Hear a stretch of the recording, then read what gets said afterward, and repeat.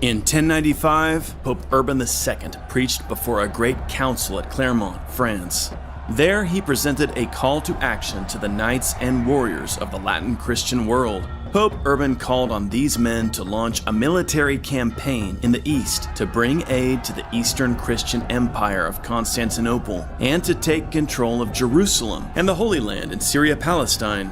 Thus began that monumental period of history known as the Crusades, which spanned several centuries and deeply impacted the Mediterranean world.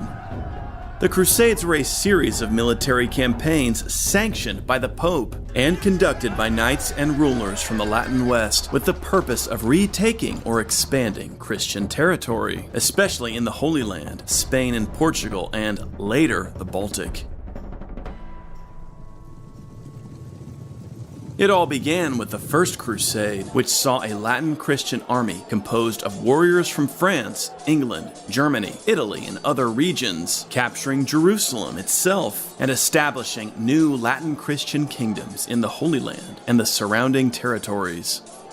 But how did the Crusades begin, and why did they begin when they did?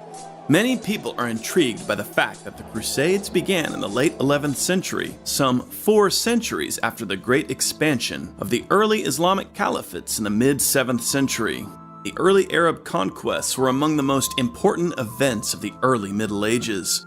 Within a century, the Rashidun and Umayyad caliphates conquered much of the old Roman Empire, including Mesopotamia, Syria, Palestine, Egypt, Western North Africa, and even Spain.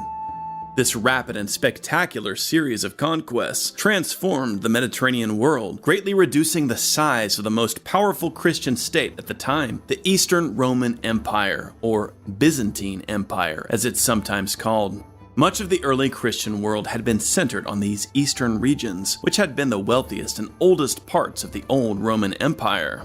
Jerusalem, located in Judea in the Roman province of Palestine, had been an important holy site in the early Christian era, prized as the location of Christ's death and resurrection. Pilgrims had flocked to this region throughout the early Christian centuries. In 638, Jerusalem was taken by the Rashidun Caliphate during the Arab conquest of Syria-Palestine. And yet, it wasn't until 1095, some 4 centuries later, that a pope called for a crusade to recapture Jerusalem. At the time of the early Arab conquests, the Latin Christian world was poor, fragmented, and still in its formative stages. It's impossible to even conceive of a ruler in the Latin West at that time launching any sort of transcontinental expedition, especially to faraway Jerusalem. The Pope was busy just trying to maintain some sort of coherent order in central Italy.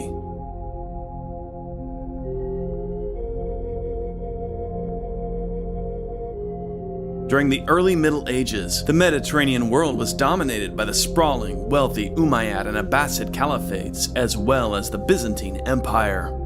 At this time, the Latin West had scarcely emerged as a significant player. The defining moment came with the rise of Charlemagne, who united much of the old Western Roman Empire into a new Carolingian Empire, a distinctively Frankish entity that would leave its mark on the Latin world. From then on, the Western world would be largely a Frankish world, with markedly Frankish institutions. But still, the Latin West remained far poorer and less powerful than Byzantium or the great Islamic empires. And after the death of Charlemagne, the Carolingian Empire collapsed and fragmented. It was during this period, the 9th and 10th centuries, that Latin Christendom experienced what historian Geoffrey Barraclough called the Crucible of Europe. The old order of Charlemagne's empire broke down, and Europe seemed to experience attacks from all sides. The fierce Norsemen of Scandinavia, the Vikings, ravaged Ireland, England, and France, while the Magyar horsemen invaded from the east, and from the south, the Arabs expanded in Spain, captured Sicily, and assailed the Italian coasts. This was a formative period for the Latin West, when a knightly elite capable of providing defense emerged as the rulers of a new feudal Europe. Ultimately, Latin Christendom would repel or even assimilate many of these invading forces. The Vikings converted, some of them becoming the Normans who gave their name to Normandy. The Magyars became the Hungarians, and Hungary became the easternmost kingdom of the Latin West. Meanwhile, in Spain, the Christian kings of Asturias began to make small gains at the expense of the powerful Umayyad Caliphate of Cordoba. By the early 11th century, Latin Christendom was emerging as more politically organized, more militarily powerful, and increasingly prosperous, with a growing population. The Italian coastal powers were launching fleets capable of defeating the Arab naval forces of Sicily and North Africa and securing valuable trade routes. By the late 11th century, the Normans, closely allied to the Pope in Rome, had even conquered Sicily with its wealthy, beautiful capital of Palermo. Many people don't know that Palermo was one of the most important Muslim cities during the early Middle Ages. The capture of Sicily by the Normans represented a major shift in the strategic realities of the Mediterranean world. Another important milestone came when the Christian king of Leon Castile in Spain, Alfonso VI, conquered Toledo in 1085, one of Arab Spain's lavish cultural and military hubs. The famous Muslim chronicler Ibn al-Athir made note of these signs of the emerging power of the Latin Christians, or the Franks as he called them, when he wrote his grand history centuries later. Ibn al-Athir wrote, "The power of the Franks and their increased importance were first manifested by their invasion of the lands of Islam and their conquest of part of them in the year 478, that's 1085 through 1086. For that was when they took the city of Toledo and other cities of Spain, as we have already mentioned. Then, in the year 484, that's 1091 through 1092, they attacked and conquered the island of Sicily, as we have also mentioned. They descended on the coasts of Africa and seized some part, which was then taken back from them. Later, they took other parts, as you shall see." This passage in Ibn al-Athir's chronicle comes just before his discussion of the First Crusade, which helps us understand why the Crusades began when they did. By the mid-11th century, Latin Christendom, a region composed of many differing kingdoms and powers, nevertheless shared a common religious allegiance and a common Latin heritage derived from the legacy of the Western Roman Empire, as well, in many circumstances, as a Frankish legacy.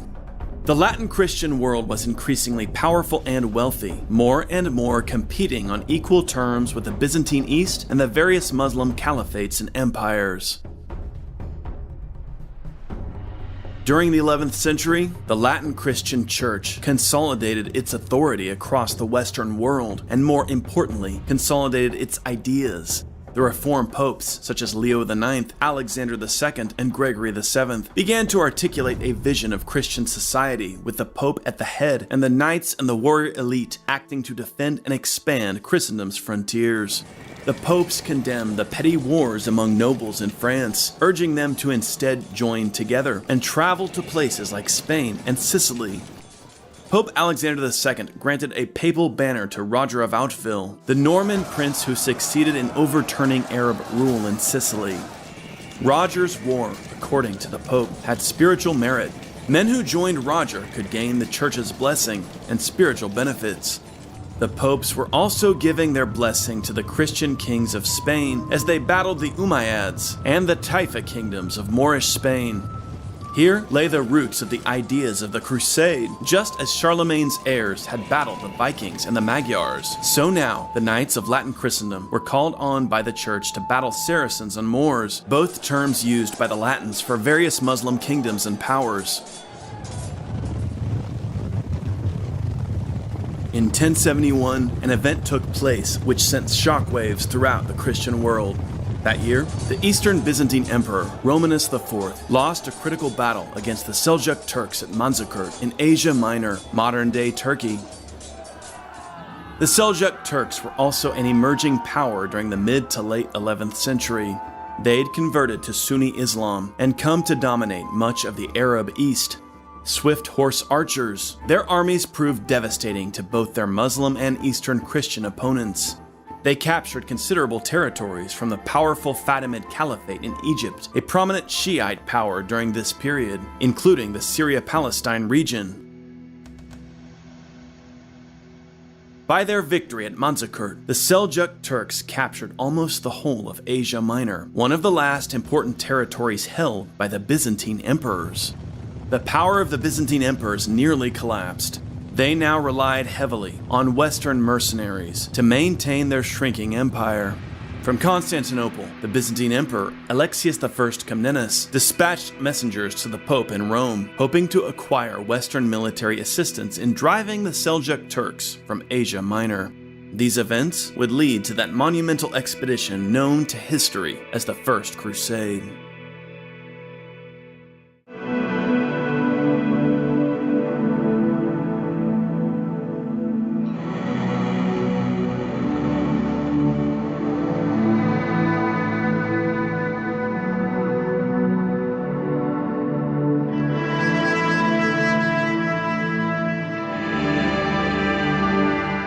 In March of 1095, Pope Urban II completed a tour of France and Italy by holding council in Piacenza in Lombardy.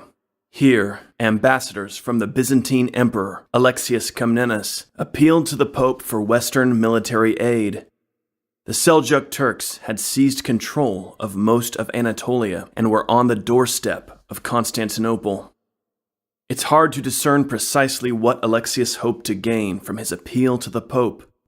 Alexius's daughter, Anna Comnena, in her chronicle, the Alexiad, says nothing about her father requesting aid from the West, and instead treats the First Crusade as a spontaneous movement initiated by the Latins. However, Anna wrote in the mid-12th century, and she may have purposely tried to distance her father from Latin policy. It's possible that the delegation at Piacenza was there more on routine as part of the emperor's ongoing efforts to recruit Latin warriors into his service.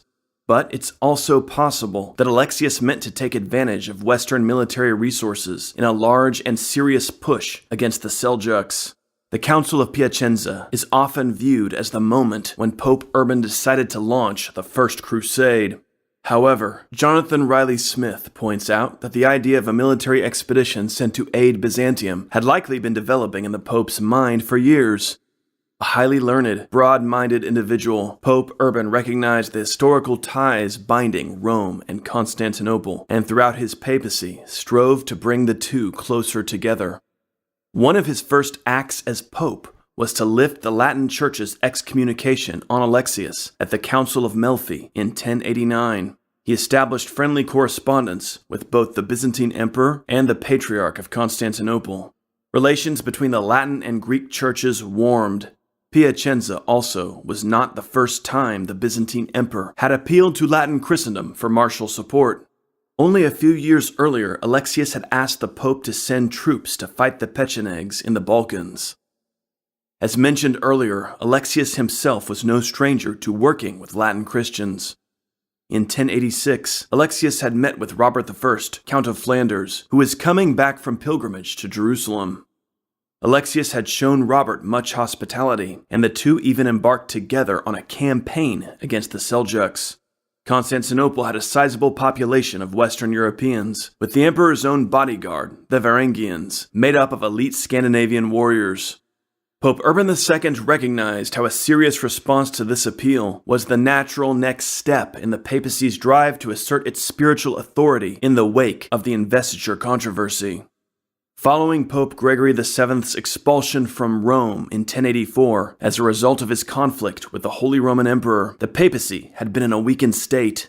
Now, at Piacenza, Urban vividly exercised papal power, as historian Christopher Tyerman says, sitting in judgment on the state of the Church and the morals of the clergy, and debating the sins of emperors and kings, specifically the conduct of Henry IV of Germany and the adultery of Philip I of France.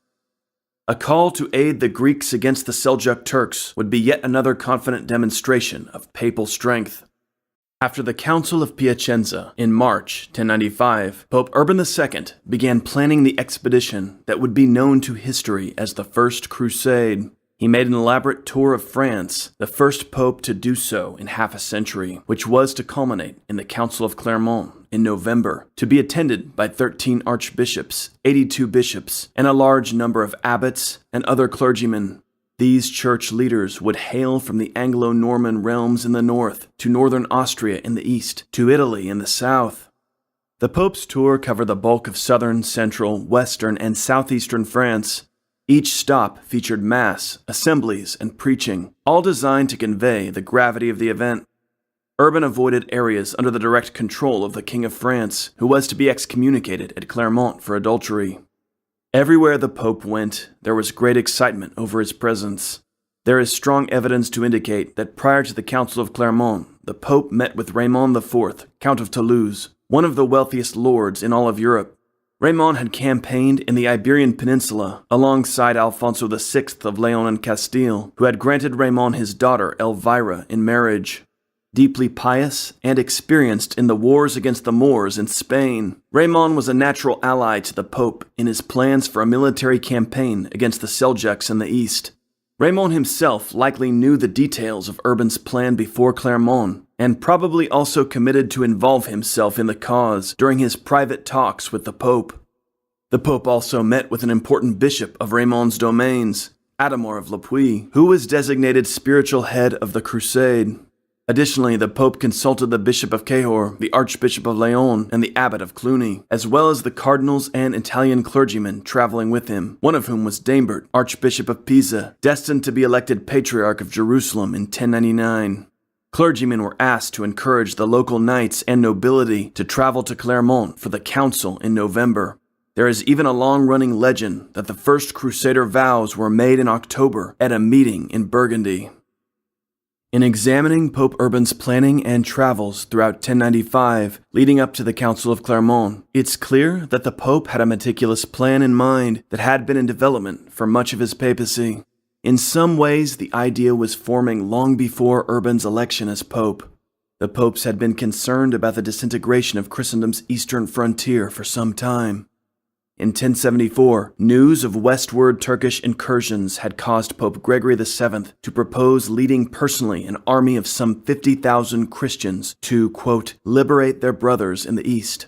Urban's goal was far more ambitious, to mobilize the resources of Christendom's military class under the command of important rulers like Raymond IV of Toulouse, with the intent of bringing support to the Byzantines and liberating Jerusalem. Even before 1095, many of Europe's major noblemen and clergymen were already aware of the plan. Now, all that was left was to make the major announcement in the fall at Clermont. Pope Urban II's tour of France in 1095 culminated with the Council of Clermont, which began on November 18. Most of the high-ranking attendees were churchmen, abbots, and bishops. The council dealt with an array of ecclesiastical issues, church organization, simony, celibacy, lay investiture, as well as the excommunication of King Philip I of France for refusing to maintain his relationship with his queen and openly keeping a mistress in her place.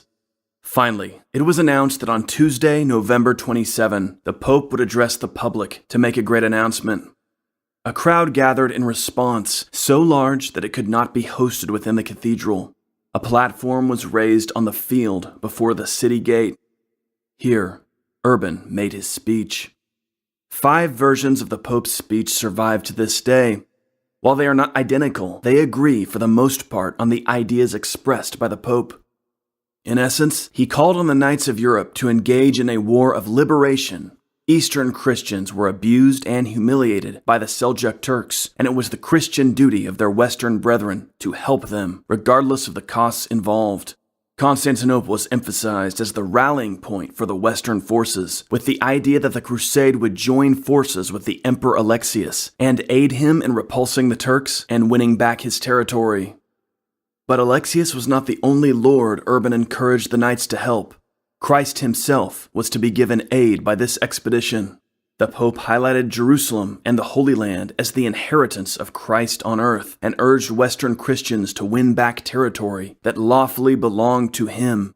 In this way, Urban, born of the knightly class himself, spoke to the European nobility in terms that were deeply meaningful to them. As soldiers of Christ, it was their duty to fight for his lands, just as a vassal must fight to defend the lands of his feudal lord. Jerusalem had long been an object of veneration and pilgrimage for Western Christians. In a society that prized relics, the Holy Sepulchre, the site of Christ's death and resurrection, was the ultimate relic. For medieval Latins, contact with the Holy Sepulchre provided a means of powerful connectedness to Christ. The most sacred site on earth, the Pope proclaimed, must not remain in the hands of infidels. It must be procured by Christians so that it could receive due honor. Pope Urban must have been a remarkable speaker. His words moved the masses gathered at Clermont, and soon the air was filled with men shouting, Deus vult, God wills it. Adhemar, the Bishop of Le Puy, came forward and became the first man to receive the cross, that is, take the pledge to go on crusade, and many others followed his example. One of our most important eyewitness accounts of the First Crusade is the Gesta Francorum, written anonymously by a follower of Bohemond of Taranto, possibly a knight. The author of the Gesta was not present at the Council of Clermont, but he opens his chronicle with an account of the Pope's speech, which he must have compiled from the oral accounts of other crusaders who had heard the Pope's words. This version of Urban's speech is quite interesting, because it gives us an idea of how the Pope's call to crusade was perceived by a fairly ordinary participant. The Gesta records the Pope's words as follows. Whoever wishes to save his soul should not hesitate humbly to take up the way of the Lord, and if he lacks sufficient money, divine mercy will give him enough. Brethren, we ought to endure much suffering for the name of Christ, misery, poverty, nakedness, persecution, want, illness, hunger, thirst, and other ills of this kind, just as the Lord saith to his disciples, Ye must suffer much in my name, and be not ashamed to confess me before the faces of men. Verily, I will give you mouth and wisdom, and finally, great is your reward in heaven. The Gesta version emphasizes the sacrificial aspect of the crusade, the idea that it was a great trial undertaken out of devotion to Christ and a desire to gain heaven. This flies in the face of the incorrect idea held by some that most crusaders were motivated out of material greed and not out of spirituality. In fact, the deep spiritual motivations behind the First Crusade are evident everywhere in the primary sources we possess. If the Gesta was indeed written by an ordinary soldier or knight, it's a fascinating glimpse into the religious convictions of such a person. Another important eyewitness chronicler of the First Crusade was Fulcher of Chartres, a priest who served as chaplain to Baldwin of Boulogne and lived out his days in the early Crusader kingdom of Jerusalem. Fulcher, who also offers an account of Pope Urban's speech, emphasizes the crusade as an act of love performed by Westerners to aid Eastern Christians suffering under Seljuk rule. For your brethren who live in the East are in urgent need of your help, and you must hasten to give them aid which has often been promised them. For, as most of you have heard, the Turks and Arabs have attacked them and have conquered the territory of Romania, as far west as the shore of the Mediterranean and the Hellespont, which is called the Arm of St. George. They have occupied more and more of the lands of those Christians, and have overcome them in 7 battles. They have killed and captured many, and have destroyed the churches, and devastated the empire. If you permit them to continue, the faithful of God will be much more widely attacked by them. On this account, I, or rather the Lord, beseech you as Christ's heralds, to publish this everywhere, and to persuade all people of whatever rank, foot soldiers and knights, poor and rich, to carry aid promptly to those Christians. I say this to those who are present. It is meant also for those who are absent. Moreover, Christ commands it. Fulcher's account also includes the plenary indulgence promised by the Pope to crusaders. All who die by the way, whether by land or by sea or in battle against the pagans, shall have immediate remission of sins. Pope Urban II's crusade was carefully organized, and he expected participants to adhere to his instructions. Potential crusaders were to get approval from their local clergy, and they were to join one of the armies led by a great lord, such as Raymond IV of Toulouse or Godfrey of Bouillon, who had received the cross from Urban's preachers. But not everyone obeyed the Pope's commands. Some bands of renegade crusaders, mostly made up of the desperately poor, struck out on their own wild, lawless excursions. In the spring and summer of 1096, armies from northern France, southern France, Italy, and the Holy Roman Empire were busy preparing to depart for the east in response to Pope Urban's appeal. But some of Europe's poor rejected the idea of following a great lord or submitting to the Pope's terms and schedule. Thomas Madden summarizes it well. To many, the extensive preparations of the church and the nobility for the crusade seemed not only superfluous, but also faithless. If Christ's soldiers marched to the Holy Land, would he not scatter the infidel Turks as he had the Philistines long ago? One man in particular advocated this view. Peter the Hermit, a ragged holy man who rode from town to town on a donkey, mesmerizing crowds with his fiery preaching. Contrary to popular belief, Peter the Hermit was most likely not asked to preach the crusade by Pope Urban. Thomas Asbridge states that Peter was, quote, most likely not endorsed by the papacy. Peter's preaching seemed to have something divine about it, though Guibert of Nogent, a chronicler of the First Crusade, would, quote, not report this as true, and attributed this reputation to, quote, the common people who love novelties. Although Peter attracted large throngs of peasants into his company, Jonathan Riley Smith points out that we should not believe that these forces consisted only of peasants. There were some knights among them, some of whom ended up eventually joining the military elite of the Crusader states.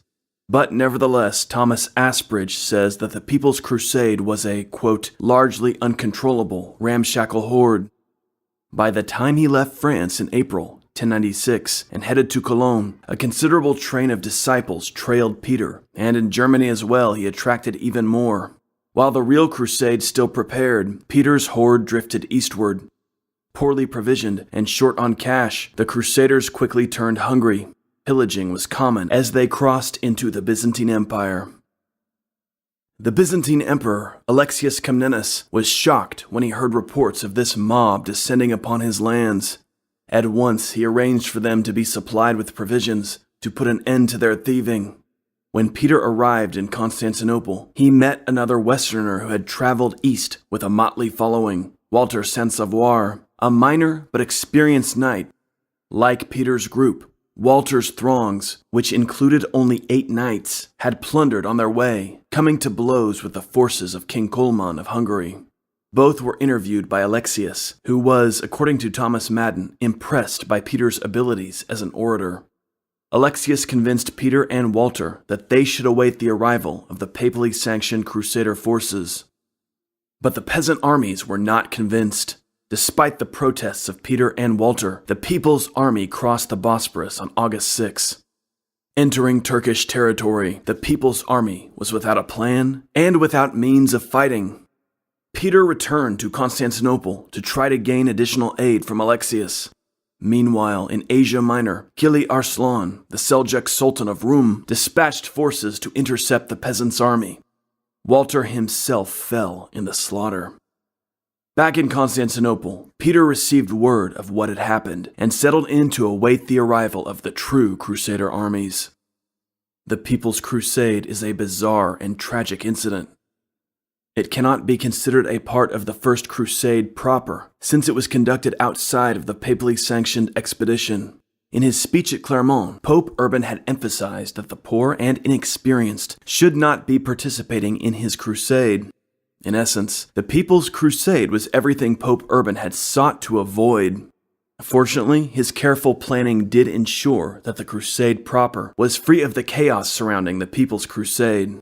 The main armies of the First Crusade mobilized between December 1095 and August of 1096, adhering to the schedule laid out by Pope Urban II.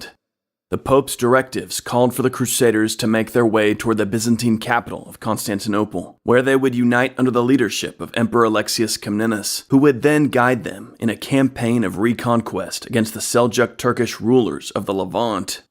First to depart in August was the brother of King Philip I of France, Hugh I, Count of Vermandois, leading a small army provided both by himself and by his brother the king.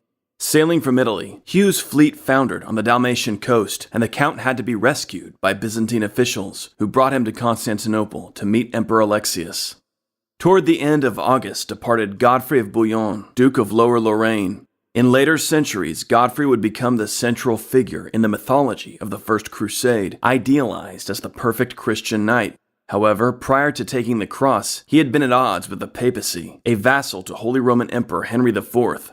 He'd even participated in the Siege of Rome, which drove out Pope Gregory VII in 1084. The fact that Godfrey answered the call to the cross demonstrates the power of Pope Urban's message, but also alludes to the complexity of late 11th century politics. Was Godfrey's opposition to the Pope at any time any deeper than loyalty to his own lord? William of Tyre tells us that Godfrey was tall, powerful in build, with a beard and hair of blonde. In a charter struck before his departure, Godfrey's mother said he was, quote, preparing to fight for God in Jerusalem. Godfrey was joined on the crusade by his older brother, Eustace III, Count of Bologna, and their younger brother, Baldwin of Bologna.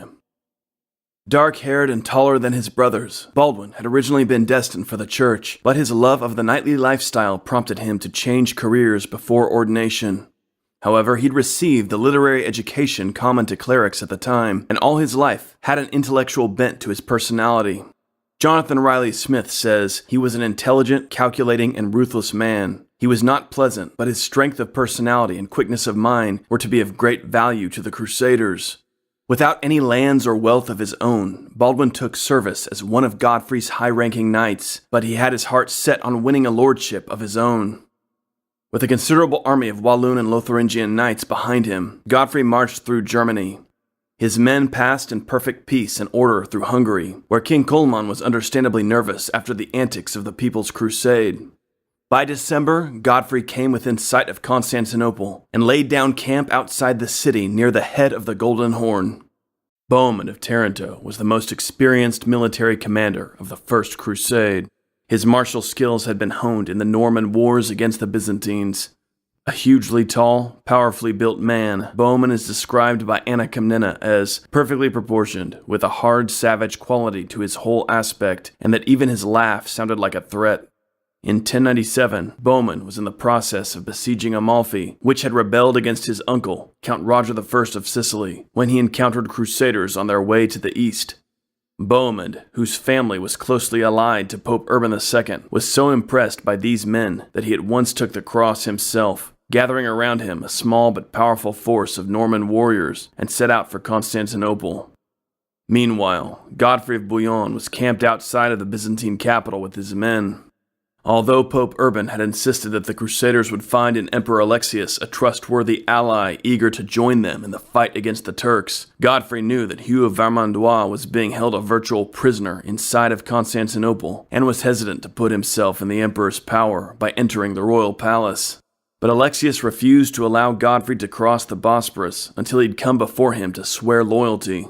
There were a few tense moments, but Alexius finally agreed to provide hostages to the Crusaders while Godfrey entered the palace. Godfrey's chronicler, Albert of Aachen, says that Alexius declared Godfrey, quote, an adopted son.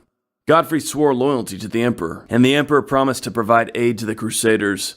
By January 20 of 1097, Godfrey's army crossed the Bosporus. Bohemund showed up at Constantinople in April. Anna Komnene tells us that Alexius was deeply anxious about Bohemund's presence, since in the past the Italian Normans had invaded Byzantine lands. But Bohemund, conducting himself with perfect courtly decorum, presented himself as utterly loyal to Alexius, gladly swearing fealty to him, an oath which Alexius did not believe the Norman intended to keep. The emperor was convinced that Bohemund meant to use the Crusades as some kind of opportunity to conquer Byzantine lands. About the same time that Bohemund appeared at Constantinople, Robert II, Count of Flanders, a man of considerable military prowess and piety, arrived with his army. A charter of Count Robert states that he was, quote, going to Jerusalem on the authority of the Apostolic See to liberate the Church of God, which had been trampled underfoot by savage peoples for a long time. His Flemish warriors would prove to be a valuable asset in the course of the crusade. Next to arrive in Constantinople was Raymond IV, Count of Toulouse, with his large, splendidly equipped southern French army, as well as the papal legate, Bishop Adhemar of Le Puy.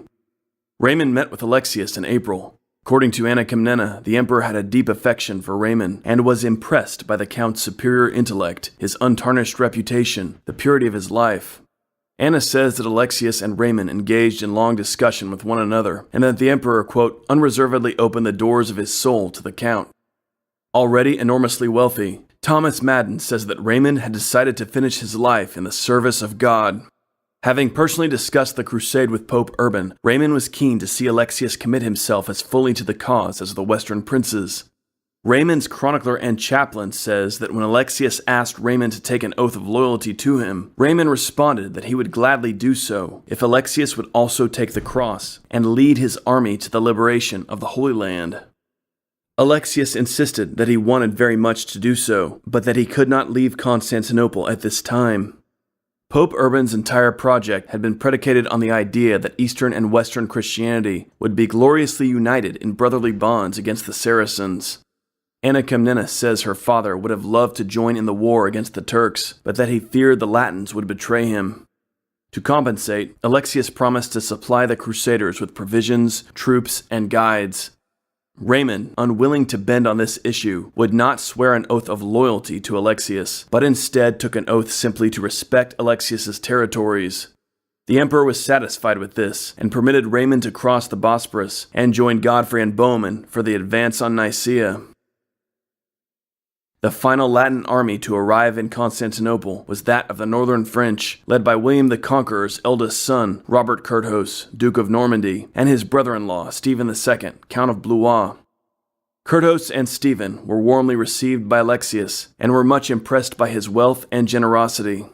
They eagerly swore loyalty to him, then continued on their way to complete the Crusader army besieging Nicaea. On May 6, 1097, the armies of the First Crusade reached Nicaea, an ancient city on the northwestern edge of Asia Minor, situated on the eastern shore of the Ascanian Lake. It's only a short journey from Constantinople, opposite the Bosporus, and is the gateway to Anatolia from the west. Currently, Nicaea was in the hands of the Seljuk Turks, acting as the capital of the Sultanate of Rum. The reduction of Nicaea would open the way for the Crusaders' long journey to the Holy Sepulchre and allow the Byzantines to establish a base in Asia Minor from which further reconquests could be made in the region. The Gesta Francorum, written by one of Bohemund's men, says that on the day of the Ascension of the Lord, we began to attack the city on all sides, and to construct machines of wood and wooden towers with which we might be able to destroy towers on the walls. Kili Arslan, the Sultan of Rum, was campaigning on his eastern frontier when he heard reports of the Crusader army besieging his capital. Assembling his forces, he marched on Nicaea. On May 21, Arslan moved up from the south and immediately launched an attack meant to break the siege. The army of Raymond of Toulouse bore the brunt of the assault, but the Crusaders handled the situation well, maintaining their blockade of the city while also dispatching troops to engage the Turks. A decisive cavalry charge led by Godfrey and Bohemund smashed the Turkish forces, sending Kili Arslan into full retreat. So the Celts won a glorious victory, wrote Emperor Alexius's daughter, Princess Anna, using her favorite term for Westerners, Celts. The Gesta says, "Our men hurled the heads of the killed far into the city, that the Turks might be more terrified thereat." Abandoned by Kili Arslan, the Turks of Nicaea sent messengers to Alexius, offering to surrender. The emperor sent his agents into Nicaea to negotiate the transfer of the city to Byzantine power on June 18. Alexius excluded the Crusaders from this process, but afterwards, according to Fulcher of Chartres, the emperor, quote, ordered gifts to be presented to our leaders, gifts of gold and silver and raiment, and to the foot soldiers he distributed copper coins. Historian Thomas Asbridge says that the Siege of Nicaea was a largely collaborative venture in which Latins and Greeks cooperated effectively, and the Crusaders willingly fought for the Byzantine Empire. Nicaea restored to Christian rule, the way was open for the Crusaders to make the long march east across Asia Minor. To act as advisors to the Franks, Alexius assigned a small Byzantine contingent led by Tatikios, an experienced half-Arab, half-Greek general who had lost his nose in an earlier battle and wore a gold prosthetic in its place. Although this was not the large-scale support the Franks had wanted from Alexius, they were undeterred and by June 29 were on the move. Having captured Nicaea, the Crusaders began a long march eastward across the vast sun-scorched territory of Anatolia. It was summer in Asia Minor, and the heat was brutal and unrelenting. Worse still, the Sultan Kili Arslan had ravaged the territory, burning crops and despoiling water sources in hopes of halting the Crusaders' advance. To reduce supply problems, the Latin princes divided their armies, with the first body led by the Normans Bohemund and Robert Curthose, and the second marching a day behind under Raymond of Toulouse and Godfrey of Bouillon. During the march, Bohemund's spies informed him that Kili Arslan lay ahead with his army, preparing an ambush. On the evening of June 30, as his forces approached the ruined Byzantine town of Dorylaeum, Bohemund ordered the infantry to pitch a defensive camp at a stream and organized his cavalry for battle.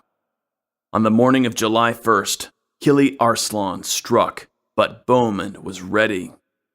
Swarms of Turkish horsemen descended upon the Christian camp. Bohemund and Robert Curthose made several charges, but the light, swift Turkish cavalry eluded them, wheeling away when attacked, then sweeping back in to harass the Crusaders with arrows.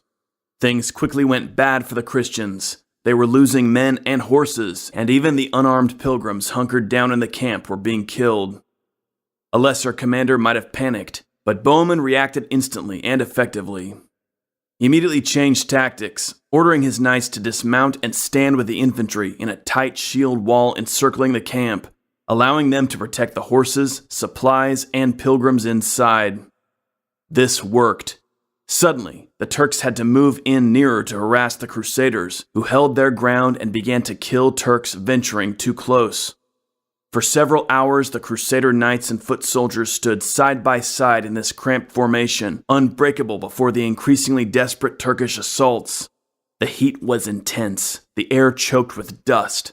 Women in the camp trudged back and forth from the stream, carrying buckets of water to the men on the lines.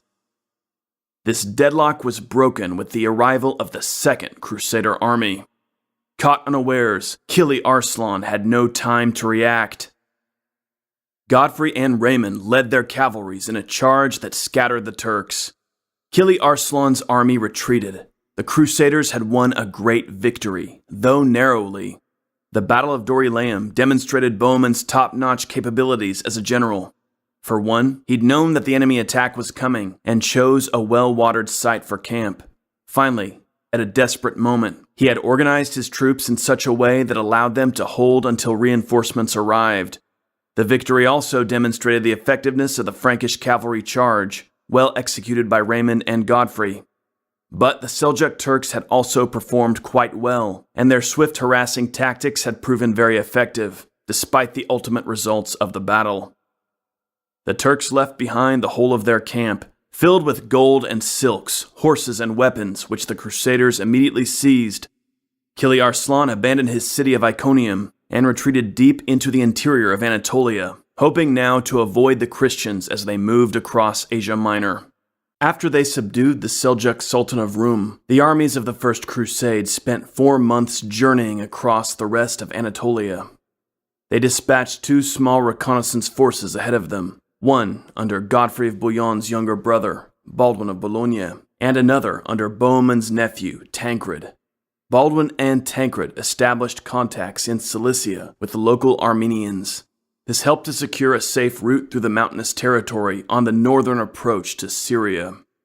Baldwin of Bologna rejoined the main army in Marash in October 1097. He found his wife, Godvra, seriously ill. She died before the month's end. Whether or not Baldwin grieved, he was composed enough to approach his brother, Godfrey, about a new project. Baldwin had learned from his Armenian contacts that there were Christian cities in Mesopotamia eager for a strong lord to protect them from the Turks.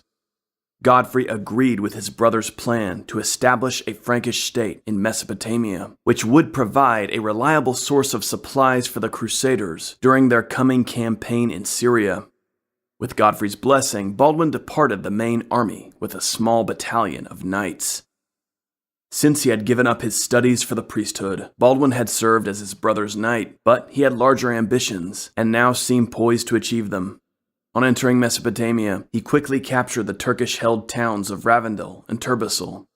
Baldwin's success attracted the notice of Thoros, Armenian lord of Edessa, who feared a coup from his subjects, since he could not protect the city from raids by his Turkish neighbor, Baldric of Samosata.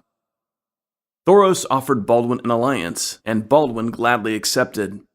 In February 1098, Baldwin crossed the Euphrates and entered Edessa to cheering crowds of Armenians.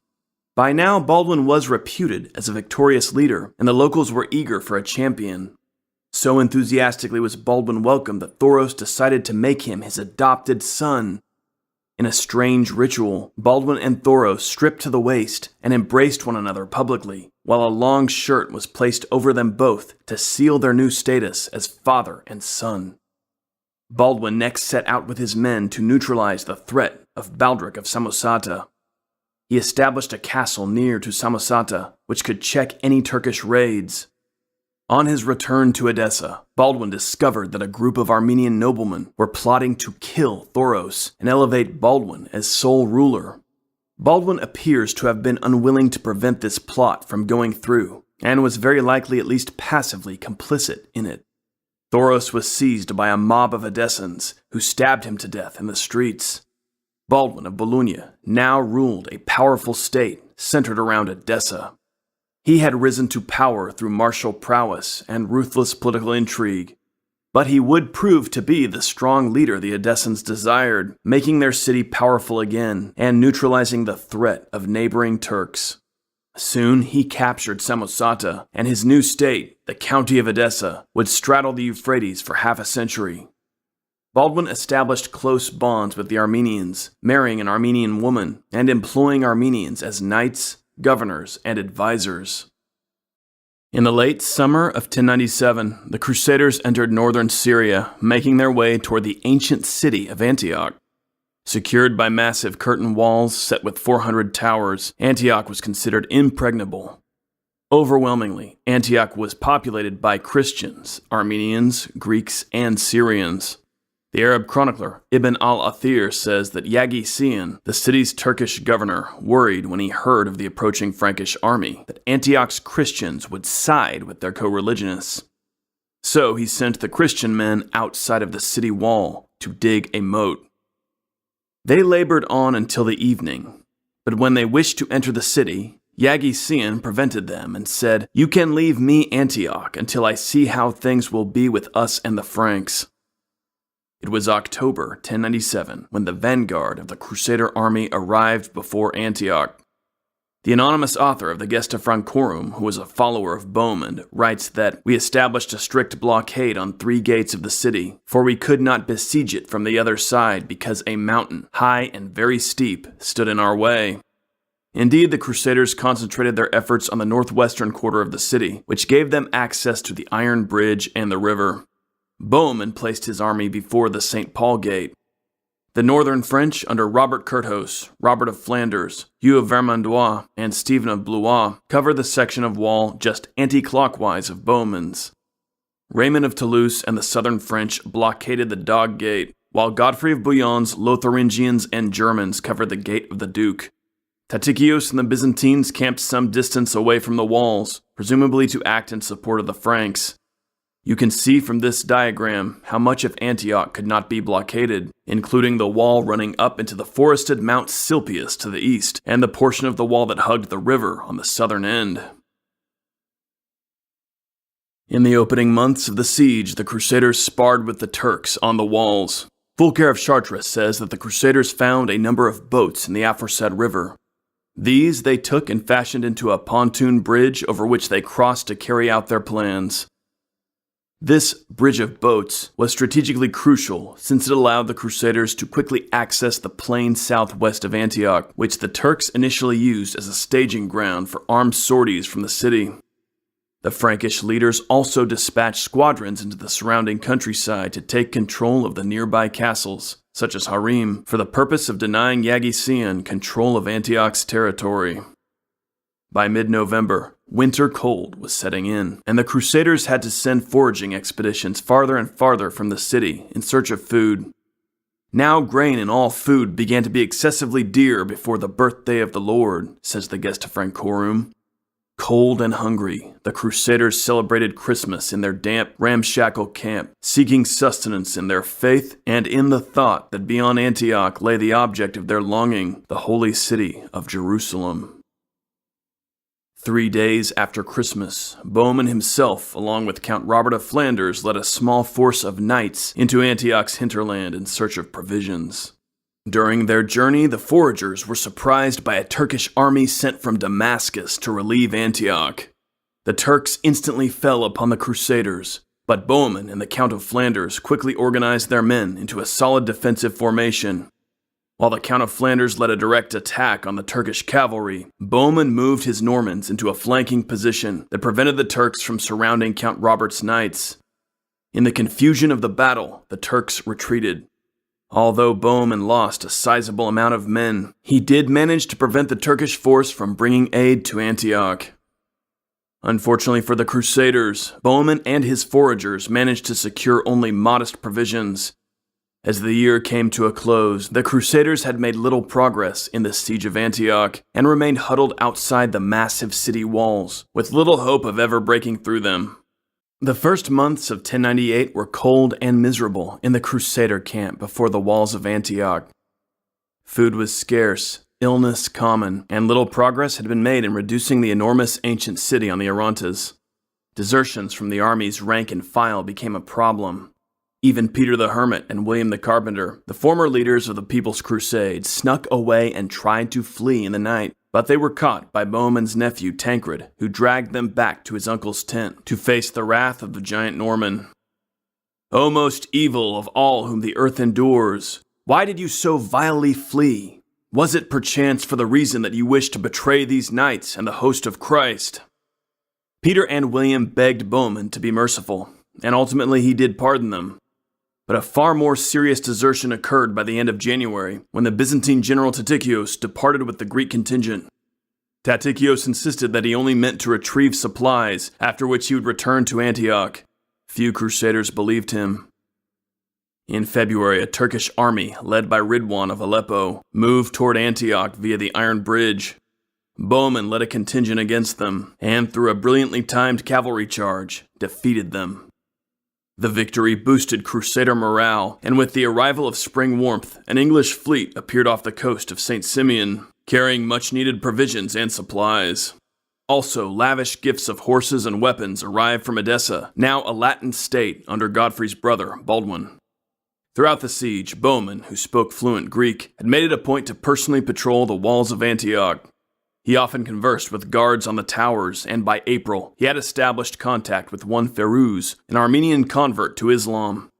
According to the Muslim chronicler Ibn al-Qalanisi, Ferouz nurtured a grudge against Yagi Sihan, the Turkish governor of Antioch, because of some ill usage and confiscations which he had suffered at his hands.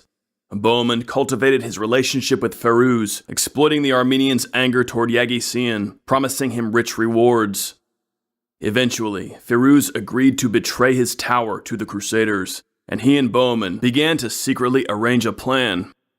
Meanwhile, reports began to reach the Christian camp of an enormous Turkish army led by one Kerbogha, the Atabeg of Mosul, advancing now to relieve Antioch. News of Kerbogha's approach spread dread among the Crusader forces. Finally, after languishing all winter outside Antioch, were they to be smashed against the walls by Kerbogha's army? Fulcher of Chartres recounts how one of the Christian army's primary Latin leaders was so disturbed that he withdrew from the siege.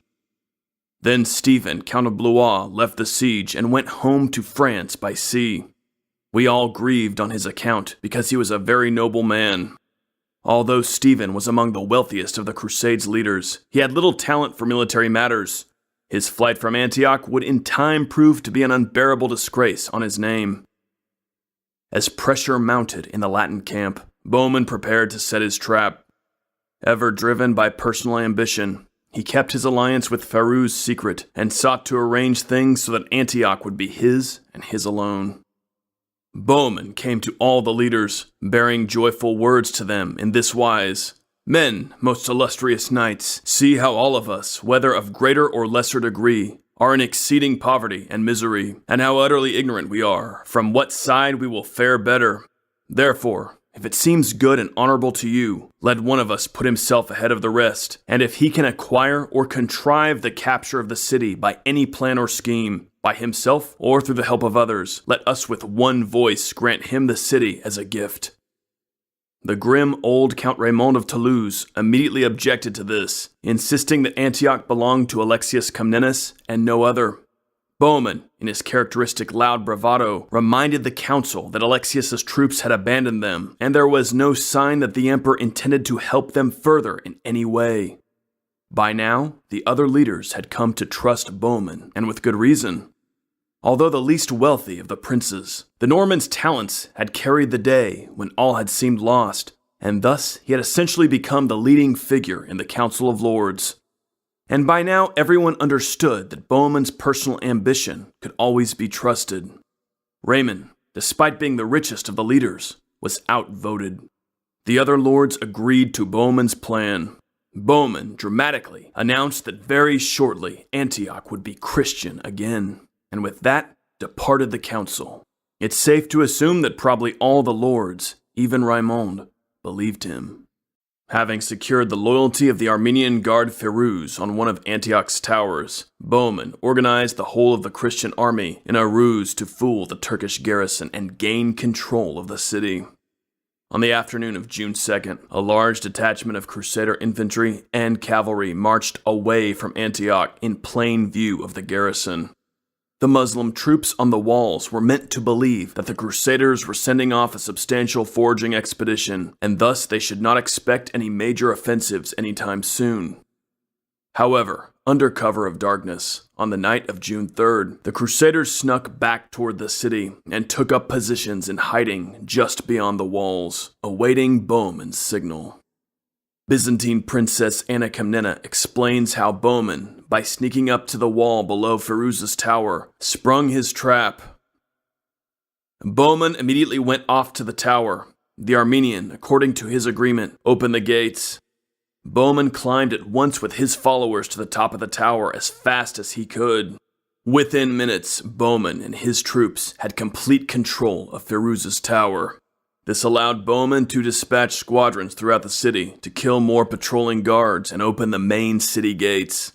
On signal of a trumpet blast from one of Bohemund's knights on Firuz's tower, Godfrey of Bouillon and Robert of Flanders rushed into the city with their troops. There followed a brutal sack in which Crusaders and native Greek and Armenian Christians spread throughout the city, killing the Seljuks and capturing booty. For the Greeks and Armenians, this was a moment of vengeance, in which they vented years of restrained anger at Antioch's occupiers. Thomas Asbridge explains that in those crucial first few minutes, the combination of surprise, the confusion of darkness, and fear of the Crusaders' unrestrained brutality paralyzed the defenders. Yagi-Cihan himself, in a panic, fled the city via the Iron Gate, but was thrown from his horse and left for dead by his companions. There, lying bleeding on the ground, the Turkish emir was discovered by some Armenians. Decapitating the city's fallen governor, the Armenians took the head to Bohemund, who promptly rewarded them. Bohemund had already raised up his blood-red banner over the city walls, and Raymond of Toulouse occupied the city's lavish Greek palace.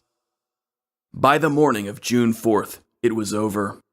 The Crusaders had control of the city, with each of the major leaders holding various portions of the walls. Only the citadel on the top of the mountain remained in Muslim hands, barricaded by the last survivors of the garrison in a desperate last attempt to escape death. Bohemund, however, had taken a position with his troops just outside the citadel and was intent on wresting it from the last Turkish defenders. Thus ended the siege of Antioch after 8 grueling months. The Crusaders had captured the most important city in Syria, and they had done it completely without Byzantine help. Indeed, the Byzantines had withdrawn from the siege. Instead, it was Bohemund's abilities which had delivered Antioch into Christian hands. Baldwin of Bologna's capture of Edessa proved helpful to the Crusaders in another way as well. On his way to Antioch, the Turkish Atabeg of Mosul, Kerbaka, stopped for 3 days to besiege Edessa, delaying his progress. When he failed at this task, the Turk continued on, intent on destroying the Crusader army camped outside of Antioch. The Crusaders had already captured Antioch, and by the time Kerbaka's forces began to arrive before Antioch's walls on June 5th, the Crusaders had already firmly established themselves within the city. Only the citadel on Mount Silpius remained in Turkish hands, and this Kerbogha bolstered with a garrison of his own. The army Kerbogha commanded was awesome to behold, so large in fact that it could fully blockade the city. Antioch had just been through a months-long siege, and so food was scarce within her powerful walls. Penned in by Kerbogha's troops, the Crusaders once again faced the very real prospect of starvation. Meanwhile, far away in Anatolia, another sizable army was on its way to Antioch. This one Byzantine, and headed by Emperor Alexius Comnenus, who had finally elected to bring aid to his beleaguered Latin allies. However, at Philomelion, the emperor encountered one Stephen, Count of Blois, who had fled Antioch just before its fall. Stephen, eager to justify his premature departure from the fight, assured Alexius that the whole Christian army had already been destroyed, and thus the cause of the crusade completely lost. Alexius was perhaps a little too eager to trust Stephen's word, and quickly elected to abandon his mission. Together, the Byzantine emperor and the Count of Blois picked up and headed back for the safety of Constantinople.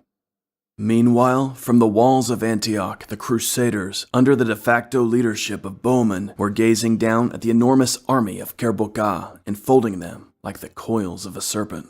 It seemed incredible that after their astounding capture of the powerfully fortified city, Christ's warriors should perish all the same within their prize.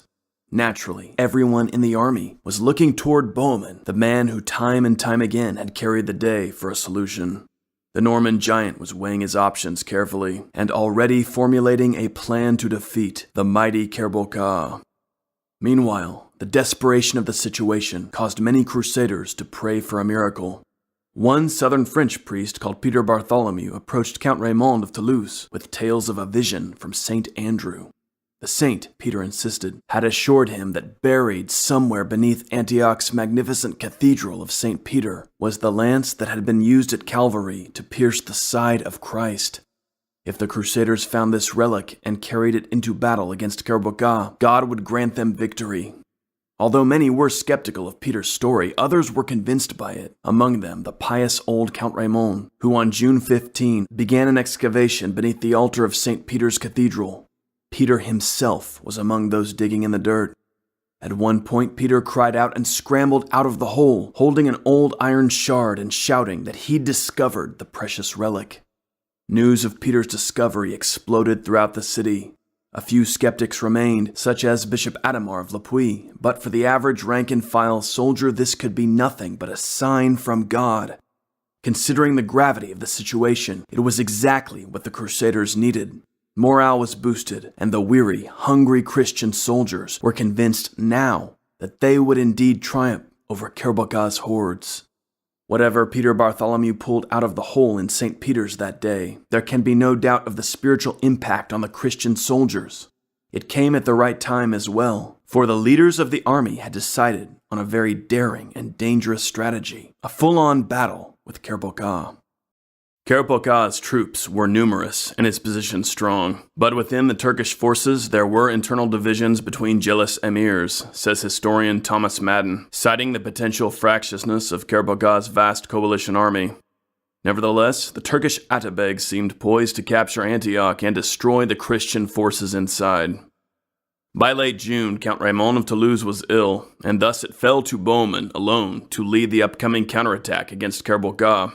In choosing to confront Kerbogha head-on, the Crusaders faced several enormous challenges. For one, Kerbogha's army greatly outnumbered them.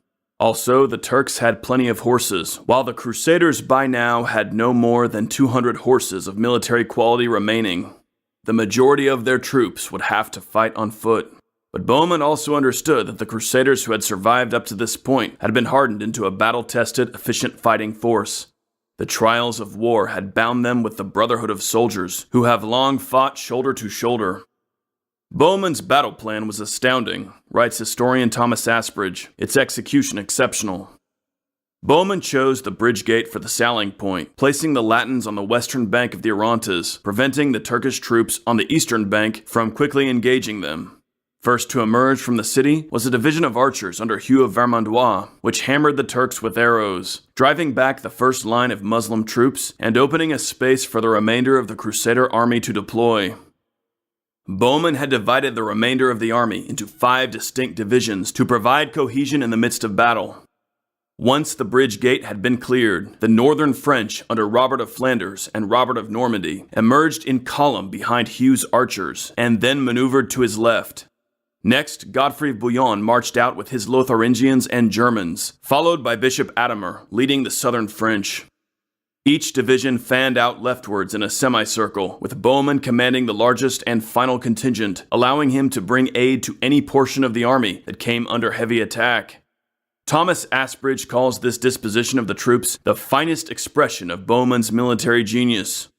But despite this well-ordered deployment, had Kerpogah reacted differently, the Crusaders might have been crushed as they came out of Antioch.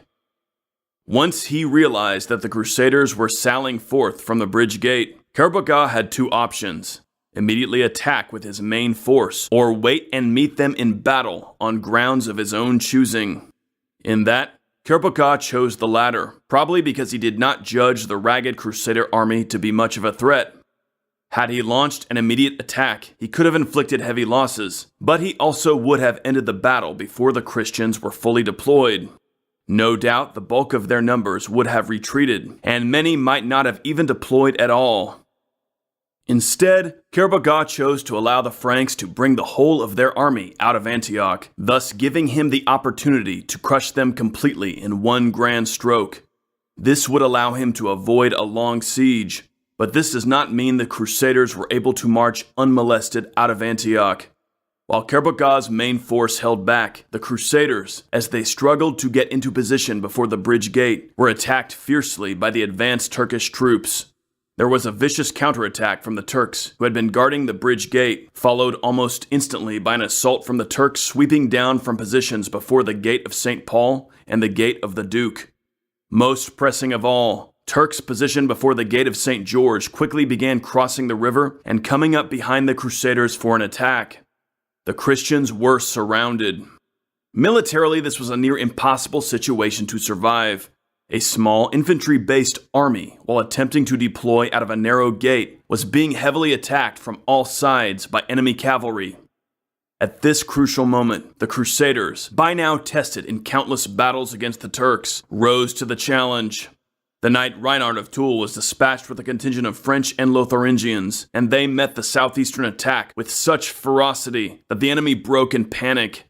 Meanwhile, the main body of the Franks held formation against the onslaught of Turkish arrows, just as they had done at Dorylaeum. Unbroken by the Turkish onslaught, and united as a solid, impenetrable body of infantry, the Crusaders now marched forward, fighting with precision and ferocity. Before this powerful counterattack, the Turkish advance guard utterly broke, turning tail and fleeing. Kerpogah, realizing what was going on, began a rushed, panicked advance and ran right into his own retreating troops. This caused more Turkish units to break off in retreat. Meanwhile, the Crusader infantry continued their advance, shattering the Turkish formations with brutal efficiency. It wasn't long before the entire Turkish coalition was in full flight, with Kerpogah himself barely escaping with his life. It was over. A tiny army of weary, hungry Christian soldiers had utterly shattered an enormous, well-equipped Turkish army. Within hours, the Turkish troops inside the citadel surrendered to Bohemund, and now the whole of Antioch truly was securely in Christian hands. It was an astounding victory, probably the most important of the First Crusade. Now the way lay open for the march on the ultimate prize, Jerusalem. Following their defeat of Kerpogah, the Crusaders controlled a wealthy stretch of territory from Edessa to Antioch and the important port city of St. Simeon. But since the army was, according to Fulcher of Chartres, wearied by many days of arduous labor, the Council of Leaders decided not to march on Jerusalem until November 1st. For the remainder of 1098, the Franks settled into Antioch, consecrating churches and dispatching parties of knights to subdue nearby fortresses. Bohemund, who occupied the citadel, essentially acted as Antioch's prince, in accordance with the council's decision during the siege. There had been one stipulation to that agreement, however, that Bohemund could only rule Antioch so long as Emperor Alexius did not come to claim her. Alexius had failed to bring aid to the Crusaders during their desperate standoff with Kerbogha, despite his daughter Anna's claim that the emperor was much concerned to bring help personally to the Celts. After Bohemund's brilliant defeat of the enormous Turkish army, all the army's leaders were quite content for him to have the city. All, that is, except for Count Raymond. Raymond continued to insist that Alexius had not been given sufficient opportunity to claim Antioch. He convinced the council that one final attempt should be made to offer the city to the Byzantines. The army's leaders selected Hugh of Vermandois to lead an embassy to Constantinople to request that the emperor come and claim Antioch. Meanwhile, Bohemund would continue to act as Antioch's prince. In August, the army suffered a devastating loss. Bishop Adhemar, the spiritual father of the crusade, revered by all, fell ill and died. Ralph of Caen, a follower of Tancred's, describes Adhemar as a man of great merit and a man worthy of honor in any place. Adhemar was so respected by both Bohemund and Raymond that he was often the only voice in the army that could mediate between the two. As the months wore on and the leaders began planning the march on Jerusalem, Bohemund and Raymond's disagreements continued. There was still no word from Alexius, and Bohemund was busily establishing his new state, the Principality of Antioch. It became clear that the Norman prince had no intention of joining in the march on Jerusalem. Raymond insisted that Bohemund keep his vow to participate in Jerusalem's capture. Raymond even promised to accept Bohemund's rule in Antioch if the Norman would swear to aid in the campaign for Jerusalem. Bohemund agreed to this. November 1st came and went, and the army remained stalled in Antioch, with Bohemund still unwilling to march on the Holy City, regardless of his earlier promise. Raymond, for his part, hesitated to withdraw from Antioch, and thereby guarantee Bohemund total control of the city. By now, the common soldiers, eager to fulfill their vows at Jerusalem, were quite impatient with their leaders' delays. Everyone understood that Bohemund would never move his forces out of Antioch, and so the ordinary soldiers began to press Raymond to lead them to Christ's city. Who else but he could guide them to Jerusalem, they asked. Raymond was an old man. At the time of his departure for the East, he had been one of the wealthiest lords in Europe. Perhaps only piety explains why such a man could forsake all that for the perils of crusade. Now, pressed by the common pilgrims of the Christian army, the aged count at last relented in his long struggle with Bohemund. On January 13, 1099, Count Raymond of Toulouse, barefoot, unarmed, and carrying a pilgrim's staff, departed Antioch at the head of the army, adopting the guise of an ordinary pilgrim as a statement about the true purpose of the crusade. Following him was the whole of the Christian host, singing psalms, rejoicing that at last they journeyed to Jerusalem. Only Bohemund and the bulk of his Normans remained behind in Antioch, though a small Norman contingent under Bohemund's nephew Tancred did accompany Raymond. With Raymond of Toulouse in the lead, the Christian army traveled south through Syria. Along the way, they encountered Saracen fortresses, which sent out tribute payments and provisions in exchange for being left unmolested by the now famous destroyers of Kerbogha. Many of these small Muslim statelets were in rebellion against the Emir of Damascus and other Turkish princes, and thus were keen to remain neutral. Additionally, Palestine was now in the hands of the Fatimids, a Shiite Egyptian-based empire, so the Seljuks in Damascus had no interest in hindering the Frankish advance. Sworn enemies of the Sunni Seljuk Turks, the Fatimids had kept track of the Crusaders' progress and had even sent embassies to them offering to collaborate against the Turks, so long as the Franks agreed not to attack Jerusalem. The Fatimids did not yet grasp that the Christian army would settle for nothing less than control of the Holy City. On May 19, 1099, the Crusaders entered Fatimid territory.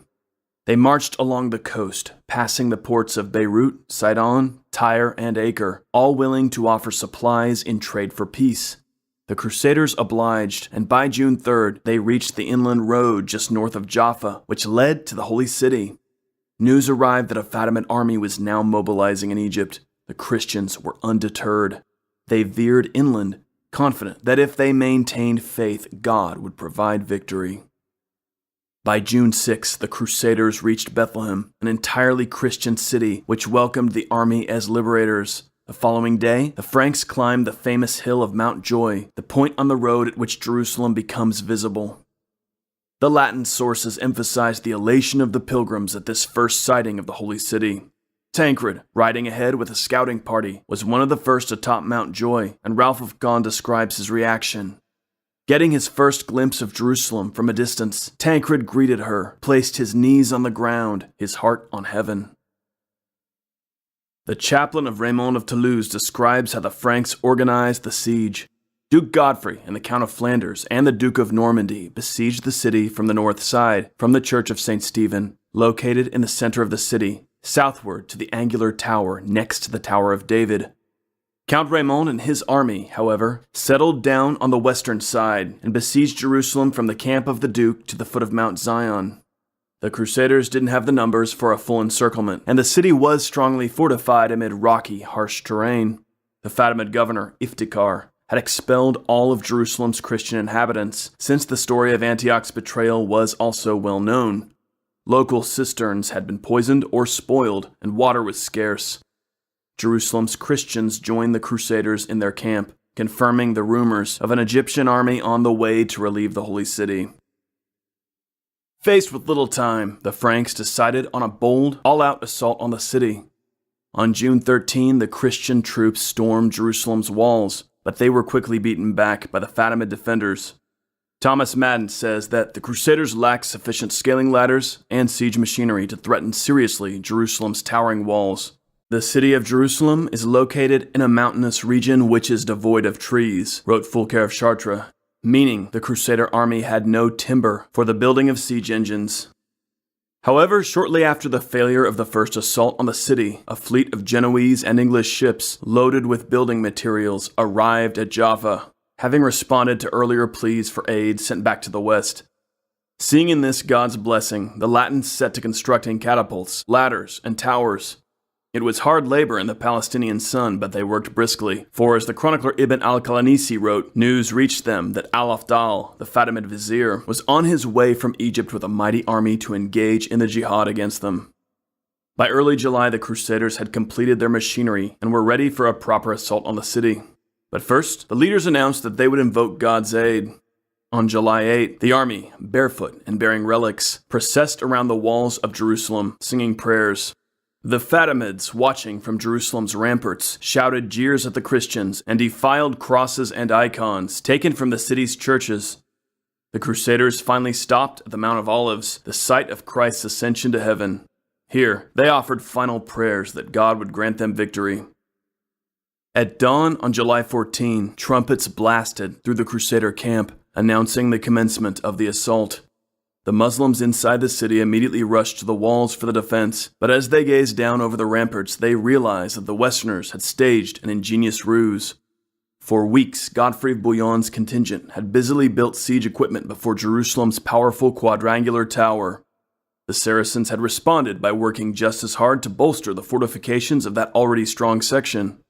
But now, the Fatimids found that overnight, Godfrey's men had dismantled all their machinery, moved it 1 kilometer to a point just east of St. Stephen's Gate, and reassembled the siege engines there. This was an incredible feat of physical endurance for a single night. The Saracens were stunned and terrified, for the portion of the wall now swarming with Crusader siege equipment was the weakest point in Jerusalem's defenses. Fighting raged all of July 14, with Count Raymond's army managing to bring their siege tower close to the city, although fierce resistance from the Fatimids prevented Raymond's men from actually capturing the wall.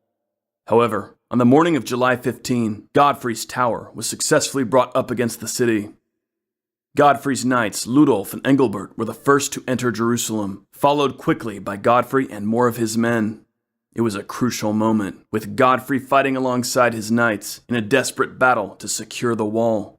They captured the gate of the column, which Godfrey ordered opened, allowing the whole of the Crusader army to rush into the city. Fatimid resistance collapsed as the Christians spread throughout Jerusalem. Thomas Madden writes that, by the standards of the time adhered to by both Christians and Muslims, the Crusaders would have been justified in putting the entire population of Jerusalem to the sword. Despite later, highly exaggerated reports, however, that is not what happened. It's true that many of the inhabitants, both Muslims and Jews, were killed in the initial fray, yet many were also allowed to purchase their freedom or were simply expelled from the city. Tancred and the Normans drove deep into the city's heart, where they plundered the Temple Mount.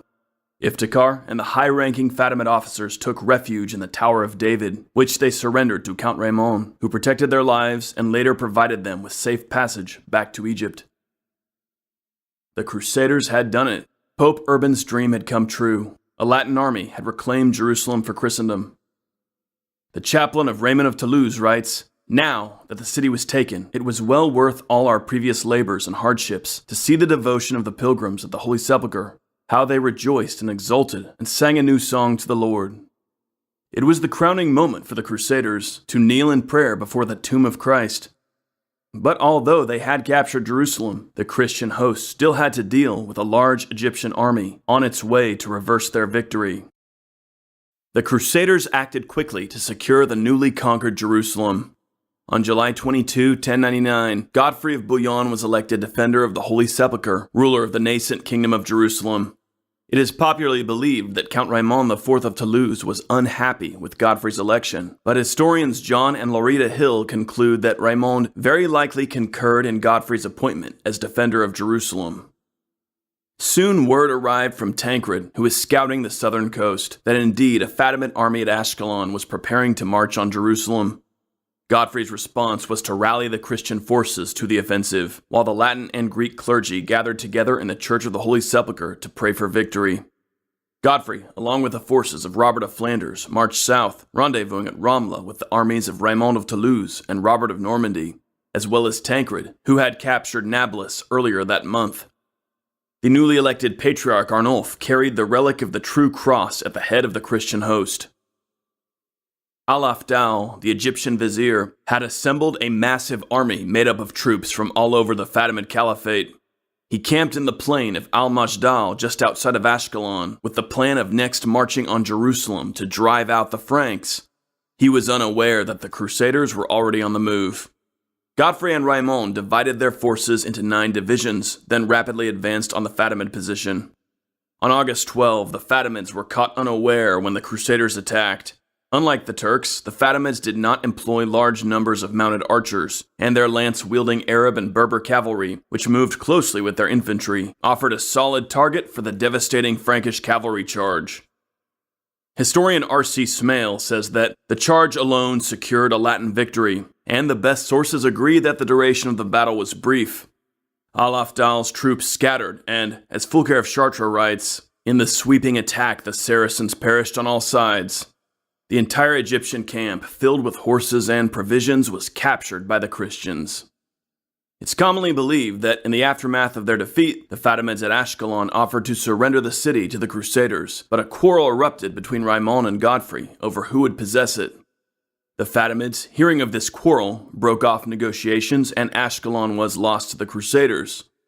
The source of this tale comes from Ralph of Caen and Albert of Aachen, neither of whom were present at the battle, and both of whom were biased against Count Raymond.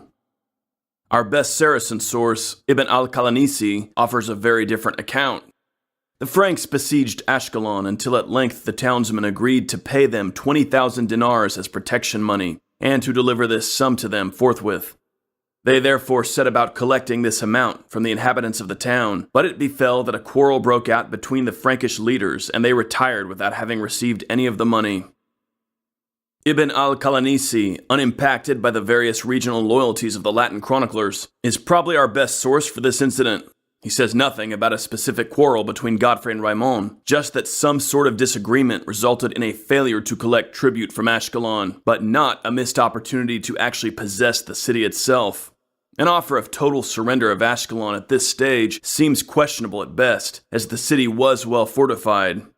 The disagreement may have been, as John and Laurita Hill point out, that most crusaders considered their vows fulfilled and were not interested in aiding the leaders in a full-on siege of the Egyptian city. The crusader victory at Ashkelon meant that Jerusalem was secure as a Christian possession.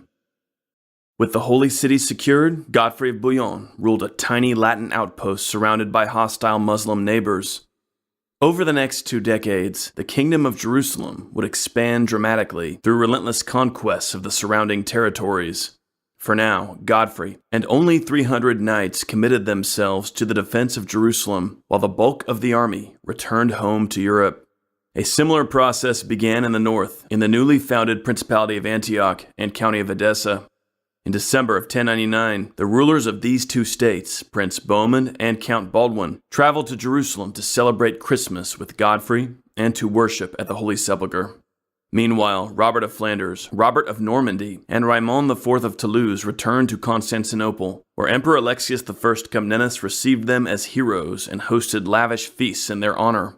While the two Roberts returned to Europe, Raymond IV ultimately returned to Outremer to lay the groundwork for the Fourth Crusader state, the County of Tripoli, which would exist between the Principality of Antioch and the Kingdom of Jerusalem. News of Jerusalem's liberation spread across Europe. Throughout the Latin world, people celebrated the restoration of the Holy Sepulchre. Returning crusaders were welcomed as heroes, their stories immortalized in songs. In the coming decades, pilgrims from every corner of Europe would make the long journey to the now Christian-ruled Jerusalem, where they could worship safely at the Holy Sepulchre. The First Crusade's triumph solidified in the minds of Latins this new concept of the Crusade, a war waged with the blessing of the Church, not for selfish, petty reasons, but in the cause of Christendom, to expand and defend the domain of Christ. For the Christians of the medieval West, only God's blessing explained this victory in the East, and therefore the concept of crusading must be pleasing to him.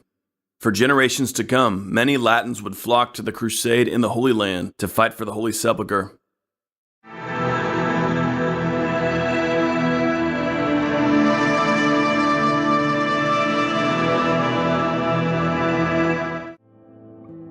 On November 10, 1143, near the city of Acre, in the Crusader Latin kingdom of Jerusalem, King Fulk and Queen Melisande were enjoying an afternoon hunt.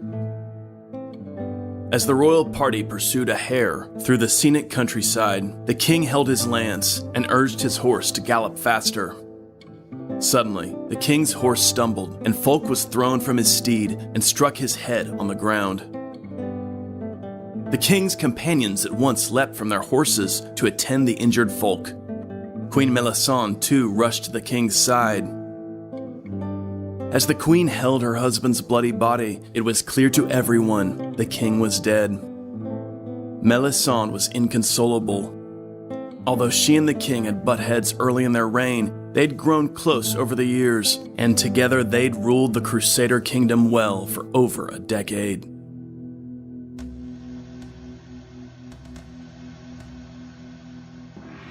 Fulk had been a wise ruler and a capable military commander. He'd done much to bolster the kingdom's defenses.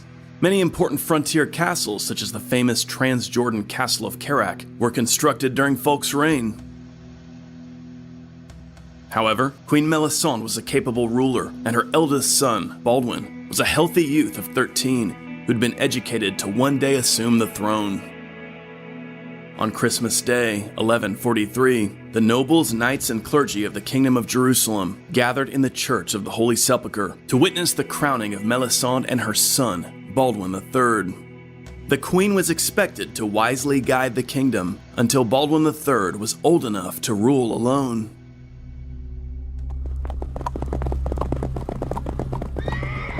However, for the kingdom's greatest enemy, the death of Fulk was a welcome event. The Atabeg Zengi, ruler of Mosul and Aleppo, had spent the past decade constructing a powerful state. Already he'd captured most of the Turkish-held regions in Syria.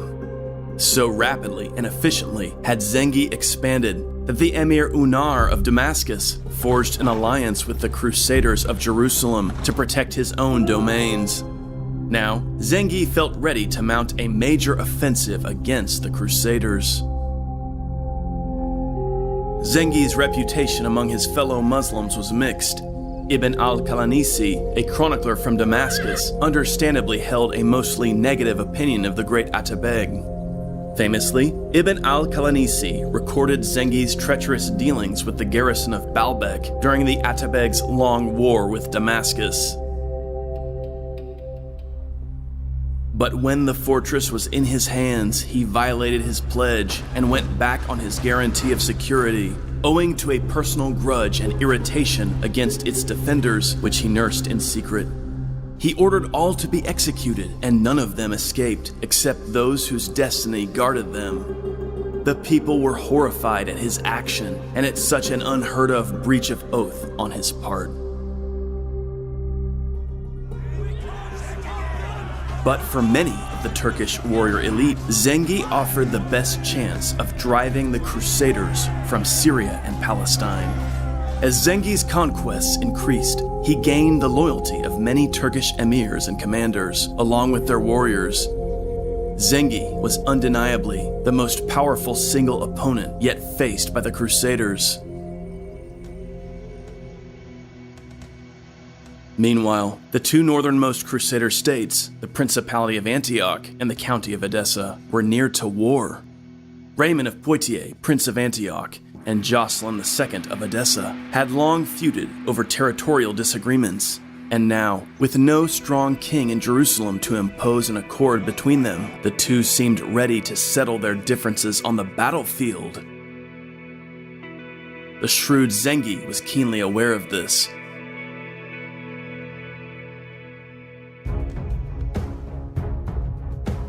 In November 1144, Jocelyn II was in the western part of his county with his best troops. Zengi gathered a large army of Turkomans from the Jazira between the upper Euphrates and the upper Tigris, a region that the chronicler Ibn al-Athir tells us had often been raided by Crusader forces. The Atabeg launched a surprise attack on the great city of Edessa itself. Edessa was strongly fortified with a large curtain wall and 45 towers, as well as a citadel defended by an internal wall. However, at the time, Edessa's garrison was lacking in troops, and the citizens had no leader around which to rally. The population was made up primarily of Armenian Christians. From Turbessel, Count Jocelyn II received news that his capital was under siege. At once he appealed for aid to his enemy, Raymond of Poitiers, Prince of Antioch. But Raymond refused to help. Meanwhile, in faraway Jerusalem, Queen Melisande organized a relief expedition to Edessa. However, Edessa was short of time. Zengi's catapults hammered at the city, and his miners dug tunnels. At last, a huge section of the wall collapsed, and Zengi's forces stormed into the city. What followed was a brutal sack. Thousands of the city's inhabitants tried to get into the citadel, many of them trampled to death in the panicked crowd. Ibn al-Qalanisi says that the Atabeg's forces set to pillaging, slaying, capturing, ravishing, and looting, and their hands were filled with such quantities of money, furnishings, animals, booty, and captives as rejoiced their spirits and gladdened their hearts. The chronicler Michael the Syrian describes the clergy gathering in the churches, clutching to sacred relics, and saying mass until they were cut down by the invading forces.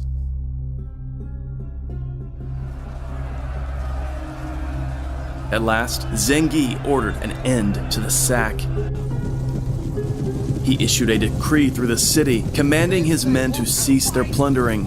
All those who had survived the massacre were allowed to return to their homes. 2 days later, Zengi promised the defenders of the citadel that their lives would be protected if they surrendered. The defenders agreed. It was December 23rd, 1144. Edessa, held by the Crusaders since 1098, was once more ruled by a Muslim prince.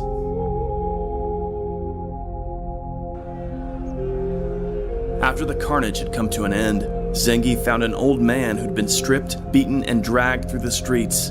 As it turned out, this was Basil Bar Surmana, the Jacobite bishop of the city. Zengi had the old man dressed and brought with honor into his tent. There, Zengi gave the Jacobite bishop some authority over the Christian population of the city. Zengi knew, to prevent the Franks from retaking Edessa, he needed to win the goodwill of the Greek and Armenian Christians who made up the bulk of the population. Michael the Syrian tells us that after the sack, Zengi's forces protected the Armenians and Greeks of Edessa. However, any Franks found within the city were immediately put to death. News of the fall of Edessa soon reached Antioch and Jerusalem. Many blamed Prince Raymond for failing to carry aid to the Edessans. The force sent by Queen Melisande arrived at Antioch, where they joined with Prince Raymond in an expedition against the Turks, but Zengi drove them back in February or March of 1145. There would be no reversing Zengi's conquest of Edessa. The Atabeg quickly mopped up all of the Frankish-held castles on the eastern bank of the Euphrates. In little time, the county of Edessa was cut in half. Zengi's capture of Edessa was of vital strategic importance. Now the Crusader states in northern Syria were far more vulnerable, with Antioch itself more exposed. However, Zengi did not immediately press his advantage against the Crusaders. Instead, he renewed his most cherished project, the conquest of Damascus, besieging the great Syrian city again in 1145. But Zengi's siege failed.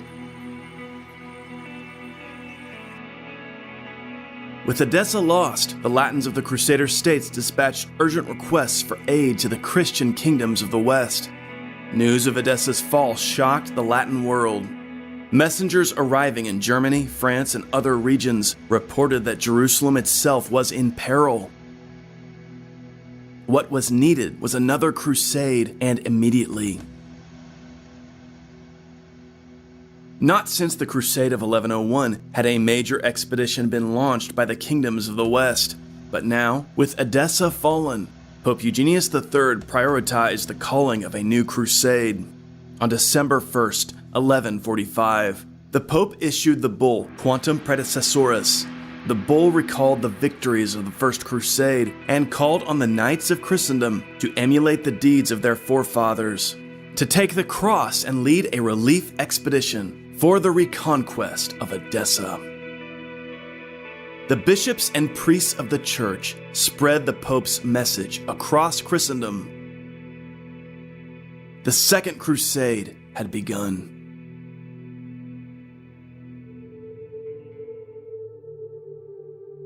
Pope Eugenius's Bull of Crusade recalled the First Crusade and the establishment of the Christian states in the Levant.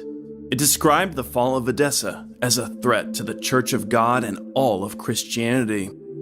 The Pope insisted that the defense of the holy places in the East was the responsibility of Europe's knightly elite. Hailing from the austere order of the Cistercians, Pope Eugenius urged knights to shun finery, fur-lined garments, gilded armor, and hunting dogs and hawks. However, even for Pope Eugenius, political concerns at home slowed the mobilization of the crusade. The Pope wanted the crusade preached in France and Italy, but he was reluctant to see the ruler of Germany, Conrad III, take the cross, for the Pope needed the Germans to support him in his disagreements with the Norman Kingdom of Sicily. Meanwhile, in France, the 25-year-old King Louis VII expressed a desire to join the crusade, though his own nobles advised against it. Even the king's high counselor, Abbot Suger of Saint Denis, advised Louis not to get involved in the risky overseas expedition.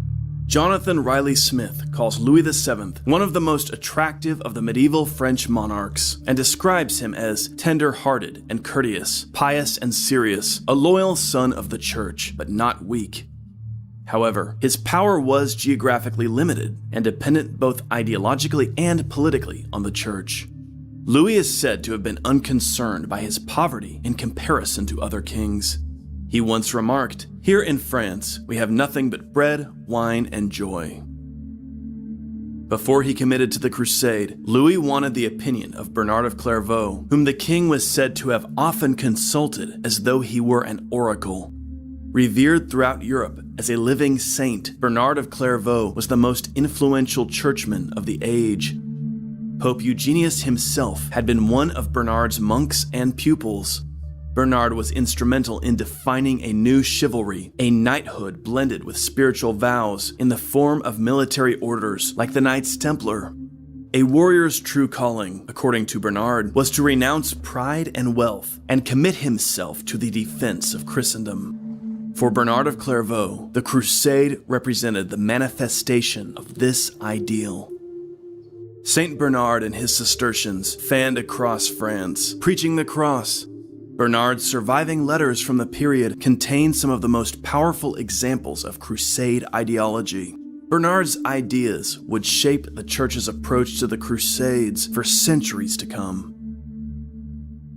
This age is like no other that has gone before.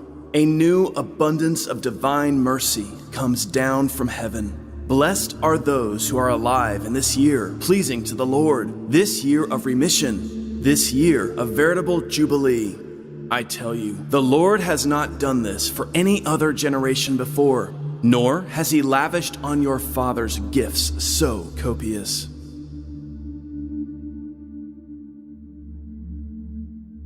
Bernard cast the crusade as a gift from God, a showering of blessings upon the warriors of the age. He emphasized the idea that those participating were fortunate to be living in an era of unique blessings from God.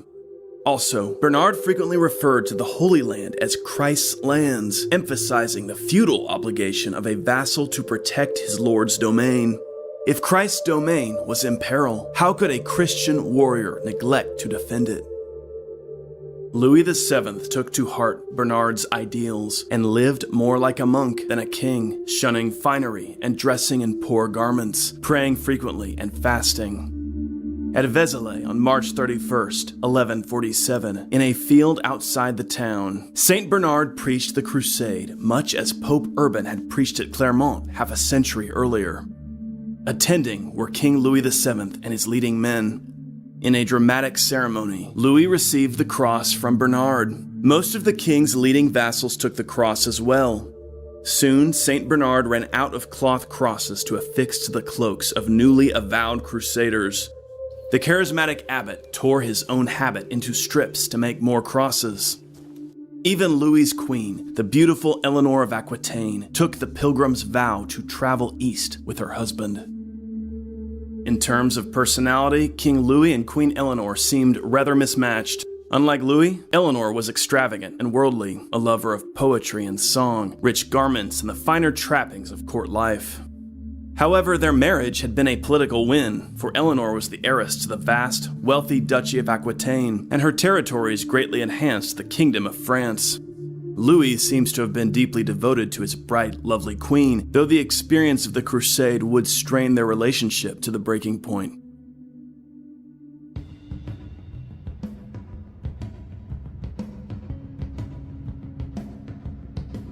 By November, St. Bernard was preaching in Germany, territory ruled by Conrad III. Riley Smith describes Conrad as shrewd, sincere, intelligent, pious, courageous, and hard-working. In the past, Conrad had expressed interest in crusading. Although never formally crowned emperor, Conrad was nevertheless ruler of the Holy Roman Empire and styled himself king of the Romans. At Christmas Mass at Speyer Cathedral, St. Bernard preached directly to Conrad, asking the ruler to imagine himself at the final judgment, approaching the throne of Christ. The Savior would name all the gifts he'd granted to Conrad: wealth, power, kingship, wisdom, courage, strength. Then, recalling that Conrad had refused the Crusaders' vow, Christ would ask, "Son, what more should I have done for you?" Conrad, the tall, brawny king of the Germans, wept openly. Kneeling, he proclaimed, "I am ready to serve him." Bernard received the emperor's vow to crusade, along with many of the great men of the Holy Roman Empire. Now, the King of France and the Holy Roman Emperor, two of the most important rulers in Christendom, had agreed to lead the Second Crusade. Earlier, on March 13, 1147, a large group of Saxon nobles and knights approached the Cistercian abbot and asked him to extend the scope of the crusade. They wanted to fulfill their crusaders' vow by waging war against the pagan Wends, who dwelt east of the Elbe River. The Saxons explained to Bernard that these pagans were a threat to the local Christians, raiding their territories and carrying God's people into bondage. Were Christian knights not called to oppose God's enemies everywhere, not just in Palestine? Bernard needed little convincing. He agreed and at once asked Pope Eugenius to extend the crusade to Christendom's Central European frontier in the northeast. The Pope, who rarely refused one of Bernard's requests, approved the idea. Formally, the Second Crusade was extended to include a new northeastern front, where dwelt the pagan Wends. The Saxons who battled the Wends would gain the same spiritual merits as the knights who would travel to Syria. As it happened, the territory of the Wends was the most logical point of expansion for the Christian Saxons. However, Saint Bernard insisted that the object of the Wendish Crusade must be spiritual. He forbade the Saxon Crusaders from making peace unless the Wends agreed to be baptized. We utterly forbid that for any reason whatsoever a truce should be made with these people, either for the sake of money or for the sake of tribute, until such a time as, by God's help, they shall be either converted or wiped out. This is a striking condition imposed by Saint Bernard. In effect, the Saxons were to offer their Wendish enemies the choice to convert or die. This was the first time crusading included such a ruthless maxim. Riley Smith points out that Bernard appears to be contradicting his own words here, for in the past, the abbot had stated that conversion must never be forced. Traditionally, crusaders in both the Holy Land and Spain had not insisted on the conversion of their Muslim opponents, and had frequently made treaties with them. Indeed, the crusader states would have been unable to function had they not dealt diplomatically with neighboring Muslim states. This shows the divide between an uncompromising vision and the realities of war and politics as managed by those who actually lived and governed on Christendom's frontiers. The Templars themselves would be masters of diplomacy and would make many treaties with their Muslim neighbors. The Wendish Crusade represented the start of yet another thread in Crusades history, the Northern Crusades, and quickly, the Northern Crusaders would learn to deal diplomatically with their pagan opponents as often as did other Crusaders. But the Second Crusade would not be limited to two fronts. King Alfonso VII of Leon Castile sent a request to Pope Eugenius III asking that the Crusade bull be extended to include Spain. Alfonso had his eye on Almeria, held by the Almoravid Empire of North Africa, and the King of Portugal, Afonso I, was interested in crusading to conquer Lisbon, held by the Muslim Taifa of Badajoz. For years now, popes had been issuing crusade bulls for the wars against the Moors in Spain. In keeping with the tradition, Pope Eugenius extended the Second Crusade to include the Iberian front. The Pope went so far as to issue a separate crusade bull for Spain and Portugal specifically. Many Genoese sailors and men from southern France opted to join the crusade of King Alfonso VII. Those taking the cross in 1147 had their choice: Spain, Central Europe, or the Holy Land. The Second Crusade was, in effect, the first international project of the Crusades. But would this stretch the forces of Latin Christendom too thin?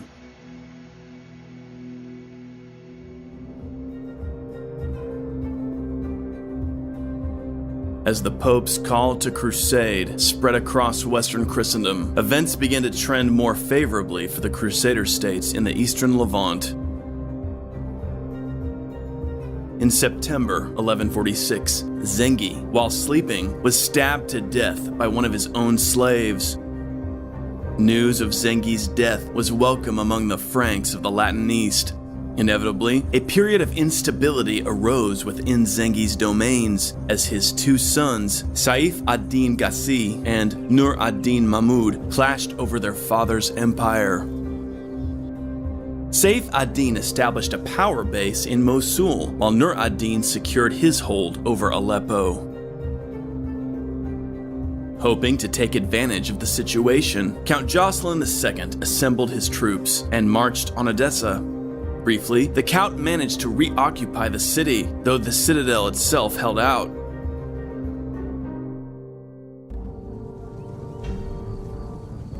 However, when Nur ad-Din arrived with a large Turkish army, prospects for the Christians securing Edessa evaporated. Nur ad-Din's forces overwhelmed Count Jocelyn and his Franks, who retreated, suffering heavy losses.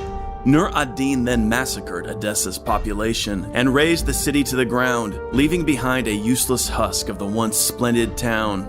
It was a tragic end to the city's life. No doubt, Nur ad-Din wanted to eliminate the possibility of the Franks retaking Edessa while he dealt with the conflict with his brother. This first and decisive act of Nur ad-Din foreshadowed his profound significance in the history of the 12th century East. Nur ad-Din would, in time, become the most important enemy of the Frankish Crusader states.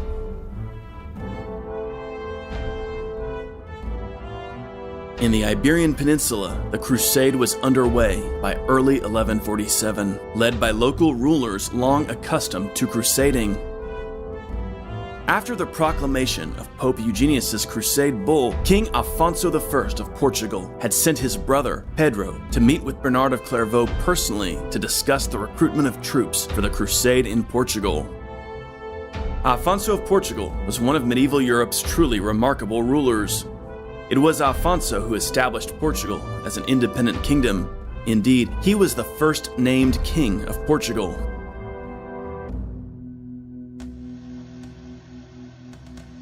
Early in his reign, Afonso had allied himself closely with the Knights Templar. The king even described himself as a brother in the fraternity of the Templars, indicating that he himself had become an associate of the order. Afonso granted the Templars important frontier castles in his kingdom, and from then on, the Templars would be key participants in the ongoing Portuguese crusade. In March of 1147, King Afonso assembled his troops at Coimbra and made a rapid thrust south, surprising and capturing the Muslim town of Santarém. With this rapid victory, Afonso now controlled the passage of the Tagus River. The great city of Lisbon was now isolated. Afonso was poised to launch the greatest campaign of his reign.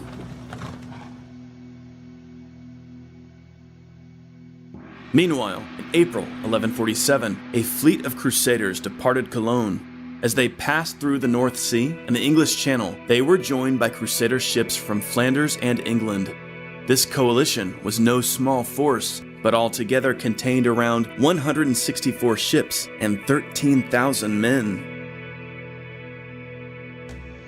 Cruising past northern France and along the western coast of the Iberian Peninsula, the Crusaders dropped anchor at Porto, where they met the local bishop, Pedro. The bishop had been expecting them. Indeed, some men in this fleet had already made arrangements to crusade in Portugal with Bernard of Clairvaux when the great abbot had toured the Low Countries. Bishop Pedro urged the Crusaders to join with his king, Afonso, in the crusade to conquer Lisbon. The bishop emphasized the meritorious nature of the war. Act like good soldiers, he told them, for the sin is not in fighting, but in fighting for the sake of booty. Though the fleet set out for Lisbon on June 28, there was still much debate among their ranks about whether or not to join in Afonso's crusade. Some crusaders opposed halting for the Portuguese campaign, for their ultimate destination was the Holy Land. But many were attracted by Afonso's offer, a treaty guaranteeing them a share in the city's plunder and trading privileges throughout Portugal. These privileges would be generational, and their sons would inherit them as well. Arriving at the siege camp before Lisbon, the Crusaders met with King Afonso personally. The leaders of the Crusader fleet were Hervé of Glanville, Christian of Giselle, and Count Arnauld of Aerschot. The king appealed personally for their help, repeating his offer and insisting on the sanctity of his cause. Afonso even promised to grant lands to any crusaders wishing to settle in his kingdom. Among the crusaders, Afonso's greatest advocate was Hervé of Glanville, who appealed to his comrade's sense of honor. Hervé voiced his agreement that the king's cause was a holy one and reminded his peers of the wealth waiting within Lisbon for the taking. Hervé's advocacy won out. The Crusader coalition agreed to join with Afonso's army in the campaign to capture Lisbon. The king sent the Bishop of Braga to formally request the surrender of Lisbon's Muslim rulers. "You have held our cities and lands already for 358 years, said the bishop. "Return to the homeland of the Moors, whence you came, leaving to us what is ours." Not surprisingly, Lisbon's Muslim governors saw things differently. They accused the Christians of acting out of greed and declared their intention to resist with all their powers until Allah should determine otherwise. A fire rages through the enemy. The Portuguese Crusader coalition formally laid siege to Lisbon on July 1st, 1147. Alfonso and his army blockaded the city from the land approaches, while the Crusader fleet blockaded from the sea. Alfonso's men assembled their siege equipment and began to batter the walls with catapults and trebuchets.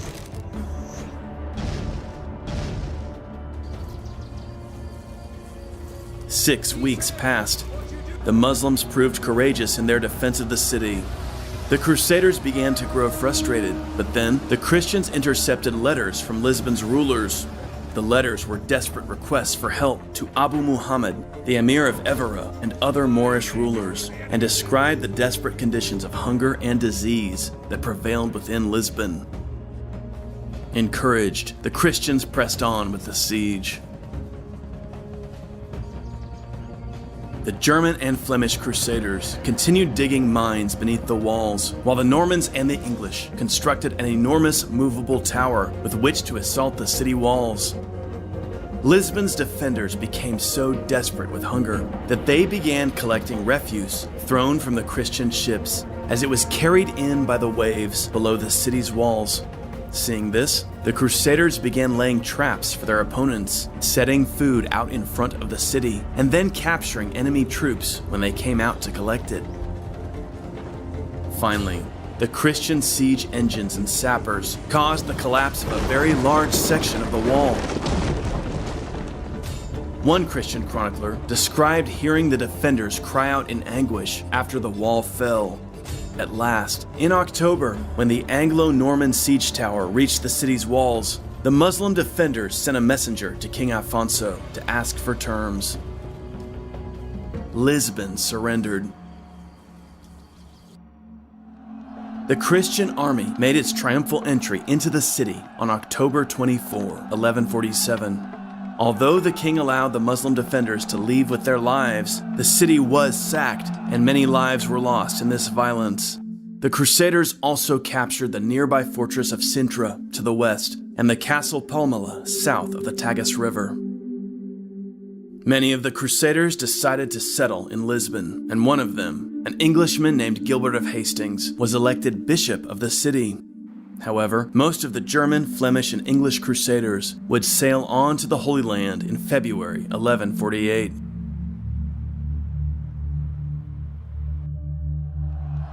Alfonso next launched a campaign to capture many of the nearby castles. Soon, all of Portugal north of the Tagus River and south of Coimbra was under the king's control. As a result of the Lisbon Crusade, Portugal's frontier was dramatically expanded. The episode represents a major development in the ongoing Reconquista of the Iberian Peninsula.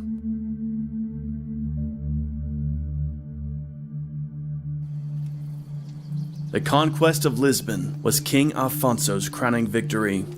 The 1140s were a time when all of Christian Iberia expanded southward, but Portugal's achievements were the most important for this period of the Reconquista, the most landmark development since the fall of Zaragoza in 1118 or the fall of Toledo in 1085.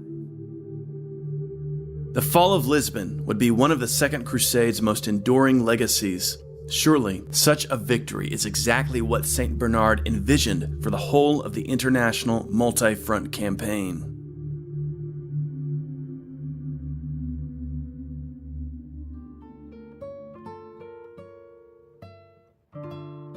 While Alfonso of Portugal was engaged in the conquest of Lisbon, Alfonso VII, the King of Leon Castile, was waging his own crusade to capture the great port city of Almeria. Alfonso VII is an important and intriguing figure, and his participation in the Second Crusade merits some examination of his rise to prominence. He was the son of Queen Urraca of Leon and the grandson of King Alfonso VI of Leon Castile, the famed patron of El Cid. Alfonso VII's father, Raymond of Burgundy, was a Frenchman, if that term could be used for this period. Raymond was one of those many knights from the land of the Franks who traveled to Spain during the late 11th and early 12th centuries.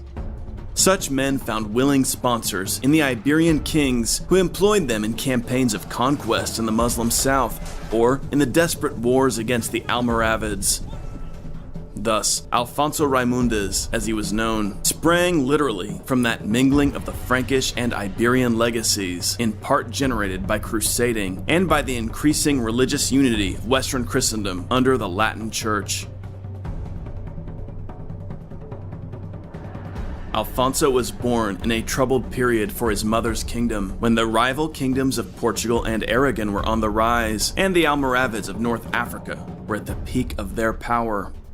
However, under Alfonso VII, the great territory of Leon Castile would once more be the dominant power on the Iberian Peninsula, and the ancient imperial dreams of Alfonso's forefathers seemed plausible yet again.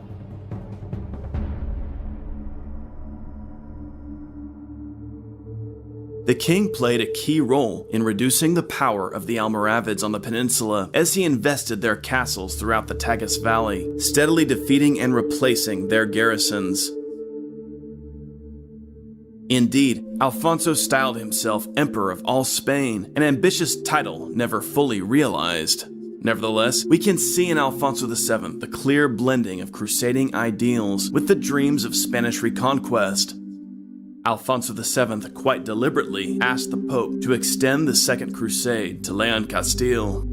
He also invited his vassals, Ramon Berenguer IV of Aragon-Barcelona and William of Montpellier, to join in the crusade, quote, for the redemption of their souls. Alfonso was both a crusader and a reconqueror, a self-conscious member of the greater project of Latin Christendom, spearheaded by the Pope in Rome, as well as an heir to the ancient dream of Alfonso the Great and the other early monarchs of medieval Spain. The House of Leon Castile considered itself the authentic continuation of the throne of the Visigothic King Roderick. Alfonso VII may have been one of Latin Christendom's first rulers to become aware of Pope Eugenius III's plans to launch the Second Crusade. In 1145, one of Alfonso's most important counselors and magnates, Archbishop Raymond of Toledo, was in Rome when news arrived of the fall of Edessa. It wasn't Spanish rulers alone who were interested in extending the Second Crusade to Spain. The Genoese asked the Pope to allow them to fulfill their crusading vows in the conquest of Almeria. The Genoese viewed Almeria as a nest of pirates and saw an opportunity to both destroy an enemy and gain from one of the Mediterranean's wealthiest ports. Alfonso would need a naval ally in the enterprise, and so he welcomed cooperation with Genoa.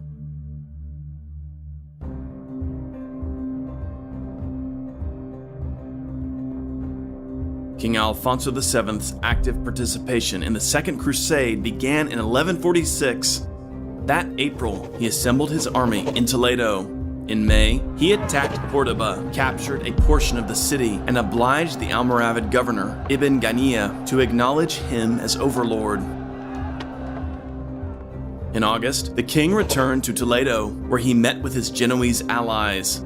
By September, Alfonso and the Genoese had hammered out a formal pact. Alfonso would supply land forces and contribute 30,000 maravedis. Genoa would provide a fleet, troops, and siege equipment for the siege of Almeria. The Genoese would receive a third of all conquests and would have the right to establish factories and markets in Almeria. They would also be exempt from all tolls in Alfonso's dominions. Ramon Berenguer IV, ruler of the Kingdom of Aragon and the County of Barcelona, agreed to participate in the crusade as well. The plan was to take Almeria in 1147 and then win Tortosa for Ramon Berenguer in 1148. The Genoese would supply the naval power for both campaigns. In November of 1146, Alfonso VII met with Count Ramon Berenguer and King Garcia Ramirez of Navarre at San Esteban de Gormaz to coordinate plans for the campaign. As in the Holy Land, the Iberian Crusade would be a multinational affair.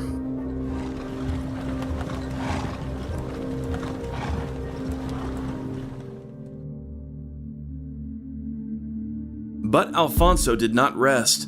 That winter, he launched an expedition from his southern frontier to capture the Almoravid-held fortress of Calatrava. In January of 1147, the king had full control of that castle, which was crucial for his upcoming campaign. He then returned to Toledo to take up the kingdom's normal business. Meanwhile, the Pope, Eugenius III, reissued his crusade bull, this time specifically mentioning Spain as a front in the Second Crusade. "The King of the Spains," wrote the Pope, "is strongly arming against the Saracens." Here, the Pope affirmed Alfonso's preferred title of overlord of the entire Iberian Peninsula. In the summer of 1147, King Alfonso VII joined with his ally, King Garcia Ramirez of Navarre, for an attack on Baeza, an important Moorish stronghold in Al-Andalus on the Guadalquivir. The two kings captured the fortress in mid-August. Having secured Baeza as a critical supply base, Alfonso and Garcia then led their troops in the grueling, dangerous march over mountains and desert to reach the Mediterranean coast. Arriving at the port city of Almeria, the two kings rendezvoused with the Genoese fleet and the forces of Count Ramon Berenguer.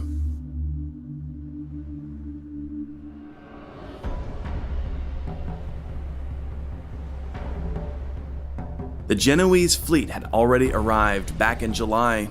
Their fleet contained 63 galleys and 163 other ships, an impressive force. Alfonso had with him a modest but effective army of 400 knights and around 1,000 foot soldiers. Ramon Berenguer's force included a single ship and 53 knights. We must remember that armies weren't particularly large in the mid-12th century. Bishop Arnaldo of Astorga preached before the Crusaders, proclaiming, "Now it is necessary that each one confess himself well and fully, and know that the gates of paradise are open." In effect, he was saying that those who would fall in this battle would be martyrs. At the time, Almeria was a rich, thriving port. The city's population numbered around 28,000, with walls that contained some 79 hectares of land. The Almerian fleet was considerable, but faced with this imposing Crusader coalition, withdrew before the city was fully invested.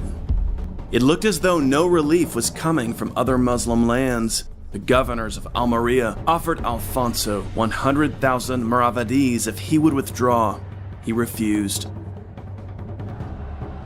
On October 17, 1147, a week before the fall of Lisbon, Almeria surrendered.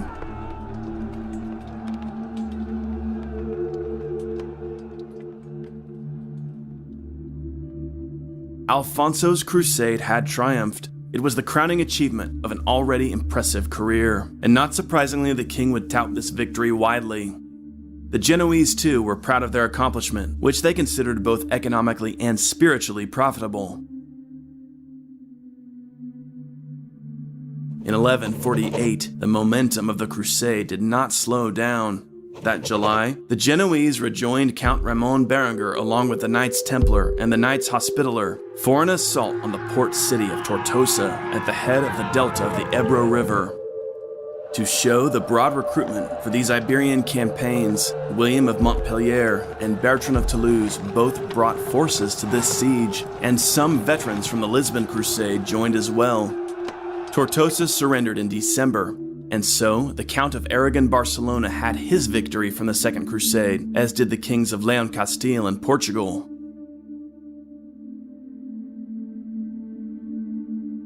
Ramon Berenguer continued his crusading into 1149. That year, he captured the important cities of Fraga, Lerida, and Mequinenza, thus reversing the gains of the Almoravids after the Battle of Fraga in 1134. The whole of the old lands of the once magnificent Taifa of Zaragoza, where El Cid had once served as a mercenary to the emir, had now fallen to the Christians. The Second Crusade had been a resounding success throughout the Iberian Peninsula. It had expanded Christian territory from Tortosa in the east to Lisbon in the west. These were significant gains, which placed important cities in the hands of the Christians. Although the Almoravids had been in decline throughout the previous decades, the Second Crusade put a stamp on the collapse of the Almoravid Empire. Throughout the Crusade, the Almoravids had failed to bring aid to Iberian castles technically under their rule, and the remaining great cities of the Muslim South began to operate once more as independent Taifa kingdoms. By 1149, the Second Crusade was over in Spain and Portugal. The successes were unquestionably dramatic. Bernard Riley summarizes the territory gained. The Portuguese border had been carried permanently south from Coimbra on the Mondego to Santarém and Lisbon on the Tagus. The entire basin of the Ebro had fallen to Aragon Barcelona in the east. Leon Castile had cleared the whole of the plain of Castilla la Nueva of the Almoravids and had established a strong position in the upper basin of the Guadalquivir and Almeria. All three of the major Iberian campaigns received assistance from the Crusaders from outside of the Iberian Peninsula. Germany, Italy, France, England, and other regions and kingdoms all sent assistance to the Iberian Crusade. But how would the Second Crusade fare in other theaters, the Northeast, and in the Holy Land? We'll continue with our look at the Second Crusade by examining the Saxon campaign in Central Europe, the Wendish Crusade.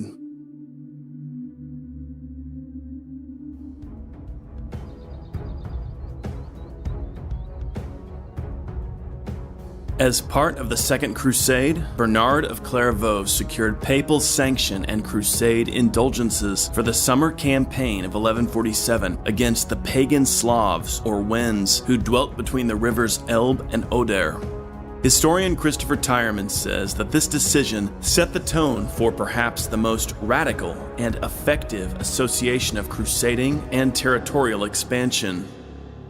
This was the start of the Northern Crusades, which would last for at least 2 centuries and impact every region east of the Elbe, along the coast eastwards and northwards to Livonia, Estonia, Finland, and the Gulfs of Finland and Bothnia. These expansionist wars coincided with the territorial interests of Christian Danish, German, and Polish princes looking to press east or north. Spiritual gains went hand in hand with gains in land, wealth, and power. Ultimately, the Northern Crusades would bring the pagan communities of the eastern and northern Baltic littoral into the realm of Latin Christendom.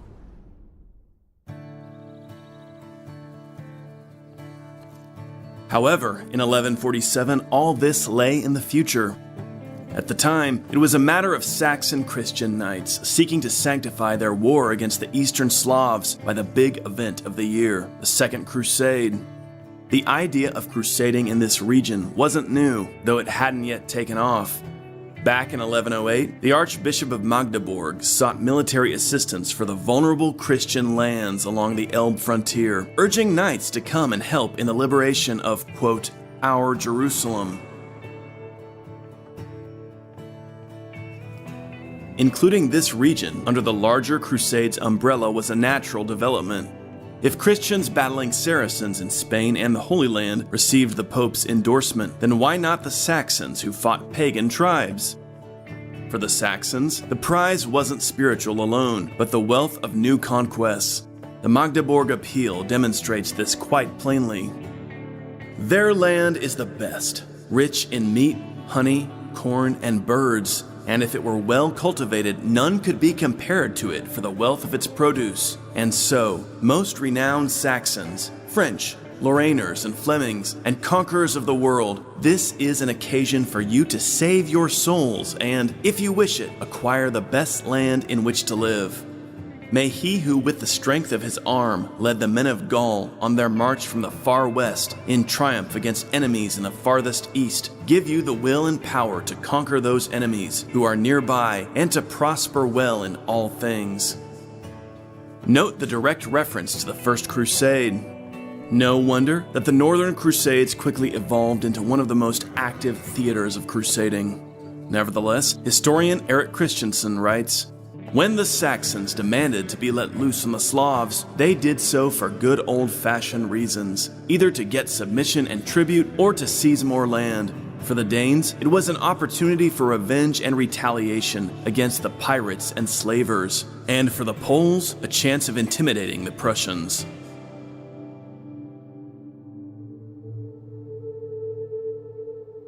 But who were these tribes that were to be battled? Across the eastern frontiers and the pagan lands that stretched along the Baltic shore to the Gulf of Finland, the peoples were divided into numerous principalities, tribes, or extended family groups. The most prominent division was linguistic. Between the Kiel and Vistula dwelt the Western Slavs, or Wends. Among the Wends, tribal and political groups were sustained by a lively polytheistic religion directed by a powerful priestly class. Each region had its particular cult, with its own temples stocked with sacred images. The rural areas were dominated by territorial princes, but markets and trade existed in towns on the coast. Farther east, political life was less recognizable to the Latin Christians, more tribal and primordial.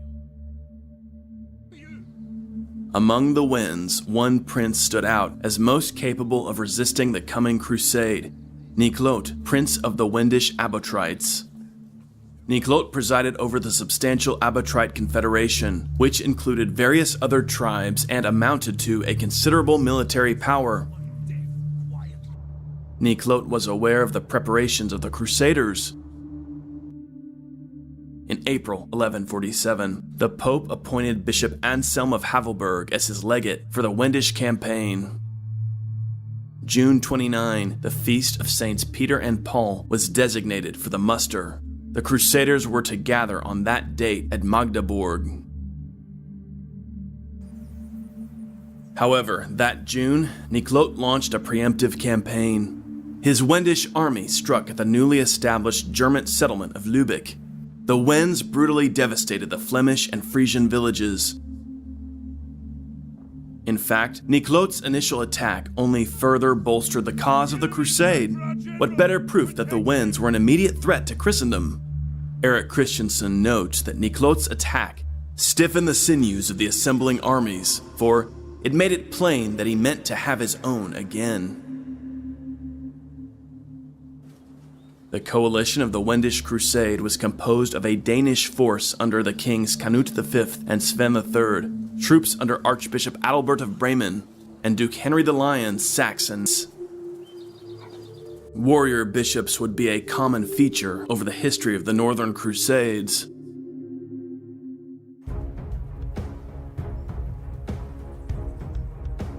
In mid-July, the Archbishop and Duke Henry led their armies into Abbotrite territory to besiege Niklot's newly built fortress of Döben. Meanwhile, from the north, a Danish army and fleet descended on the stronghold. Niklot and his Slavic forces resisted fiercely. Surrounded by marsh and lake, Döben was well defended. The Crusader armies were stretched thin. A Crusader force had to guard the Danish fleet at Wismar Bay. Early on, Niklot set his allies, the Rugians, to attack the Danish fleet by sea. While Niklot's troops launched a sally against the Danish forces outside of Döben, the Danish troops were isolated by the lake outside the fortress. And so, the Wends managed to devastate the Danes before the Saxons could bring help. This early mauling of the Danish contingent caused the two kings, Canute V and Sven III, to quickly cut their losses and withdraw from the crusade. Thus, the Christian coalition was greatly reduced. Undeterred, Archbishop Adalbert and Henry the Lion maintained their siege of the Wendish fort. As the Saxon troops ravaged the countryside, some of the nobles objected. One chronicler recorded their dismay. "Is not the land we are devastating our land, and the people we are fighting our people? Why are we destroying our own incomes?" If they couldn't conquer this region for the time being, the Saxons generally preferred to extract tribute from it rather than destroy it. But didn't this go against Bernard of Clairvaux's maxim?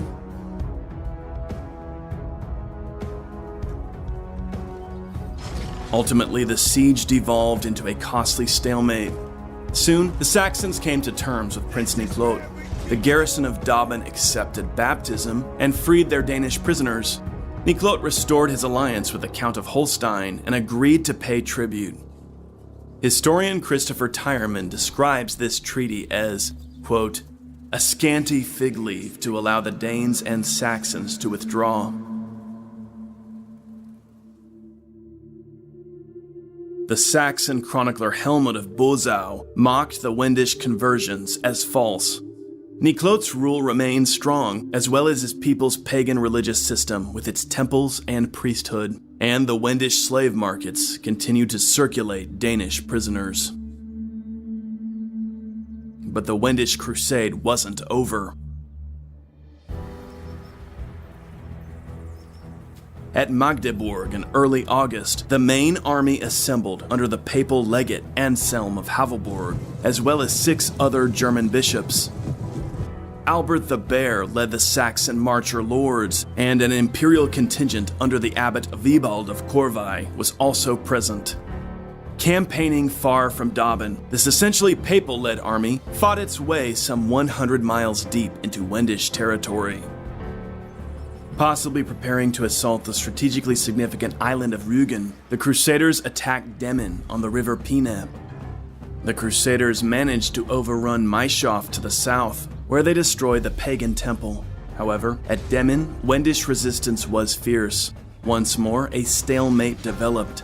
Once more, the Crusaders ultimately withdrew. Persuaded by some of the frontier margraves, the bulk of the German army now moved on Stettin in Pomerania. However, it soon became apparent that this town had already accepted the Christian religion, for the inhabitants hung crosses from the walls. The town's bishop came out to talk with the leaders of the German army. Chastened, the Crusader coalition duly withdrew.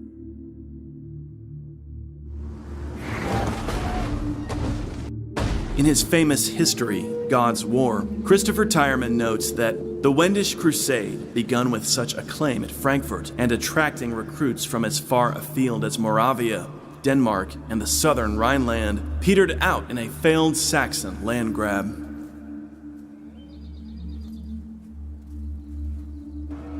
While the Wendish Crusade of 1147 produced minimal results in the immediate, it set a precedent that would shape the history of the region.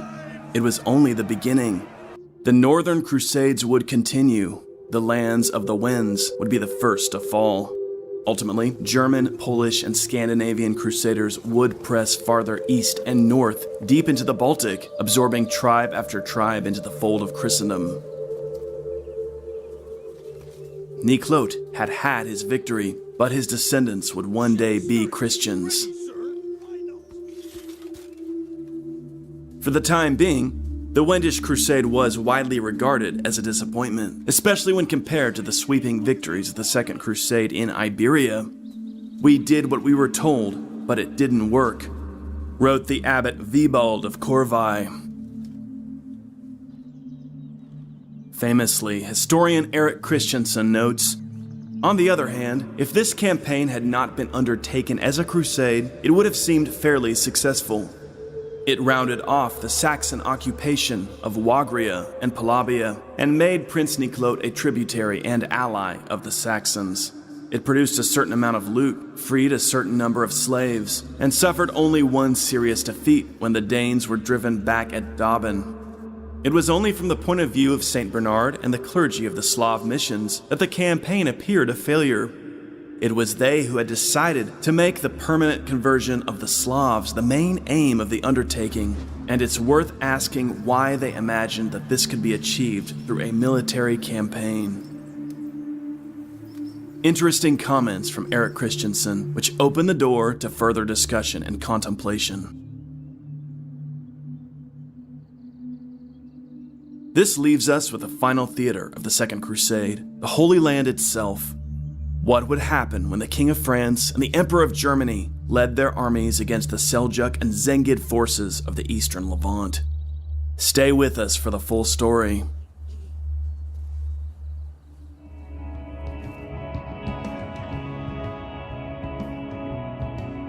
The Pope's Norman Italian adversary, King Roger II of Sicily, wanted to capitalize on the energy of the Second Crusade.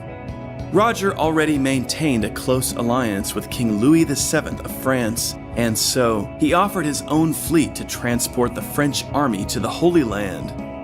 Roger proposed that, along the way, the Crusaders could further the cause of Christendom by subduing once and for all the Byzantine Empire, which Roger described as treacherous and unreliable. Since the days of Robert Guiscard, the Normans of southern Italy had long cherished hopes of one day conquering Byzantium.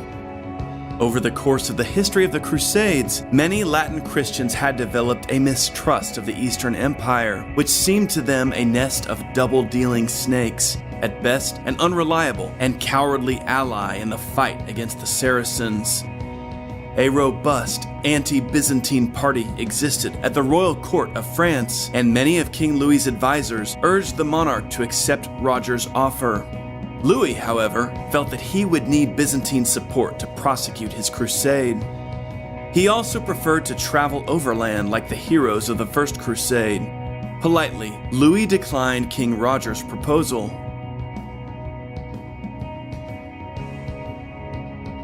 Meanwhile, in Constantinople, Emperor Manuel Comnenus was not at all happy about the prospect of a new crusade.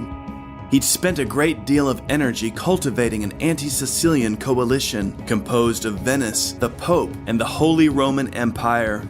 He was also loath to see his peace with the Seljuk Turkish Sultan of Rum disrupted. Like all Byzantine emperors, Manuel was concerned that the crusade would ultimately be turned against his own lands. To secure his eastern flank, Manuel reaffirmed his peace with the Seljuk Turks and prepared himself to deal with the Western armies that would soon descend upon his empire.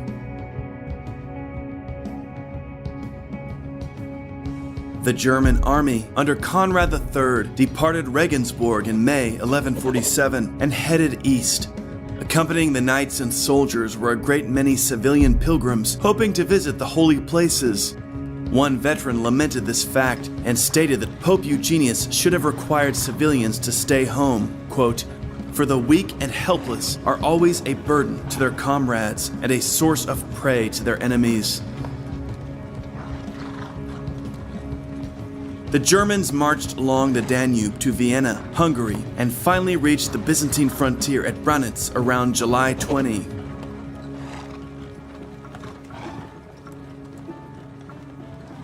The size of the German army is unknown, but it must have been substantial, for it moved quite slowly.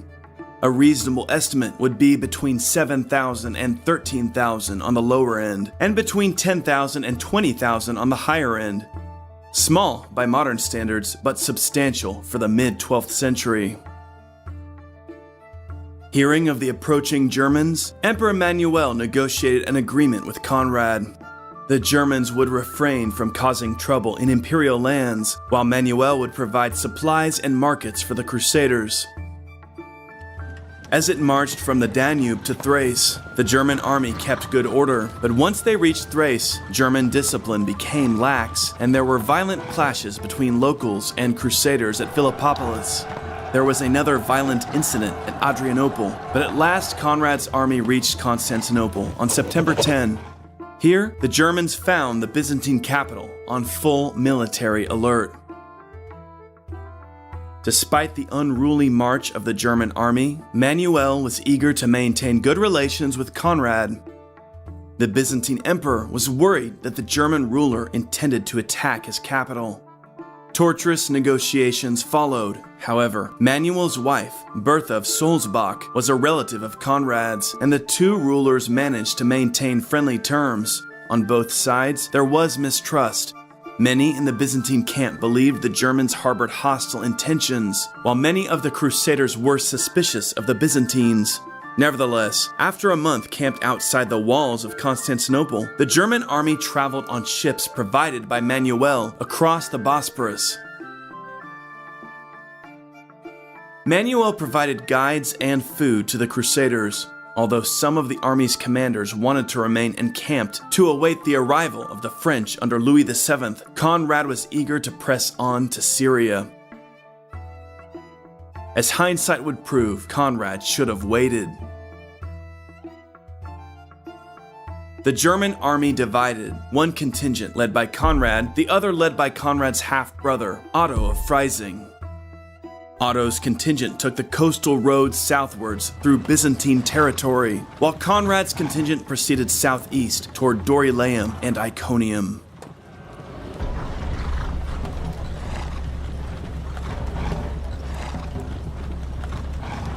For 10 days, Conrad's contingent made the grueling trek across the treacherous interior of Asia Minor. Food ran short, and discipline began to break down. From the hills, bands of Turkish horse archers stalked the exhausted Germans, picking off the weak or the stragglers. Unlike the army of the First Crusade, Conrad's troops lacked cohesion and proved ideal prey to the harassment tactics of the Seljuk Turks. The Crusaders failed to adapt to Turkish tactics despite the presence of Byzantine guides. The famed historian of the Latin East, William of Tyre, would later accuse these guides of deliberately leading the Christian forces into danger. It was common talk, and probably quite true, wrote William, that these perilous wanderings were devised with the knowledge of the Greek emperor, who has always envied the successful advance of the Christians. It's true that Manuel wasn't happy about the crusade taking place at all, but would he have gone so far as to have deliberately sabotaged its progress? On October 25, near Dorylaeum, the site of a dramatic Crusader victory in 1097, Conrad's army was ambushed by a substantial Seljuk Turkish host led by the Sultan of Rum himself, Mesud I. The Turks executed their trap brilliantly. An advance force of Turks appeared and drew the German heavy cavalry into an early charge. Pursuing the retreating Turks, the German cavalry left their infantry and ran right into an attack by a much larger Turkish force. The German cavalry was devastated, and the infantry was subsequently mauled by the triumphant Turks. German casualties were atrocious. Desperate, Conrad, Otto, and the other commanders ordered a retreat back to Byzantine territory. As the Germans struggled to withdraw, they were continuously harassed by Turkish skirmishers. The retreat turned into a total rout. The German rearguard was utterly wiped out. William of Tyre records the devastation. Our army, hemmed in on all sides, was in mortal danger from the constant showers of darts and arrows. They had no chance to retaliate or to engage the foe at close quarters, nor could they lay hold of the enemy. As often as they tried to make a counterattack, the Turks broke ranks, eluded all their attempts, and galloped off in different directions.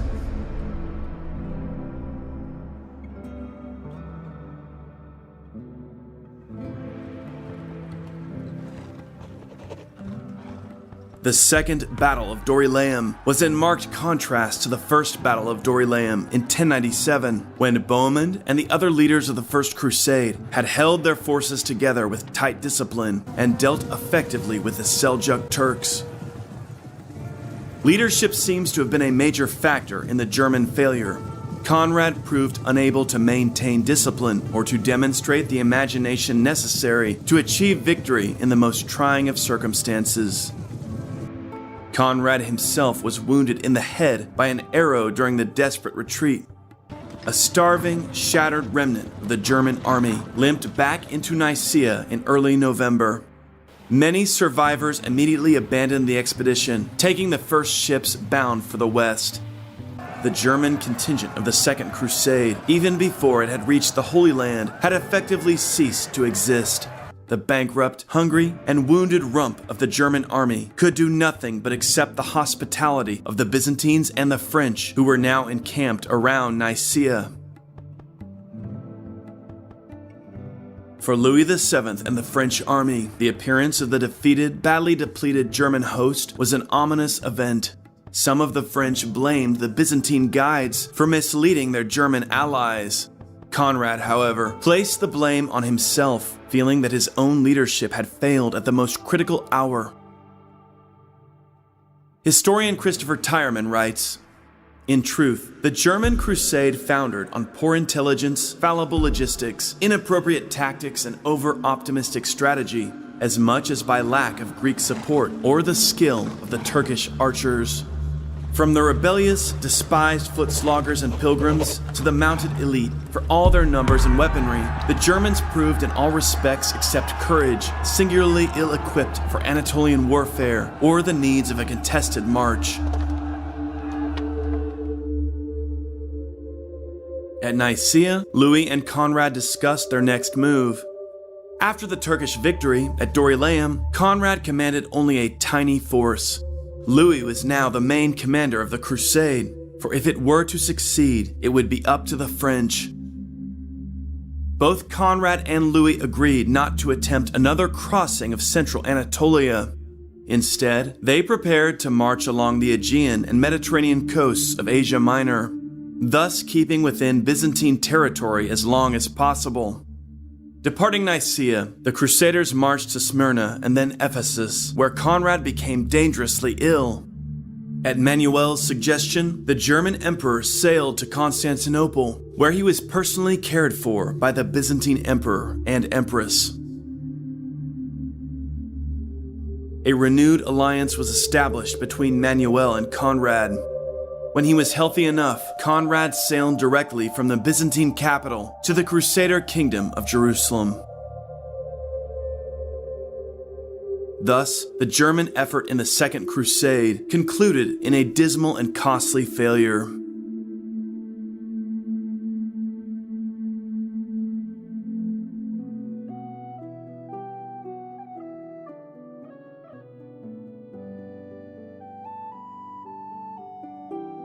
Christopher Tyerman points out that the Second Crusade was the first occasion for a Frankish king to lead a foreign conquest since Charlemagne.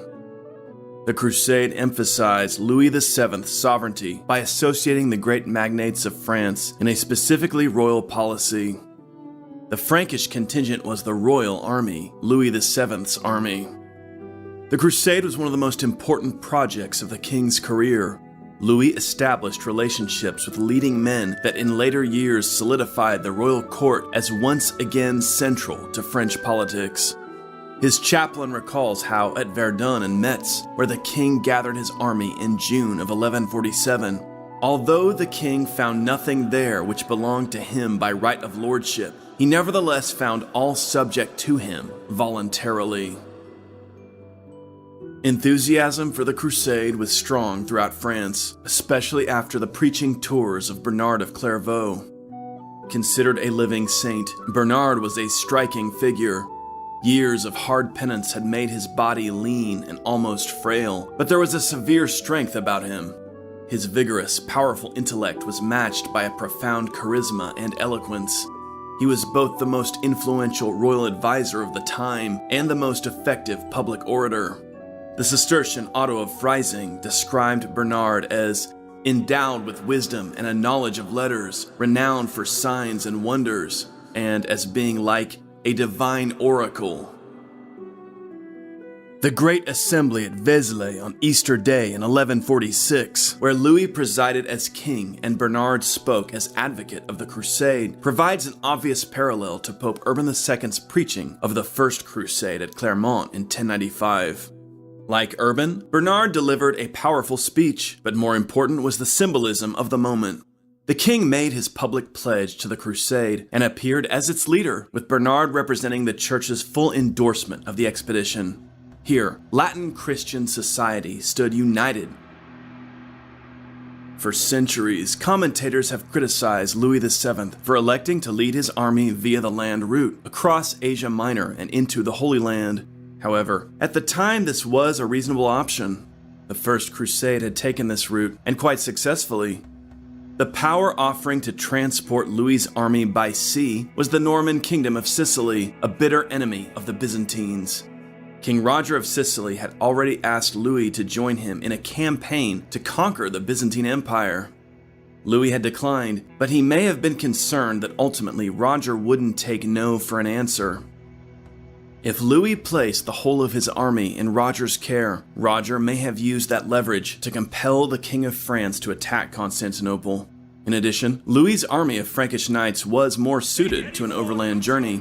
Unlike modern commentators, Louis VII didn't know the future. His decision to travel by land made sense at the time.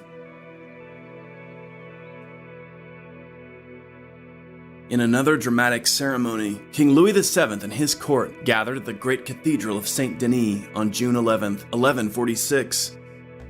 Here, surrounded by stained glass windows depicting the great heroes of the First Crusade, King Louis prostrated himself before the altar, kissed a relic of the church's patron saint, and received the oriflamme, the crimson banner mounted on a gold lance from Abbot Suger, and finally the pilgrim's script from the Pope.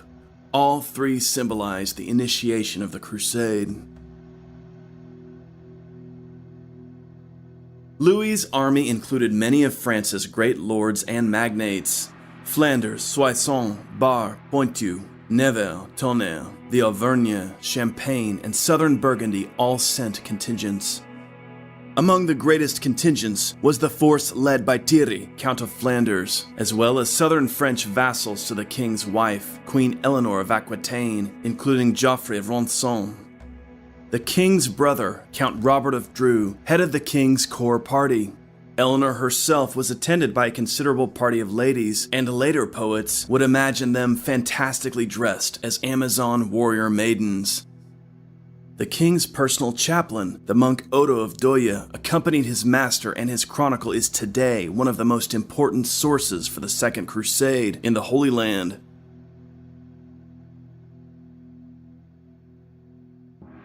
One notable feature of the Second Crusade is the virtual universal approval it elicited from the powerful institutions of Latin Christendom.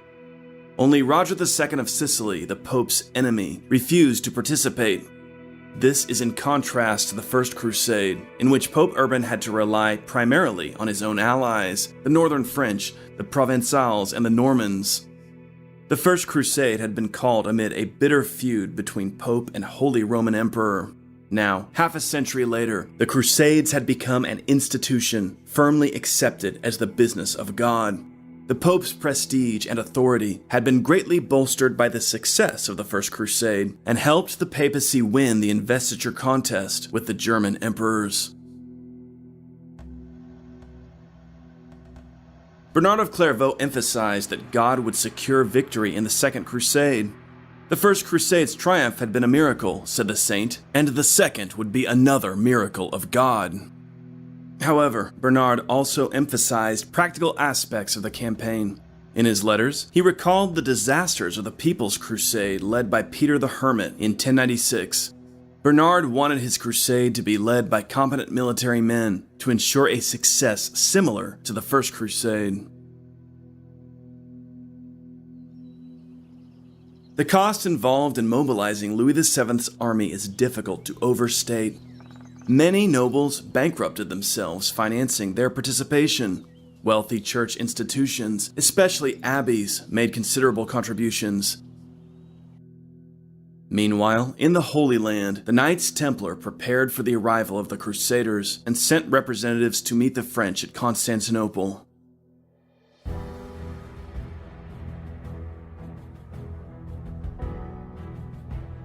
After mustering at Metz in June 1147, Louis VII and the French army, numbering tens of thousands, crossed the Rhineland, reached the Danube in early July, and then followed the route of the Germans through Hungary.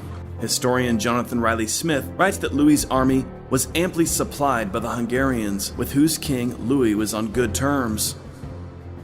"Thus far we were engaged in play," recalled Odo, "because we neither suffered injuries from men's ill will, nor feared dangers arising from the cunning of crafty men. However, from the time when we entered Bulgaria, a land belonging to the Greeks, our valor was put to the test, and our emotions were aroused."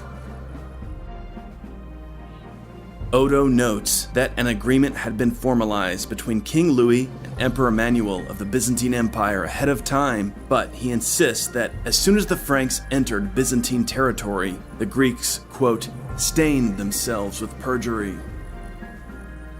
Odo writes, "Here, for the first time, wrongs began to arise and to be noticed, for the other countries, which sold us supplies properly, found us entirely peaceful.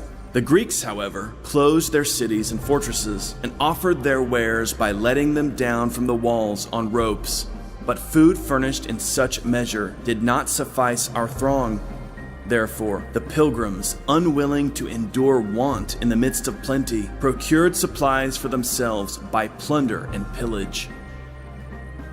However, Odo doesn't entirely blame the Greeks, called the Byzantines today, for this situation. He writes, "Some thought that this state of affairs was the fault of the Germans who preceded us, since they had been plundering everything, and that the Greeks therefore fled our peaceful king." Unlike Richard the Lionheart and Frederick Barbarossa during the Third Crusade, both of whom would impose universal codes of conduct on their armies and meticulously keep all their men supplied, Louis proved unable to assert universal discipline over all of his contingents. Greek ambassadors kept Louis and the royal party well supplied throughout this portion of the march, but many divisions of the army were left to forage on their own, resulting in clashes with locals.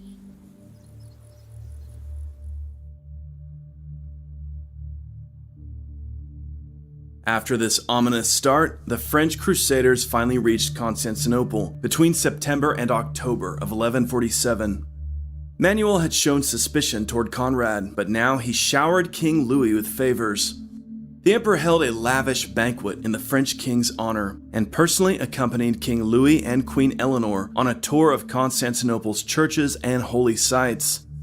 Manuel provided abundant markets and provisions for the French forces, but Louis's ability to enforce universal discipline remained lacking, and some elements of the Crusader host continued their unruly conduct. The emperor even arranged a joint mass celebrated by both Frankish and Greek clergy to honor Louis's patron saint, Saint Denis, on October 9. Clearly, Manuel wanted to maintain positive relations with the French and went out of his way to avoid any rupture with the Franks. Louis, for his part, was entirely in agreement with Manuel's policy.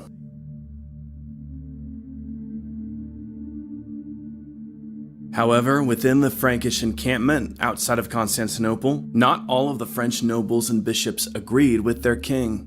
By now, it was common knowledge that Manuel had forged a peace with the Seljuk Sultan of Rum, and this appeared as treachery to many of the Crusaders.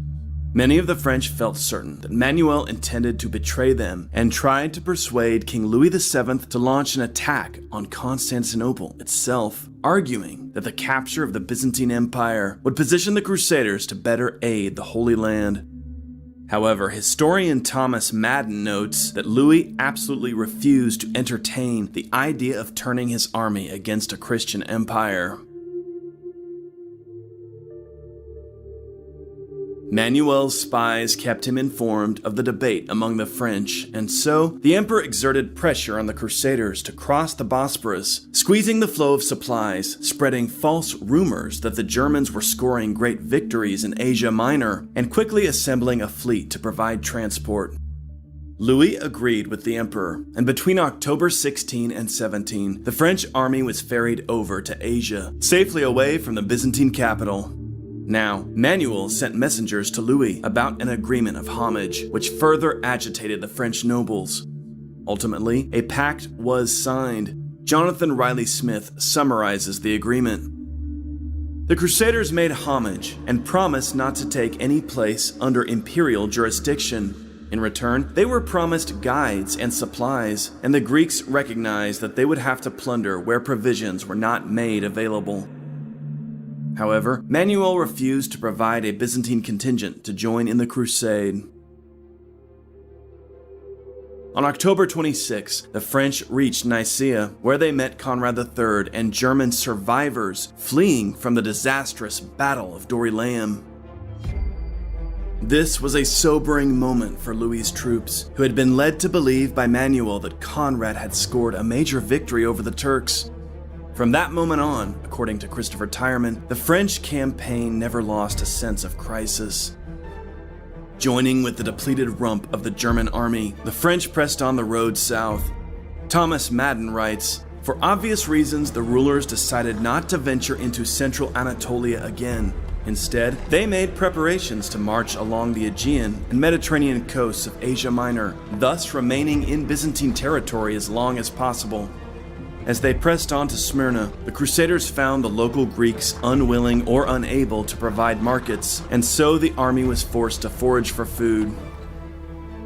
This provoked more clashes with locals, and indeed, the exhausted, battle-scarred German survivors still trickling in to join Louis's army experienced attacks by some local forces.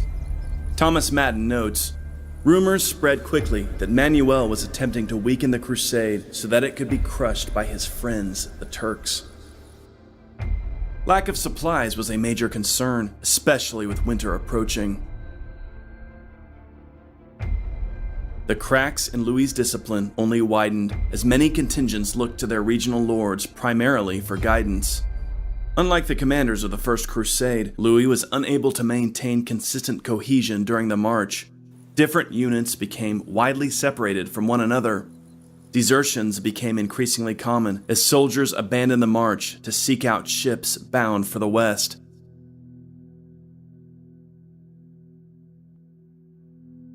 At Ephesus, the Crusaders met Greek ambassadors' warning of a large Turkish army preparing to attack the French if they continued their march.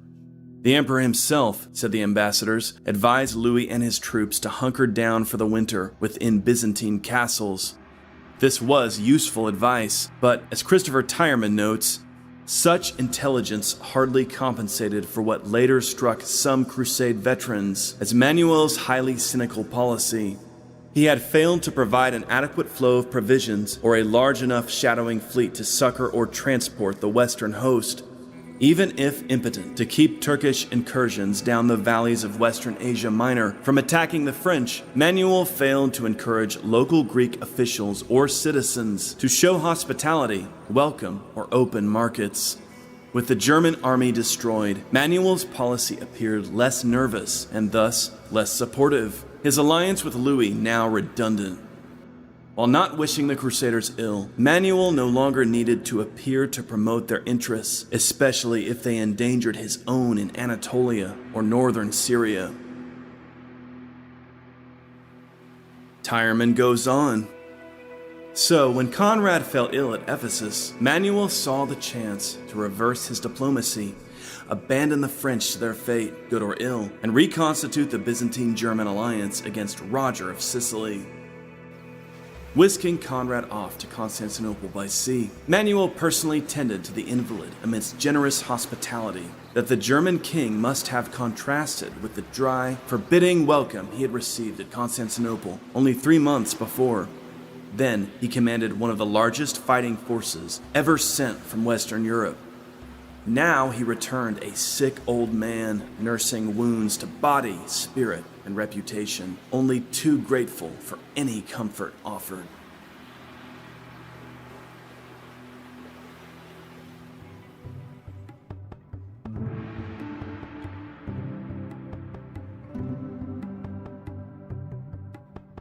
And so, the German Emperor, Conrad III, departed via a Byzantine ship for Constantinople to recover from his illness under the care of Manuel Comnenus.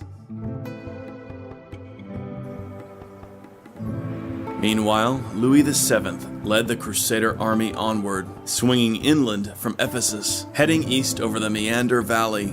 The Christian host was in for a lengthy, grueling slog of over 200 miles across rugged landscapes. Their destination was Adalia, a port on the southern shore of Asia Minor. From there, they could reach Cilicia, ruled by the Armenian Christians. Lacking the support of a Byzantine fleet, this direct overland march seemed like the logical course. However, it would expose the Christian troops to Turkish attack. As it turned out, the march was brutal. Turkish cavalry forces tracked the French column every step of the way and launched an attack on Christmas Eve when the Crusaders were encamped outside of Ephesus. In this minor engagement, the Crusaders successfully repelled the Seljuk forces. However, the Turks continued to track the progress of the Crusaders.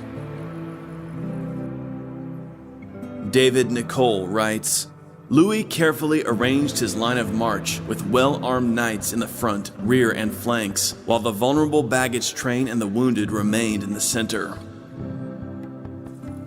They reached the treacherous Meander River Valley. Here, the Crusaders would have to ford the river, and here, the Sultan Mesud I of Rum had set his trap.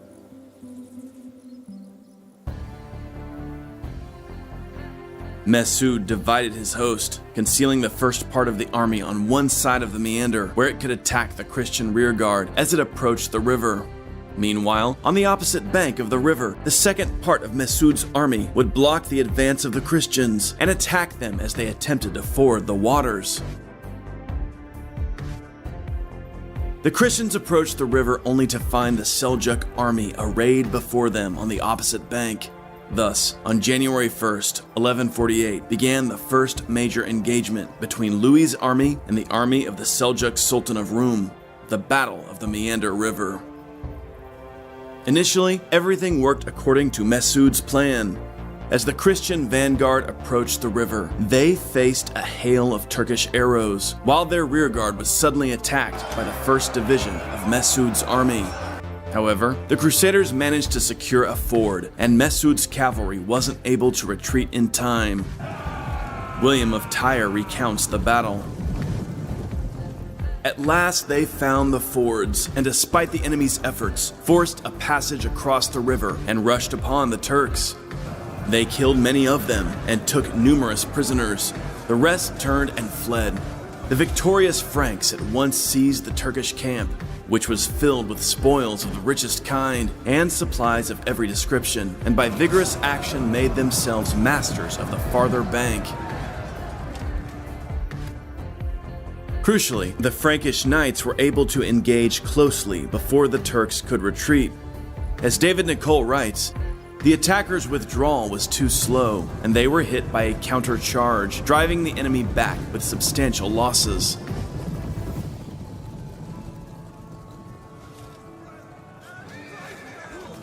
This victory boosted spirits in Louis's army and alleviated some of their supply problems. Although Mesud's army had suffered serious casualties and the loss of their camp, the Turkish forces remained intact and were fully capable of regrouping and attacking again. The Crusaders reached Laodicea on January 3rd, a region where Byzantine control was tenuous, and many believed the local governor was in league with the Seljuk Turks. Now, the Christians faced their most daunting challenge, the enormous mountain of Cadmus. Louis tried to maintain a sound marching order, for this is what had afforded him the victory at the Battle of the Meander River. Most of the cavalry marched with the vanguard, while the baggage was in the center, and King Louis himself commanded the rearguard. On January 8, as the Christian host struggled to surmount the treacherous path over Mount Cadmus, Queen Eleanor's vassal, Geoffrey of Ronson, commanded the vanguard. At some point, the vanguard became separated from the rest of the army. Geoffrey pressed ahead, searching for a suitable campground, either ignoring or being unaware of orders to halt and wait for the rest of the army on the crest. Meanwhile, the rearguard paused to guard the foot of the pass, intending to march on the next day. This left the vulnerable and cumbersome baggage train almost unguarded as it moved over the mountain. Sultan Mesud seized this opportunity. Occupying the crest of the pass, Mesud dispatched forces to assail the Christian baggage train, which was strung out to almost 10 kilometers on the treacherous mountain path. Louis's chaplain, Odo, was with the baggage train when the Turks initially struck. Panic spread across the center column. Odo galloped to the rearguard under King Louis. When Louis realized what was happening, he at once rushed forward with his royal guard. But the steep terrain made it difficult for his horsemen to operate effectively. Fierce fighting followed. Louis's personal courage in the moment is admirable. Accompanied only by his household knights, the king managed to protect his infantry and non-combatants by charging the enemy. Most of the king's royal guard were killed at his side. Louis himself was nearly captured, and Odo provides a now famous account of the king's narrow escape. During this engagement, the king lost his small but renowned royal guard. Keeping a stout heart, however, he nimbly and bravely scaled a rock by making use of some tree roots. The enemy climbed after in order to capture him, and the most distant rabble showered arrows at him. But the king's armor protected him from the arrows, and to keep from being captured, he defended the crag with his bloody sword, cutting off the heads and hands of many opponents in the process. Since they did not recognize him and felt that he would be difficult to capture, the enemy thereupon turned back to collect the spoils before nightfall. In this case, Louis's unkingly appearance may have saved him. Under cover of night, the king, along with other stragglers, managed to regroup with the vanguard, which had returned to help defend the baggage column toward the end of the battle. The Turks had won a brilliant victory and inflicted enormous casualties on the Crusader army. However, the dogged fighting spirit of the Christians had averted total annihilation. The army remained intact. More than could be said for Conrad III and his forces. The French had suffered a defeat at the Battle of Mount Cadmus, but they had survived. Mas'ud I had shown himself a very effective general. Despite the setback at the Meander River, he'd picked the perfect location for his next attack and inflicted a serious defeat on his enemy. His victory at Mount Cadmus was as important as his earlier victory against the Germans at Dorylaeum. To avoid another disaster, Louis placed command of the army with the Knights Templar, led by their Grand Master, Everard de Bar. Over the course of the march, Louis had come to rely on the advice of the Templars, so now, in this moment of crisis, he naturally turned to them. Everard divided the army into units of 50, each subject to an individual Templar, each of which was subject to a general commander named Brother Gilbert. This new arrangement proved effective, though the army was already badly reduced after the defeat at Mount Cadmus. The Turks adopted a scorched earth policy, so that the land was all but devoid of plunder.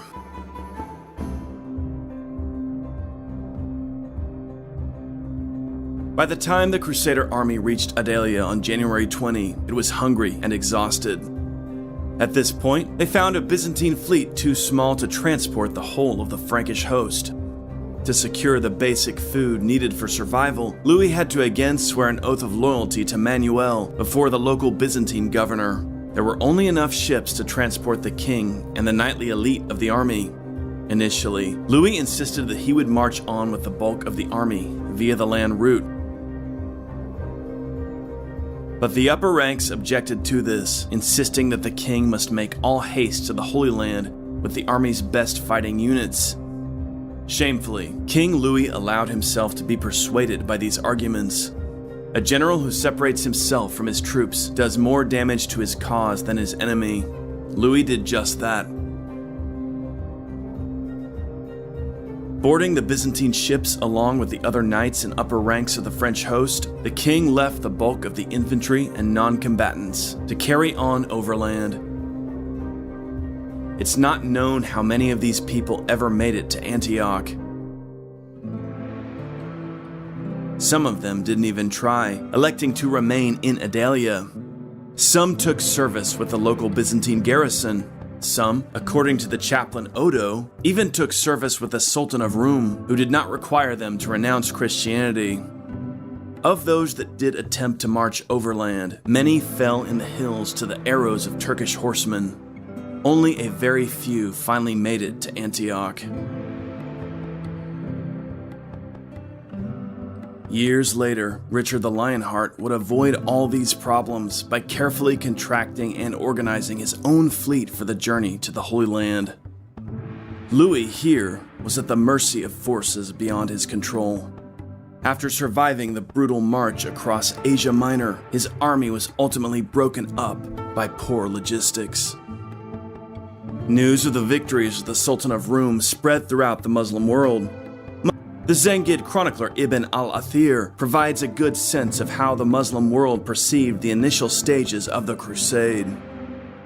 This year, the king of the Germans came from his lands with a great host and a large following of Franks, aiming to attack Islamic territory and not doubting that he would conquer it with the easiest of fighting because of the great multitude of his following and the abundance of his money and equipment. In Damascus, word of the defeat of the French and German armies in Asia Minor bolstered the confidence of the Muslim population. One chronicler from Damascus noted that this news convinced the Damascenes that the invasion of the Franks would fail.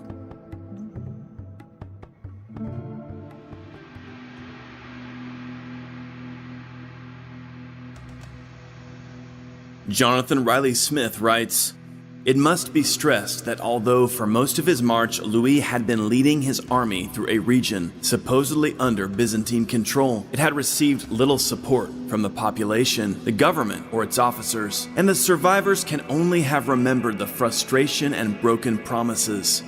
A recent historical judgment is that Manuel's fear of the French was so great that he connived at their destruction. The French had been distrustful of the Byzantines before they had left France.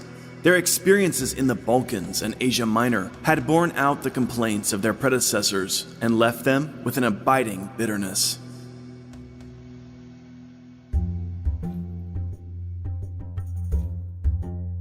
Meanwhile, in Damascus, spirits were bolstered by news of the victories of Sultan Mas'ud over the Crusaders in Asia Minor. The Damascus chronicler Ibn al-Qalanisi records, "Fresh reports of their losses and the destruction of their numbers were constantly arriving until the end of the year, with the result that men were restored to some degree of tranquility of mind and began to gain some confidence in the failure of their enterprise, and their former distress and fear were alleviated in spite of the repeated reports of the activities of the Franks." After a 3-day voyage, Louis, Eleanor, and the other high-ranking French reached the port of Saint Simeon in the Principality of Antioch on March 19, 1148. At last, the king had arrived in the Crusader states. For months, the Latin Christians of the Crusader states had waited patiently for the arrival of vast reinforcements under the rulers of France and Germany. Instead, Louis VII and a remnant of his great army showed up at Antioch in the spring of 1148. The bulk of the crusading forces, both French and German, had either deserted or perished in Asia Minor.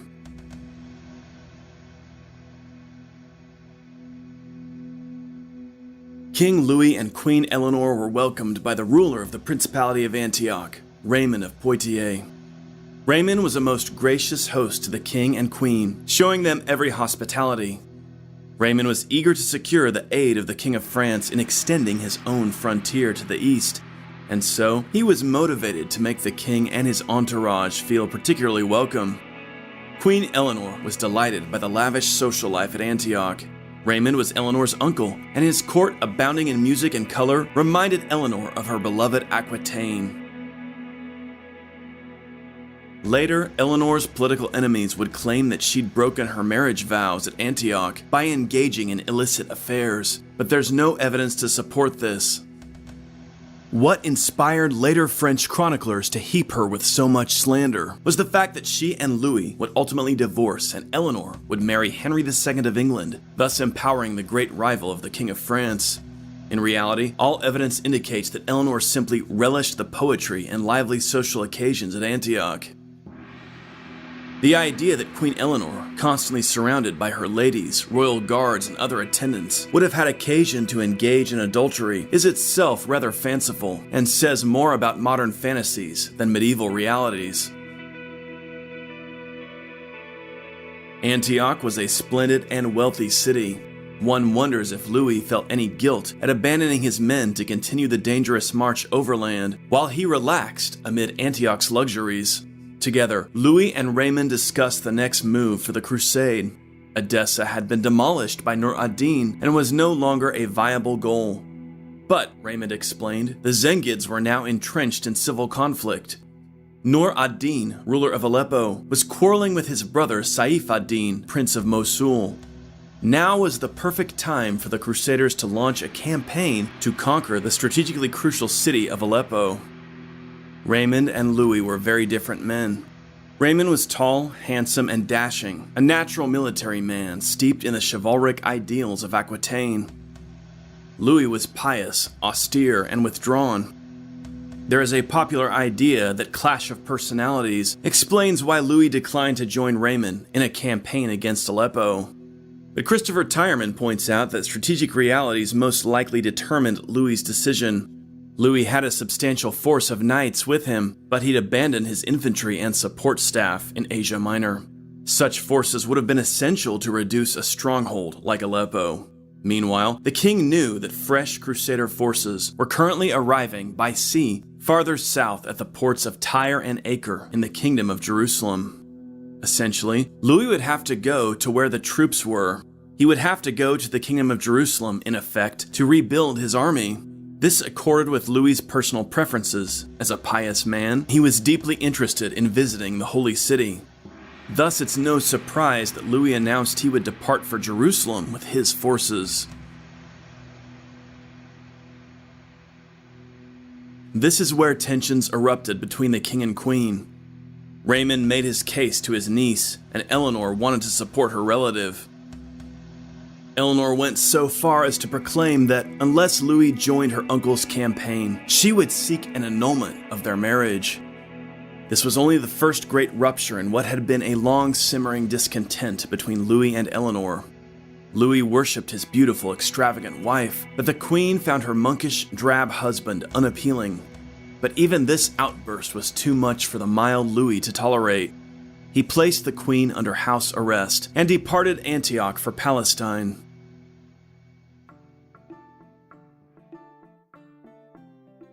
By the time Louis reached Jerusalem, Conrad, recovered from his illness, was already there as well. With Conrad was a substantial army of fresh mercenaries. Crusaders arriving from Provence, as well as veterans from the conquest of Lisbon, were showing up by ship around this time as well. Combined with the local forces of the Kingdom of Jerusalem, the Crusade's strength was greatly replenished. Christopher Tyerman argues that despite the distractions, defeats, desertions, and high casualties, the Western forces that gathered in Outremer in the spring of 1148 constituted easily the largest Christian army to arrive in Outremer since 1097 through 1099. That is, since the First Crusade. However, this may still have been a fairly small army. Historians Emily Babcock and A.C. Cray argue that the army that besieged Damascus was not a very large one, probably no larger than the one which had attempted the same task 20 years before. Here, Babcock and Cray are referencing Baldwin II's army that besieged Damascus in 1129, which contained around 2,000 knights and 10,000 infantry.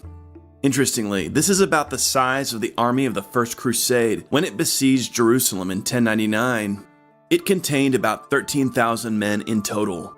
This gives us a good idea of the size of the army that assembled in Jerusalem in the summer of 1148.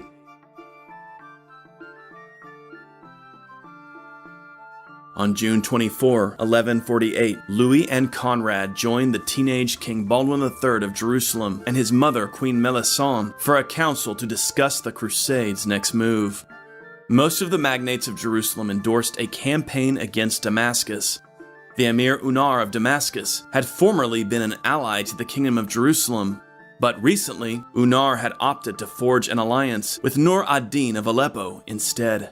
In fact, Nur ad-Din had recently married Unar's daughter. It made sense to try and prevent the powerful Zengids from bringing Damascus fully under their control. The conquest of Damascus would solidify Frankish power in southern Syria and northern Palestine. It would provide the Kingdom of Jerusalem with the natural frontier of the eastern desert and effectively split the Muslim world in two, cutting off Egypt from Zengid Syria. Louis and Conrad were convinced. Damascus would be the next target of the Second Crusade.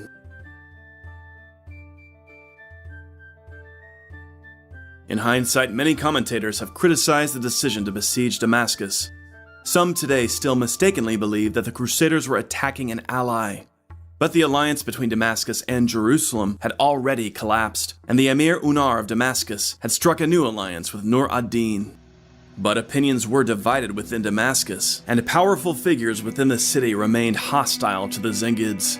The Templars and other leading figures in the Kingdom of Jerusalem may have had contact with treacherous elements within the city, and this may be why they felt that Damascus could be taken quickly.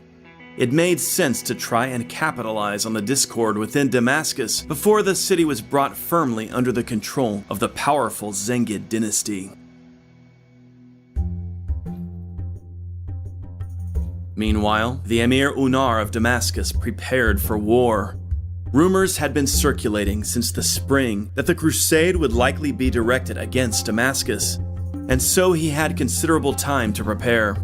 He summoned local Arab tribes to join with his own army and alerted the governors of frontier provinces. He also posted scouts on the roads to Damascus and dispatched men to cut off or divert water supplies on the route that would be taken by the Crusaders. Most importantly, he secured the help of the Zengid rulers Saif ad-Din and Nur ad-Din, who put aside their civil conflict and organized their Askar troops and armies within days of receiving Unar's appeal.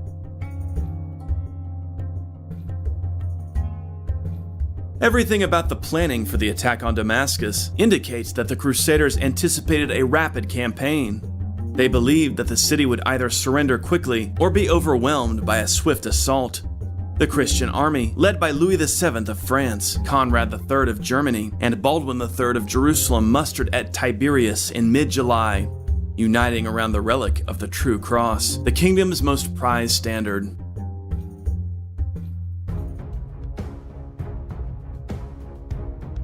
They then struck out for Damascus, arriving before the city on the 24th. The Christians approached the city from the west, where grew immense orchards watered by the Barada River. These orchards were useful both defensively and as a source of provisions for the army. Plus, the river would provide the besieging forces with abundant water. Initially, the local forces of Damascus tried to hold the orchards, but the Crusaders attacked and pushed them out. The city's cavalry forces now made a stand at the Barada River, but the Christians attacked under the leadership of Conrad III. The German knights fought in a tight formation on foot, drove the Muslim forces back, and secured control of the Barada River. The Christians were now well positioned to launch an assault, but after 2 days of attacks, the city did not fall. News arrived that both Nur ad-Din and his brother Saif ad-Din were approaching with their armies for the relief of Damascus. William of Tyre claims that, at this point, the Crusaders moved their camp to the eastern side of the city, since the defensive walls here were weaker. However, Emily Babcock and A.C. Cray point out that William of Tyre was writing much later and was not a witness to these events. Ibn al-Qalanisi, the Damascus chronicler, was present in the city at the time, and his account is the best and most accurate for the siege, and he does not describe the Crusaders shifting the location of their camp. Babcock and Cray explain, "None of the Arab writers mention such a shift of the Christian camp. Qalanisi, the best authority on the siege, gives a day-by-day description of the battles from Saturday to Thursday, with a statement of the location. According to him, the Christians remained in the same general area until the day they withdrew from the siege entirely. On the 4th day of the siege, the Crusaders found themselves dealing with increasingly stiff resistance." Babcock and Cray note that Muslims summoned by letter were arriving in constantly increasing numbers. The Crusaders had gambled on a quick conquest, but resistance within Damascus had proved more stubborn than expected. Ultimately, the approach of Nur ad-Din and Saif ad-Din with large Zengid armies left the Crusaders with no option but to withdraw. After only a 4-day siege, the Christian army retreated in good order at dawn on July 28, back to Jerusalem. Given the circumstance, the Christian leaders had no other option. To remain would have risked annihilation. The siege of Damascus had failed. Although the Crusader forces remained intact, they nevertheless achieved nothing. Once the Christian army returned to Jerusalem, the crusade at last unraveled. Conrad departed on September 8, sailing for Thessalonica and then arriving again in Constantinople. Once more, the German emperor was entertained by the Byzantine emperor. Now fully reconciled, Conrad and Emmanuel discussed plans to once and for all destroy their mutual enemy, Roger II of Sicily.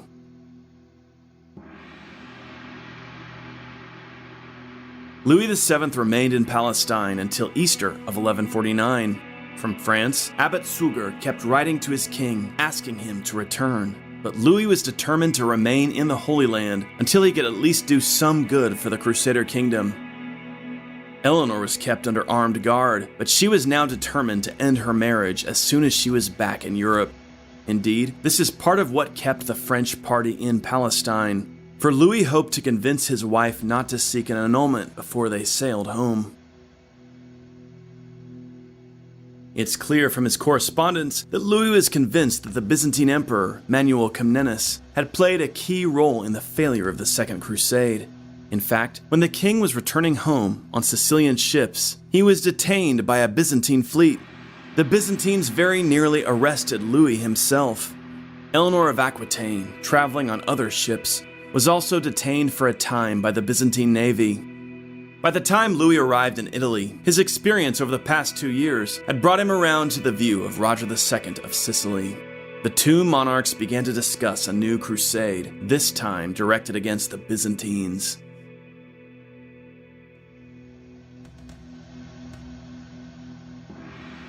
The failure before Damascus brought an end to the Second Crusade in the Eastern Levant. When the Christian coalition returned to Jerusalem, there was a brief discussion about launching a campaign to take Ascalon. Conrad III waited, but few agreed to participate in another offensive. After a week, the German emperor departed for the west, harboring bitter feelings toward the nobility of the Latin East. Having led the largest army, Conrad had lost the most during the crusade. His nephew, Frederick, the future Frederick Barbarossa, had been with him throughout the long, horrific experience, and as future events would reveal, took many lessons from it. Frederick, one day, as emperor himself, would lead his own crusade, and his march across Anatolia would be impeccable. Indeed, in 1190, during the Third Crusade, Frederick Barbarossa would crush the Seljuk Turks on the battlefield numerous times, and then dictate terms to them after capturing their capital city of Iconium. Frederick wasn't alone in taking valuable lessons from the experience. Second Crusade had very much been Bernard of Clairvaux's project, and he'd emphasized the role of God's providence. Future crusaders like Barbarossa and Richard the Lionheart would tend to the spiritual side of the campaign, but would be particularly meticulous in seeing to the organization of their armies, making arrangements for supplies and maintaining their independence from rulers encountered along the way. Barbarossa was particularly wary of the Byzantines, and during his crusade he would face outright treachery from a collapsing Byzantine regime. But in Barbarossa's case, it wouldn't matter very much, for his well-oiled, powerful army would dominate the Byzantines easily. Conrad's brother, the Bishop Otto of Freising, tried to see a silver lining in the whole miserable experience, recalling, "Although it was not good for the enlargement of boundaries or for the advantage of bodies, yet it was good for the salvation of souls." Although a failed crusader, Louis VII returned to the West with his reputation enhanced. In a society in which crusading had become the ideal, the king was admired for having taken up God's work in the Holy Land, suffering along with Christ in Palestine. His authority as king was magnified as well, as was his relationship with the princely houses of Champagne and Flanders. In 1150, Louis even discussed launching another crusade to aid the East, but this came to nothing. As an old man, the king was often heard to swear, "By the saints of Bethlehem." Across Christendom, there was much sorrow over the outcome of the Holy Land campaign. Even in the Iberian Peninsula, where the crusade had been a universal success, many were saddened by the terrible defeats suffered in the East. Some churchmen criticized the enterprise, accusing its leaders of arrogance, immorality, and rapacity. But were men like Louis VII and Conrad III less morally upright than the heroes of the First Crusade? Pope Eugenius III stated that the failure in the East had caused, quote, "the most severe injury of the Christian name that God's Church has suffered in our time." A later pope, Hadrian IV, probably got to the heart of the matter when he criticized Louis VII for undertaking the crusade, quote, "with little caution." If Louis VII and Conrad III were guilty of anything, it was failing to plan exhaustively. They organized large, splendid armies, but failed to take steps toward maintaining discipline and unity, or toward ensuring the steady flow of supplies. Both rulers had to rely on Manuel Comnenus, who proved to be a poor ally. Later, Richard the Lionheart and Frederick Barbarossa would both lay out meticulous codes of conduct for their armies and then enforce them strictly. In Richard's case, he organized and controlled his own fleet. Both men exercised such effective leadership over their armies that they were capable of subduing questionable allies in Sicily or in Byzantium, and Richard even conquered his own supply base at Cyprus. It's hard to imagine either Louis or Conrad showing such resourcefulness. Bernard of Clairvaux came under particular criticism, though his reputation for holiness remained intact. The saint issued a defense of he and the Pope's crusade policy, De Consideratione, between 1149 and 1152.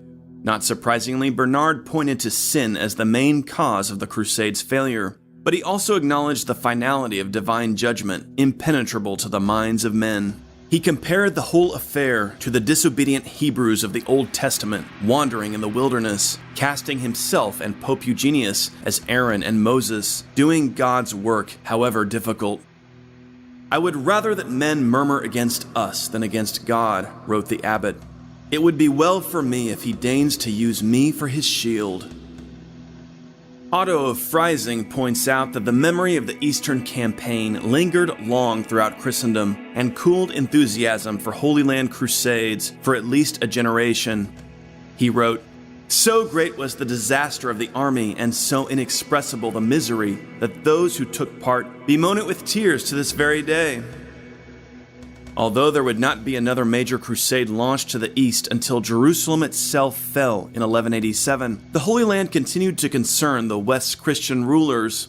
Popes continued to call for new crusades, though the response from the 1150s through the early 1180s was generally tepid.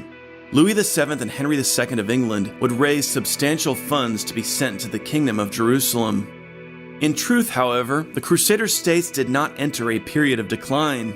Although the county of Edessa had been lost, the Kingdom of Jerusalem grew in strength and wealth, conquering Ashkelon in 1153. New castles were raised on the frontier, in part from funds provided by the monarchs of France and England. The Templars and Hospitallers continued to attract large endowments and deployed increasingly strong military forces in Palestine. By 1170, the Latin East was flourishing and holding its own against the challenge of its powerful neighbors. Crusading continued to evolve and become more prominent on the northern front, as well as in the Iberian Peninsula.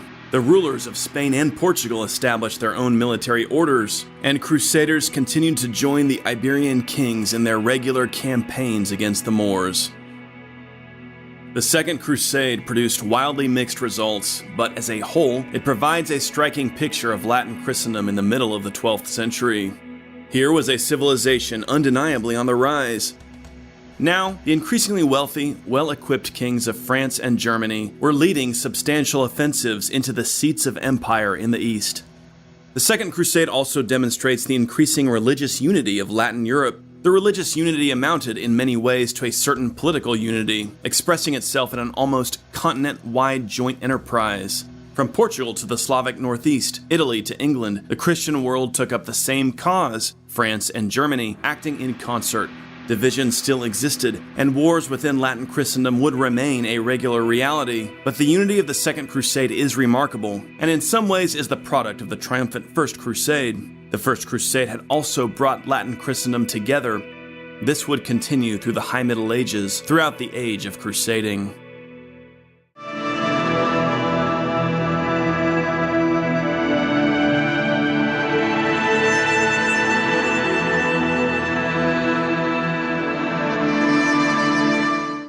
(1187) proved to be one of the most critical years in the history of the Crusades. In July, Saladin, ruler of Egypt and Syria, defeated the army of the Crusader Kingdom of Jerusalem at the Battle of Hattin. Saladin next conquered Jerusalem itself, as well as virtually all the other cities and castles in the Christian kingdom. Back in Europe, this sent shockwaves throughout Latin Christendom. In response, Pope Gregory VIII issued Audita Tremendi, an eloquent document calling on Christendom to take up arms to recover the Kingdom of Jerusalem.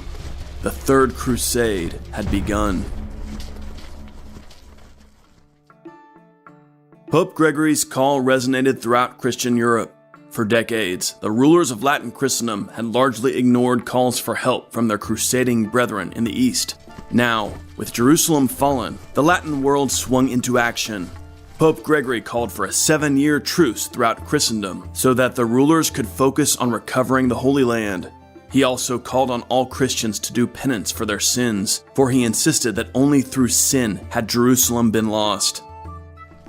The Pope knew that France was vital to the success of any crusade, and so he at once set to work on securing peace between the King of France, Philip II, and Henry II, King of England and ruler of the vast Angevin Empire, which included Normandy, Anjou, and other portions of modern France. In January 1188, Henry and Philip met at their traditional conference site on the borders of Normandy. Here, the Bishop of Tyre preached powerfully to the two monarchs about the need for a new crusade. The bishop's words deeply moved the crowd, and suddenly, the ancient feuding of the two kings seemed meaningless compared to the plight of the Holy Land. Philip and Henry agreed to a peace. On the 21st, both rulers took the cross, that is, vowed to lead their armies in crusade. However, Henry's son, the courageous Richard the Lionheart, had already vowed to join the crusade back in November at Tours within hours of receiving news of the fall of Jerusalem. Henry later chided his son for taking the cross without his permission, but Richard's example inspired thousands of others. Throughout France and England, men were taking the cross. The first major power to depart for the East was the Holy Roman Empire, led by Frederick Barbarossa.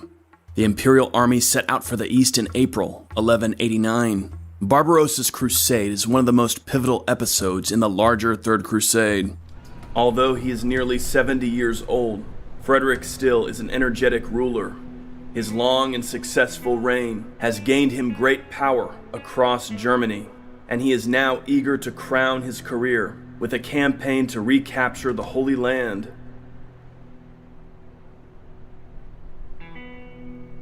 However, Frederick is no naive crusader. As a young man, he fought under Conrad III of Germany, who led an army to the east during the Second Crusade. Frederick well remembers the problems experienced by Conrad's army. Above all, Frederick recalls the dangerous journey across Asia Minor, where the Seljuk Turks had brutally defeated Conrad's knights in 1147. Frederick is eager to avoid Conrad's mistakes and intends to meticulously organize his army for the long campaign. He dispatches envoys to secure safe passage in the lands through which his army must pass on its journey.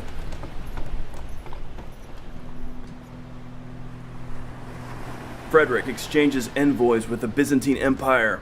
Envoys from the Byzantine Emperor, Isaac Angelus, assure Frederick that the German army will be permitted to safely move through Byzantine territory. However, in truth, Isaac views Frederick as an enemy. Recently, Frederick had forged an alliance with the Normans of Sicily, an avowed enemy of Byzantium.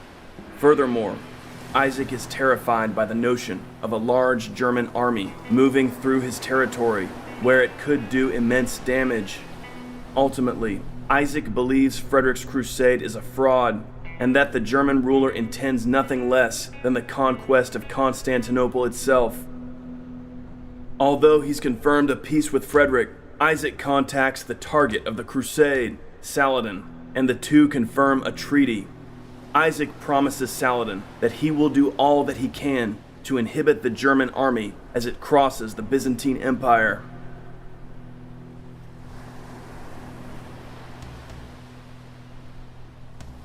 In addition, Frederick exchanges envoys with another major power that controls part of his route, the Seljuk Turks, who rule much of eastern Anatolia. The Seljuk Sultan also agrees to friendship with Frederick, promising that the German crusaders will be able to pass peacefully through Seljuk territory. Having taken care of diplomatic matters, Frederick Barbarossa departs from Regensburg on May 11, 1189, at the head of the largest crusader army ever to set out for the east. Marching with him is his son, Frederick, the Duke of Swabia, and most of the important German nobility. It's a momentous event, the crowning achievement of a long and triumphant reign. As the great crusader host passes through the towns of Germany, the citizens cheer, Many feel certain that such a tremendous force, led by so wise an emperor, will succeed in retaking the Holy Land.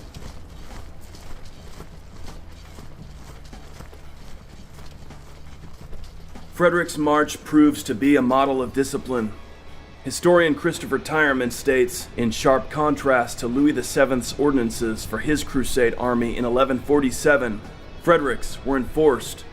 Loutish behavior led to the loss of hands, theft to execution. Such harsh discipline was coupled with a constant emphasis on the pious nature of the operation. The general effect on morale and military effectiveness stood in marked contrast to the shambles into which Conrad III's army had descended in Asia Minor in the autumn of 1147.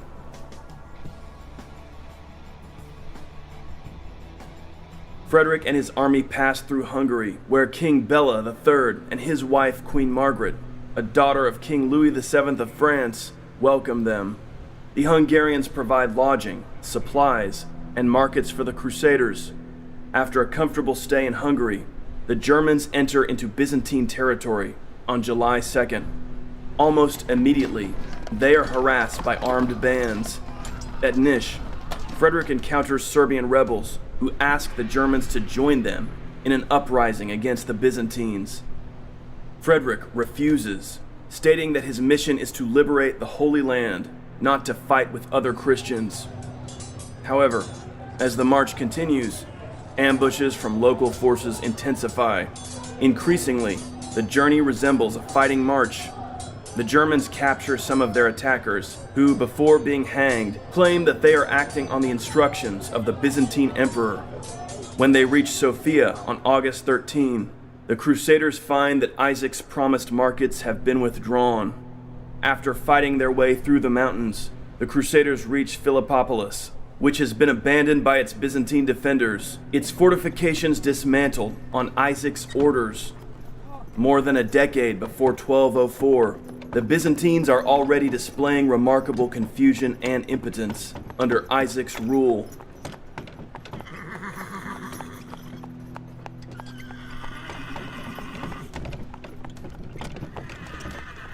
As the Crusaders enter the abandoned Philippopolis, Frederick learns that his envoys at the Byzantine court have been thrown into prison. He also receives tactless communications from Isaac, demanding hostages to guarantee good behavior from the Germans and a share of future conquests. Isaac's refusal to afford Frederick his proper title in this correspondence is the icing on the cake. The Holy Roman Emperor is in no mood to negotiate, especially since it's becoming increasingly clear that he has the military advantage. He responds angrily to Isaac's message, demanding that his envoys be released and that the Byzantines provide peaceful passage to the Crusader army. Isaac releases the envoys, but shows fickleness in making any agreement of peaceful relations. Meanwhile, Frederick's troops occupy Philippopolis and the surrounding territory, securing food and markets through their own prowess. Frederick settles on a strategy to force the Byzantines to cooperate.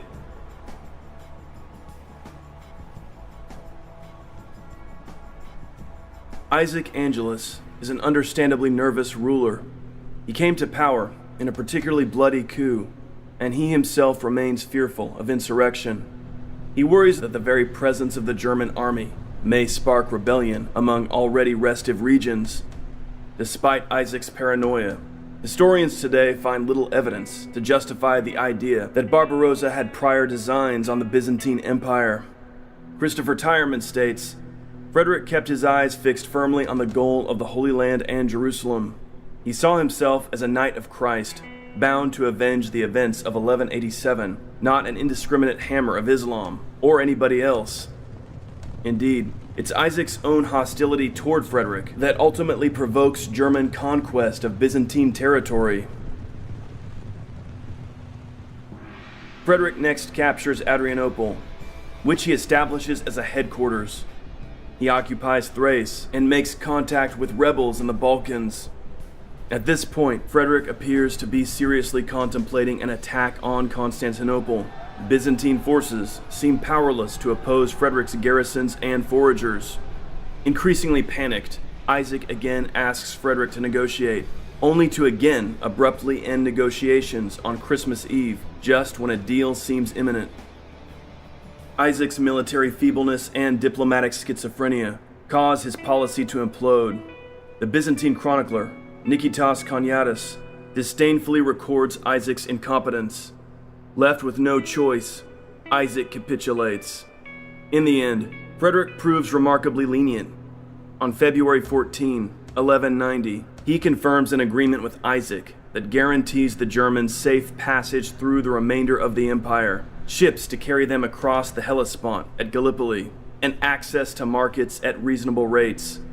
In return, Frederick promises to avoid Constantinople and withdraw from Byzantine territory.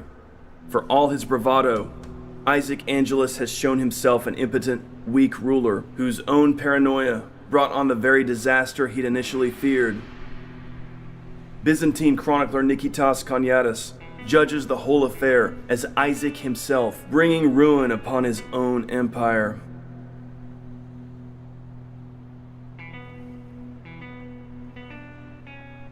The German army next departs Byzantine territory, and yet their greatest challenge awaits them in the lands of the Seljuk Turks.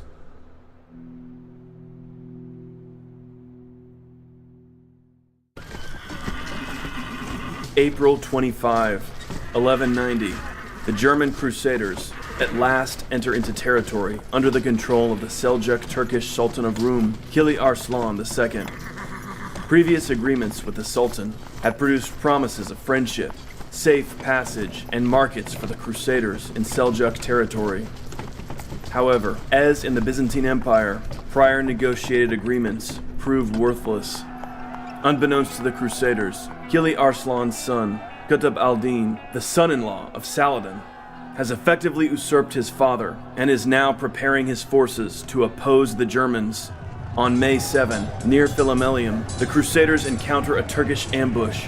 The Emperor's son, Frederick of Swabia, leads a counterattack that decisively repulses the Turks, who suffer heavy casualties. The Crusaders press on through the rugged terrain, beating back Turkoman raids and increasingly suffering from hunger. Despite these difficulties, the German forces struggle on and maintain incredible discipline. They fight their way to the city of Iconium, the capital of the Seljuk Turks. Although some of the leading men in the army want to press on, Barbarossa insists that they take the city, rather than leave it as an enemy stronghold at their rear.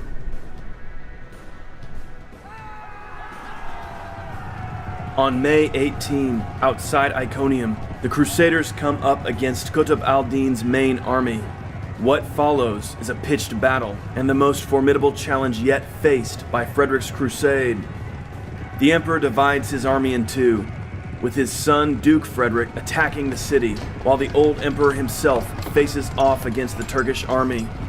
Although the Turks outnumber the Christians, the German knights deliver a cavalry charge that shatters Qutb al-Din's divisions. The Turks are beaten and suffer casualties numbering in the thousands. Iconium falls to the Christian army, and the Germans pillage it at their leisure.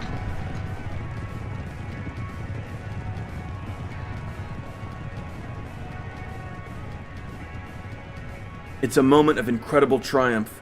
The Turks are utterly defeated, and Iconium yields immense booty to the Crusaders. Broken and humiliated, Qutb al-Din is removed from power, and his father again resumes rule of the Sultanate. Kili Arslan II resumes his compliant policy toward Frederick, who agrees to a peace if his army is provided with Turkish hostages and supplies. The Sultan submits to these terms. Triumphant, the German Crusaders march unopposed through Seljuk territory.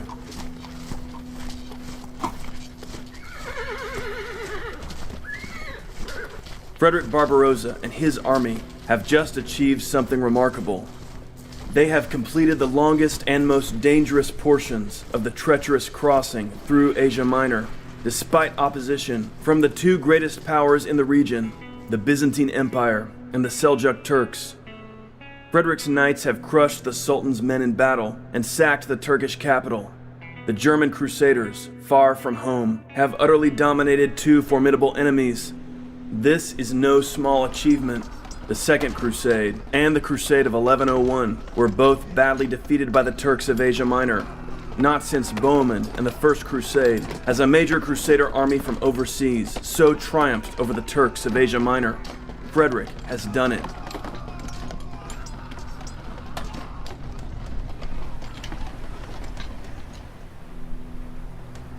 But Barbarossa's crusade is rarely remembered for this remarkable military operation, which is a model of discipline and ranks as one of the outstanding feats of the medieval era. How many armies, so far from home, could overcome two powerful enemies in succession on their home turf? Instead, it's subsequent and rather random events that have come to define Frederick's crusade in the popular imagination. Some weeks later, the German Crusaders march into the friendly territory of Christian Armenia. There, on June 10, as the army is crossing the River Salif, some unknown event takes place that ends the life of the great Holy Roman Emperor.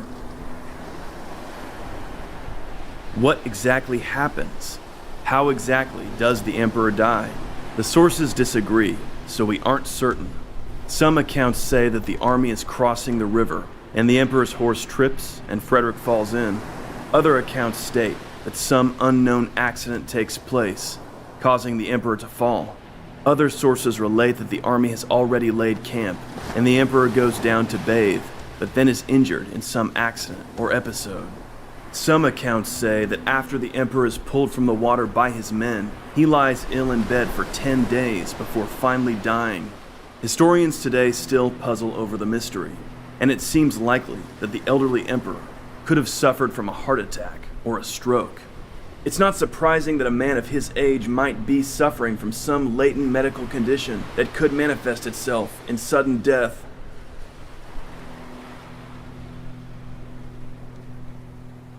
Regardless of what happens, Frederick dies. His followers are devastated.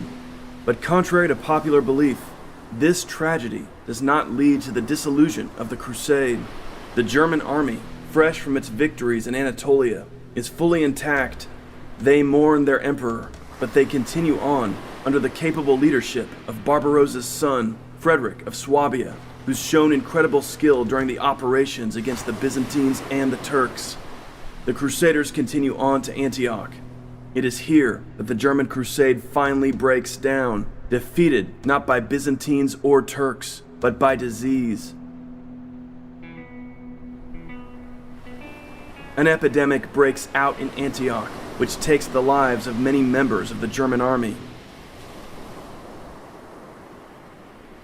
At this point, some of the survivors return home, while some continue on to the Holy Land under the Duke of Swabia.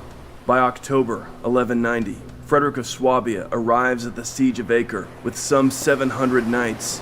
From Acre, Frederick writes to his brother, the new Holy Roman Emperor, Henry VI, asking him to request papal recognition for the German hospital at the siege camp of Acre. Interestingly, it's this German hospital that gives birth to the Teutonic Knights, a German crusading order that will have a major role to play in the Northern Crusades. Frederick of Swabia himself dies of illness at Acre in early 1191. A much reduced German coalition continues to serve at Acre under the command of Duke Leopold of Austria. However, at this point, the German army has been so reduced in numbers by disease that it no longer plays a major role in the crusade. Rather, it's primarily the forces of Richard the Lionheart and Philip II of France that will wage the war against Saladin. Frederick's death is untimely and tragic, but we should not forget the remarkable victories of his campaign. The German army demonstrated incredible competence and skill over the course of the grueling war in Asia Minor. Historian G.A. Loud writes, while clearly suffering severely as it marched through Asia Minor, Frederick's army was far from being defeated there. Indeed, in capturing Iconium and securing the submission of Kili Arslan, the emperor gained a significant military victory. And finally, it is not the Emperor's own death that spells doom for the German contingent. Without the epidemic at Antioch, the German army could have continued intact under the Emperor's son, a proven commander who had the loyalty of the German forces.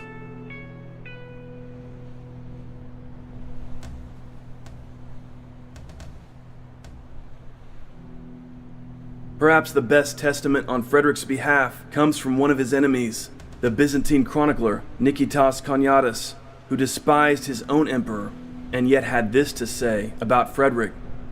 He was a man who deserved to enjoy a blessed and perpetual memory. His burning passion for Christ was greater than that of any Christian monarch of his time. Following the example of the Apostle Paul, he did not count his life dear to him, but pressed forward, even to die for the name of Christ.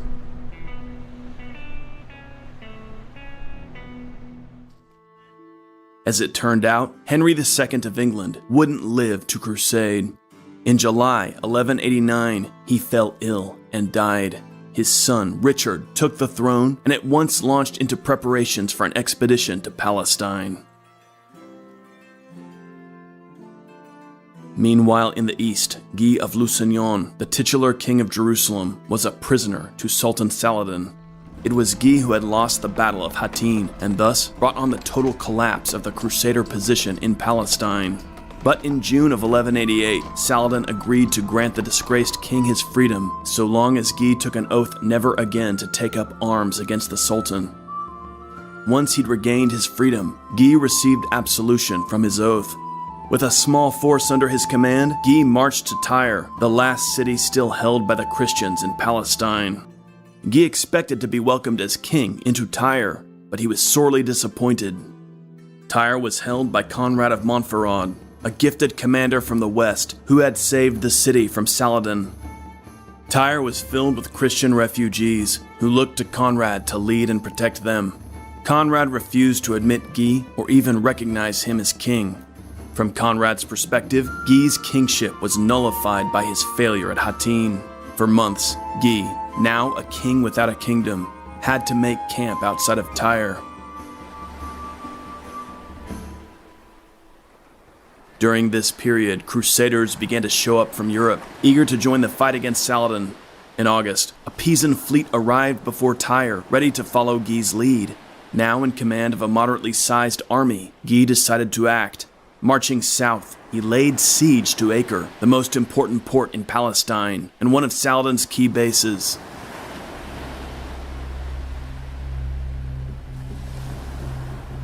On August 28, Guy established his army on the low hill of Turon, a mile and a half east of Acre. Although Guy's force was small, this position allowed him to press the city quite closely and to maintain a view of the surrounding territory. Meanwhile, the Pisan fleet established a beachhead and attempted to blockade the harbor. To counter this bold move by the Christians, Saladin arrived with his vast army and established control of the countryside. The Sultan spread his troops throughout the hills, setting up base on Tel Kaisan, some 5 miles southeast of Acre. His forces extended all the way to the hill of Tel Ayadiyah to the right and to the river Na'aman to the left. Saladin had put the besiegers to siege. However, the very daring of Guy's attack made it effective. New crusaders arriving from the west rallied to Guy, now cast as the hero taking the fight to Saladin to recapture a key Christian city. Gradually, Guy's army grew and became more and more of a threat to Acre. Later, one Christian chronicler would write, "This was the beginning of the deliverance of Christendom."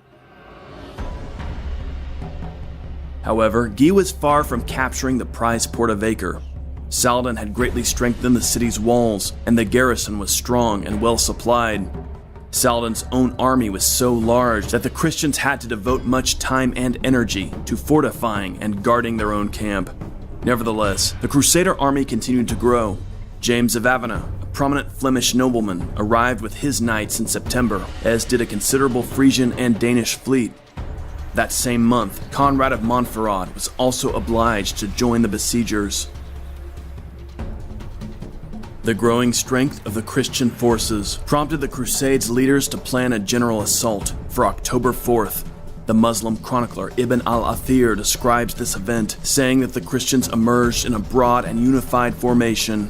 Guy himself led the attack, with 4 clerics marching ahead of him, bearing the Gospels. The battle that followed was long and bloody. The Knights Templar, led by their Grand Master, Gerard of Ridderford, charged Taqi al-Din's contingent on the Muslim right, causing them to retreat. This prompted Saladin to reinforce his right with troops from the center, which consequently weakened the Sultan's center formation. The Christians in the center now delivered a charge, which broke the reduced Muslim center. At this point, Crusader infantry and cavalry managed to penetrate the Muslim camp at Tel Ayadiyah. However, the Christian forces now became overextended. The Muslim garrison of Acre launched a sortie, which placed serious pressure on the Christian camp. Coordination among the various Christian contingents broke down, with some attempting to press the attack, while others fell back in an attempt to repel the Muslim sortie coming from Acre. Saladin now masterfully reorganized his faltering center, and in conjunction with his left and right, launched a counterattack that drove the Christians back toward their camp. The Templars, pressing the fight to the end, endured some of the heaviest casualties, among them their Grand Master, Gerard of Ridderford, who went down trying to protect the Christian rearguard as it retreated back into camp. Thus, the Crusaders endured a serious defeat at the start of the Siege of Acre. But despite Saladin's victory, the strategic situation wasn't much changed. The Christians, though pressed on both sides, still held on strong in their camp, and their armies survived to continue the siege. Saladin, meanwhile, was still in a good position to harass the besiegers, though he still was unable to dislodge them. The battle for Acre would slog on, and would be the main focus of the Third Crusade for some time yet. In 1189, while a motley Crusader army struggled to besiege Acre in the Holy Land, Richard the Lionheart, son of King Henry II of England, prepared to set out on crusade. A learned, articulate man gifted in music and in poetry, Richard was also a top-notch warrior and commander. When he took the throne of England at age 32, he was at the height of his prowess, having proven himself an effective conqueror since his teens. Tall, with red gold hair and fierce blue eyes, Richard led from the front, riding alongside his men into the heart of danger. His soldiers were intensely loyal to him. The Lionheart was a force to be reckoned with.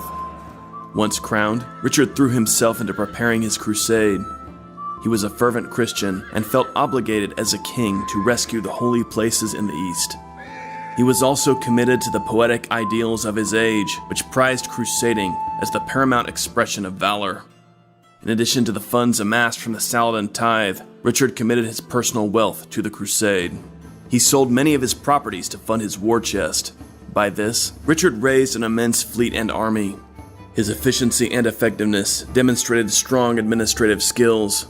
Indeed, Richard's abilities as an organizer and planner, far more than his personal valor, were at the heart of his success.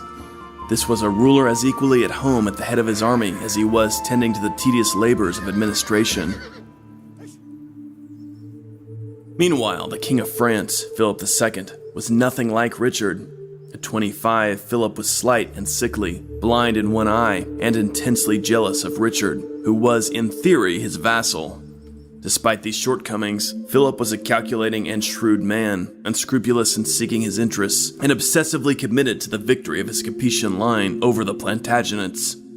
Unlike Richard, Philip felt no higher calling to the crusade, but was pressured into joining the expedition as a result of the mood throughout Europe. His organization was half-hearted, and the force he produced poorly funded. In addition, Philip did not command the loyalty that Richard did, and his control over his vassals was always tenuous. Richard and Philip departed in July 1190, traveling by sea with their forces to the east. Both kings stopped in Sicily en route to the Holy Land.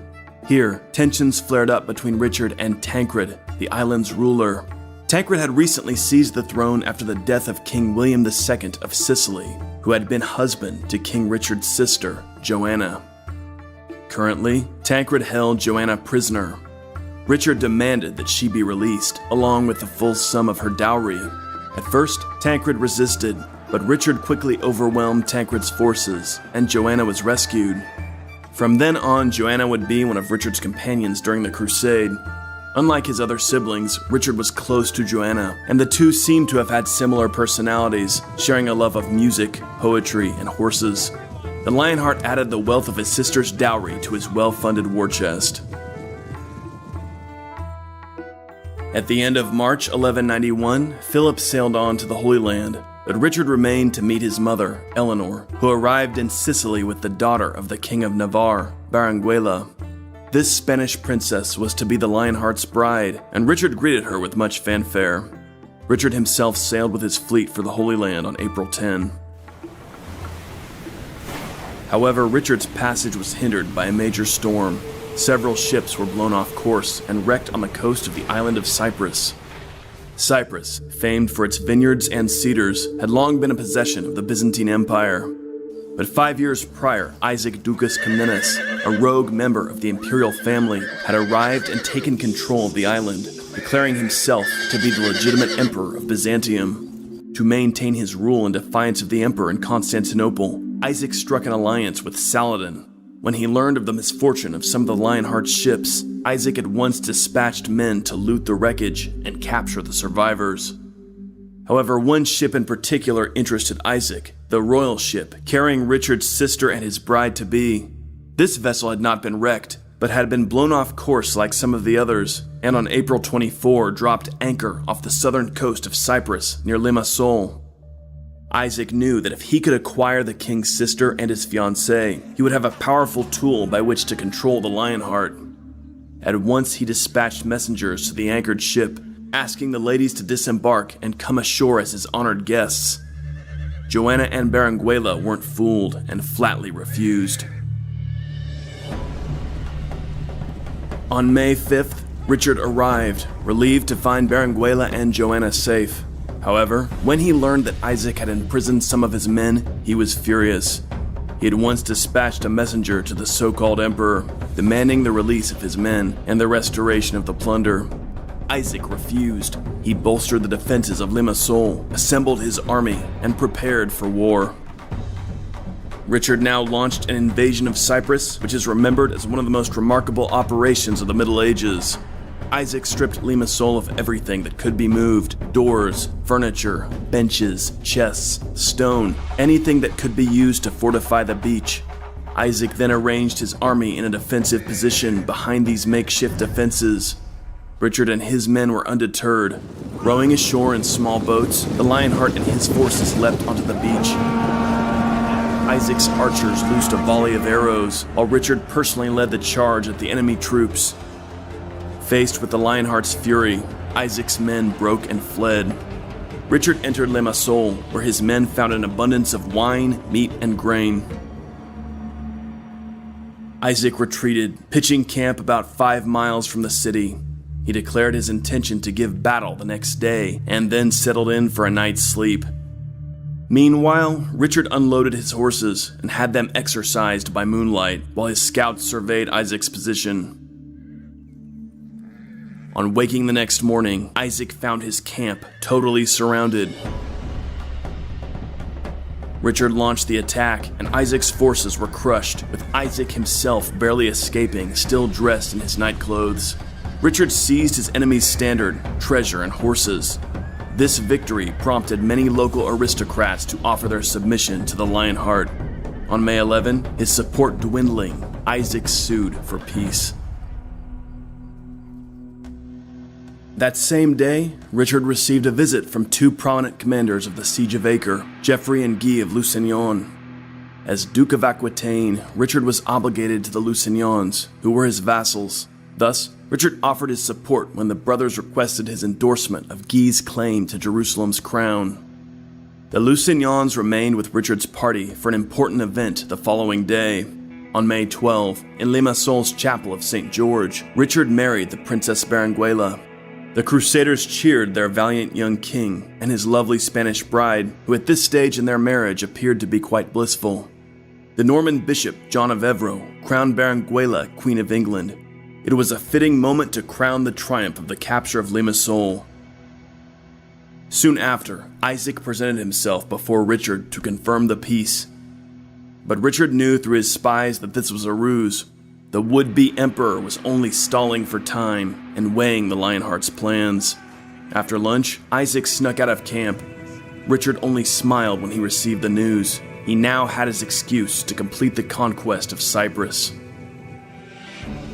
Richard gave part of his army to Guy of Lusignan and ordered him to pursue Isaac. The king divided the rest of his forces into 2 naval squadrons, which circled the island, seizing coastal fortresses and enemy ships. Having completed this circuit, Richard returned with his troops to Limassol. Here, he rendezvoused with Guy, who hadn't captured Isaac, but had secured the loyalty of more of the island's landowners. Isaac now retreated with the remainder of his troops to the northern castles high in the mountains, Buffavento, Cantara, and St. Hilarion. Here, Isaac hoped to wait Richard out. Eventually, reasoned Isaac, the Lionheart must continue on to the Holy Land, and when he did, Isaac could sweep back down from the mountains and regain control of all of Cyprus. It was a far-fetched plan at best. However, when news reached Isaac that Richard had taken the coastal castle of Kyrenia, along with Isaac's own daughter, the pseudo-emperor lost all will to resist. He surrendered completely, requesting only that he not be imprisoned in iron shackles. Richard accepted these terms and had special silver shackles made for his defeated opponent. Isaac's daughter was placed in the custody of Queen Berenguela and the Lady Joanna. By June 1st, the whole of Cyprus belonged to Richard the Lionheart. Richard's conquest of Cyprus is sometimes viewed as a distracting prelude to the main action, but in fact, it was one of the most important achievements of the Third Crusade. Cyprus was a wealthy island and strategically positioned just off the coast of Syria-Palestine. Possession of this island provided a valuable source of provisions, as well as the perfect staging ground for future crusades. In the immediate aftermath of his victory, Richard used Cyprus to provide food, supplies, and horses to the Crusaders besieging Acre. Cyprus would serve a similar function for the remaining history of the Crusades, and would be a possession of Latin Christendom for the next 4 centuries. The Cyprus campaign is also a remarkable example of Richard's brilliance as a general. The mountainous terrain made Cyprus difficult to fully subdue, but, as John Gillingham points out, the operation was finally conceived and methodically carried out. Having secured a critical supply base for the crusade, Richard now set off to join his fellow Christian warriors at the siege of Acre. By the time the fleet of Richard the Lionheart arrived at Acre on June 8, 1191, a Crusader army had been battling Saladin for control of the city for nearly 2 years. The Crusaders were positioned in their fortified camp before Acre's walls, while Saladin sat behind them with his enormous army, besieging the besiegers. The situation had devolved into a virtual stalemate, with the Crusaders unable to overwhelm the city, and Saladin unable to dislodge the Crusaders. But in the summer of 1191, King Richard Plantagenet greatly improved the situation of the Crusaders. First, he conquered the nearby island of Cyprus from one of Saladin's allies. Cyprus now provided the Crusaders before Acre with an abundance of food and supplies. Then, Richard brought his own fleet to the siege of Acre. Richard's first act was to destroy one of Saladin's supply ships as it attempted to bring provisions to Acre's Muslim garrison. As he disembarked, Richard was greeted by King Philip II of France and the overjoyed Crusader army. Finally, after 2 years of struggle, the Crusaders felt confident that King Richard and his army would bring them victory. The celebration lasted into the night, with the Christians singing around bonfires. Meanwhile, the Muslims of Saladin's army and inside of Acre looked with dread on the many ships and troops brought by the Lionheart. However, both Richard and King Philip soon fell ill. This dampened the spirits of the Christians somewhat, but as King Richard improved, he had himself carried out before the walls on a litter, so that he might use his crossbow to launch arrows at the defenders, even as he continued to recover.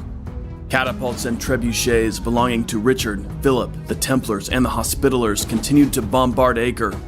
Meanwhile, Richard's fleet so fully blockaded the harbor that Saladin could no longer send supplies to his men within the city. The Muslims within Acre were starving and increasingly desperate. On July 4, Saladin made one final attempt to overwhelm the Christian camp with his army. but the Christians held firm behind their ditches, and Saladin's attack failed. At this point, the surrender of Acre seemed all but inevitable. On July 12, the besiegers and the besieged at last agreed to terms of surrender. The garrison handed themselves over to the Christians, with the agreement that they would be freed in exchange for 200,000 dinars, 1,500 Christian prisoners, and the relic of the True Cross.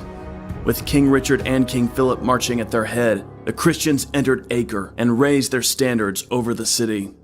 The Muslim garrison was placed in the city's dungeons to await their sultan's ransom. The siege of Acre was over. The Christians had regained one of the most important cities in Palestine. This was a huge reverse for Saladin after several years of nearly unbroken victories. Once again, Acre was a Christian city. The Crusaders immediately reconsecrated the churches, and Richard and Philip began restoring the city's walls and towers. They also turned to the prickly issue of the succession of the crown of the Kingdom of Jerusalem. Both claimants, Guy of Lusignan and Conrad of Montferrat, formally submitted their arguments to the judgment of King Richard and King Philip. After consulting with the Templars, Hospitallers, and the local barons, the two kings reached a compromise. Guy would remain king until his death, at which point Conrad and Isabella, or their heirs, would gain the crown. Both would share the royal revenues. The decision didn't fully satisfy Guy or Conrad, but it satisfied the Crusaders, who were eager to be done with this distraction and continue on with their efforts to defeat Saladin. But this concord was endangered on July 29, when King Philip announced that he would abandon the crusade and return to France. Future French chroniclers would criticize Philip for abandoning his solemn duty as a Christian ruler. In truth, Philip had never wanted to crusade. He was far more interested in getting back to the west, where he could plot to seize territory belonging to Richard. Philip was reluctant to deal with Richard face to face, but with the King of England far away on crusade, Philip had the chance to sow discord at home. Richard had no delusions about the ugly reality of Philip's character, and so the Lionheart asked the King of France to swear solemnly on holy relics that he would not attack Plantagenet lands. But why expect Philip to honor that oath when he was already breaking his Crusader's vow? When Philip departed, Richard also sent back one of his chief military captains, Mercadier, with instructions to guard against Philip's attacks. Philip's departure was devastating for the French army, most of which remained in the Holy Land. Richard provided funds to maintain them. Leadership of the crusade now fell solely on Richard's shoulders, a task for which he was certainly suited. He dispatched envoys to Saladin, asking that the terms of surrender of Acre be fulfilled. Saladin responded that he certainly would, but asked that he be allowed to deliver the payments and prisoners in installments. Richard agreed to this at once. Both sides agreed to a schedule of payments, in which Saladin would deliver the ransom gradually, while both sides would exchange their prisoners. However, as each deadline came and went, a pattern began to emerge. Saladin refused to keep his end of the bargain. At each assigned date, Saladin offered excuses as to why he could not deliver a payment or release prisoners. Richard agreed to extend the deadlines, but it became clear that the Sultan was toying with the Crusader king and trying to undermine his authority. Above all, Saladin wanted to keep Richard bogged down in Acre, endlessly negotiating over these prisoners, while the Christian army disintegrated. Even Saladin's own chroniclers admit this. Whereas Richard, famously, was obsessed with the well-being of his own men, on this occasion Saladin was perfectly content to gamble with the lives of his most valiant soldiers, the men who had defended Acre. These men provided the Sultan with a means of stalling his enemy, and that mattered more to Saladin than obtaining their freedom. Richard quickly recognized Saladin's game. He knew that the Sultan was toying with him and trying to both break the momentum of the crusade as well as make Richard appear ineffective. After one more broken deadline and litany of excuses from the Sultan's envoys, Richard marched his prisoners out before Saladin's encampment and executed them in full view of the Muslim army. In effect, Richard had called Saladin's bluff, and the results would prove disastrous for the Sultan. Many emirs and leading men in the Muslim forces were enraged that Saladin had failed to ransom the brave defenders of Acre, and this would create loyalty problems for the Sultan that would persist throughout the crusade. In addition, Saladin would from then on find it very difficult to convince his men to garrison castles and cities, since they now feared the fate of Acre's garrison. Ultimately, Richard had given Saladin ample opportunity to secure the lives of his men. This was more than could be said for Saladin, who had ruthlessly executed Templars and Hospitallers taken prisoner after the Battle of Hattin, giving them no opportunity to be ransomed. By repeatedly reneging on the terms of the agreement, Saladin intentionally placed Richard in a very difficult situation. Richard had no ability to permanently house these prisoners, nor could he allow the Sultan's flagrant violations of the terms go unanswered. It was a hard and bloody decision made in the midst of a hard and bloody war, and ultimately, Saladin himself should be criticized for abandoning the courageous Acre garrison to such a cruel fate. Compared to Richard, who often risked his own life leading rescue missions when his own men were captured, we can only wonder at Saladin's calloused and ungrateful attitude toward his bravest soldiers. Saladin tried to use the massacre as a propaganda win, executing many Christian prisoners of his own in dramatic public spectacles, but ultimately, considerable numbers of his own followers continued to blame him for the needless deaths of their comrades. Saladin would never overcome this bitterness that now infected his ranks. With the recapture of Acre, the Third Crusade achieved a critical success. Acre had served Saladin as one of his key garrisons and arms depots. With Acre as a base, Richard the Lionheart was determined to further his conquests.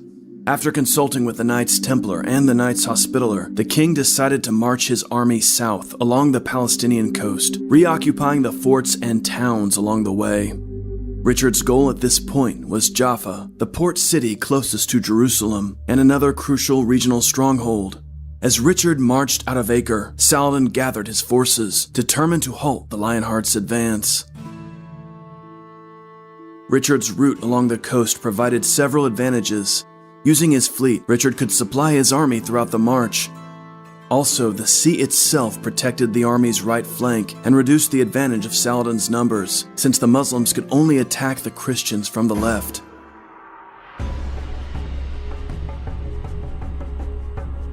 On August 22, the Christians began the grueling march. The weather was hot, the terrain treacherous. Saladin's Turkish horse archers harassed the Christian column with sudden bursts of arrows, wounding or killing horses as well as men. But Richard maintained strict discipline. The army's formation was impeccable and advanced down the coast intact, despite harassment from Saladin's forces. Finally, on the morning of September 7, the Christian army emerged from a wooded region north of Arsuf. Richard knew that Saladin would likely try to force a battle, for the Sultan had been summoning forces from across Egypt and Syria. At dawn, the Christians drew toward Arsuf, arranged in 12 squadrons, with the Templars leading the vanguard and the Hospitallers holding the rear guard. In total, Richard had about 10,000 infantry and around 1,200 heavy cavalry, for a total of roughly 11,000 to 12,000 men. Saladin's army numbered at least twice that amount, at around 25,000. As the Crusaders emerged from the woods, Saladin launched part of his army in attack, while keeping some forces in reserve. Saladin's chronicler and biographer, Ibn Shaddad, says, "The enemy were tightly beset, and the fighting was fierce and blazed into flame on both sides. The enemy quickened their march in the hope of reaching the site where they could camp. Their situation became serious, and the noose about them tightened, while the Sultan was moving between the left wing and the right wing, urging the men on in the Holy War." The Gesta Regis Riccardi, an eyewitness account of the Third Crusade from Richard's camp, records how essential those valiant crossbowmen and archers were that day. Those absolutely inflexible men-at-arms who brought up the rear of the army drove back the relentless Turks as best they could with a continuous volley of shots. Richard had arranged his infantry, including his archers, so that they marched alongside the cavalry, protecting the horses from enemy arrows. Nevertheless, the Gesta author says that the Christians were so hemmed in by Saladin's attacks that they could see nothing but the sky and the enemy. Some crossbowmen walked backward as the Christians advanced, so that they could maintain the marching order while holding back the Turks. The effectiveness of the Crusaders' marching order caused the Muslims to attack at closer and closer range. Now, the Turks weren't just using their bows, but taking out their lances for more direct attacks. In the rearguard, the Hospitallers were particularly hard-pressed by these attacks. The Hospitallers requested permission to give charge, but the king refused. In fact, the increasing boldness of the Saracen attacks played into Richard's plan. The Lionheart hoped to force Saladin to fully commit his army to close-quarter fighting so that the Christians could launch a decisive charge that would shatter the Saracen ranks. As Saladin pressed the attack, Richard's column continued to advance. This prompted bolder and bolder attacks from the Muslims. The chronicler Ibn al-Athir says that many Saracen troops had by now taken a position close to the action, and the Gesta says that the Christians noticed that many of the Turkish cavalrymen had now dismounted in an effort to shoot their arrows more accurately. It was at this moment that the Crusaders finally gave charge. Ibn Shaddad describes his experience of this event with riveting detail. Then their cavalry massed together and agreed on a charge. I saw them grouped together in the middle of the foot soldiers. They took their lances and gave a shout as one man. The infantry opened gaps for them, and they charged in unison along their whole line. Our men gave way before them. It happened that I was in the center, which took to wholesale flight. My intention was to join the left wing, since it was nearer to me. I reached it after it had been broken utterly, so I thought to join the right wing, but then I saw that it had fled more calamitously than all the rest. Ibn Shaddad fled to where Saladin was positioned with his bodyguard. He writes, "The Sultan stood among them while men were fleeing on all sides, but he was commanding the drummers to beat their drums without stopping. He ordered the men to rally to him, but they were all fleeing around him. The Muslims were in a complete rout." Ibn Shaddad tells us that the Christians charged in a total of 3 different waves. These charges were coordinated using signals from Richard's trumpeters. In the initial charge, the Muslims suffered serious casualties, and with each additional charge, Saladin's army was further devastated. The Christian infantry moved up behind the knights, finishing off wounded or fleeing enemy troops.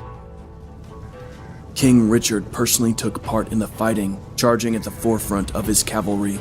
The Gesta Regis Ricardi dramatically recounts the king's conduct.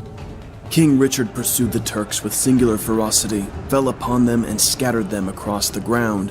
No one escaped when his sword made contact with them. Wherever he went, his brandished sword cleared a wide path on all sides.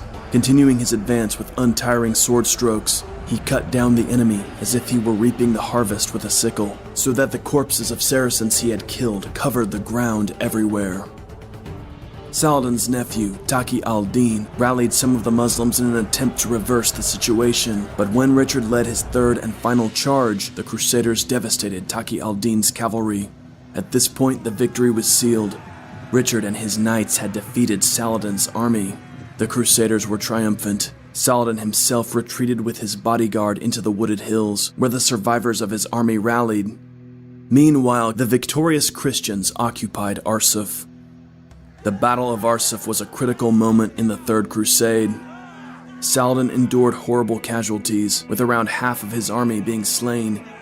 However, his army was not fully destroyed, and he was able to rally the survivors, which numbered around half his original force, at a safe point in the hills. Here, Ibn Shaddad tells us that Saladin was inconsolable after his defeat, refusing to eat or even speak much to anyone. Christian casualties were light, but the army was particularly moved by the loss of James of Avana, a knight well loved by his comrades who had shown much bravery during the battle.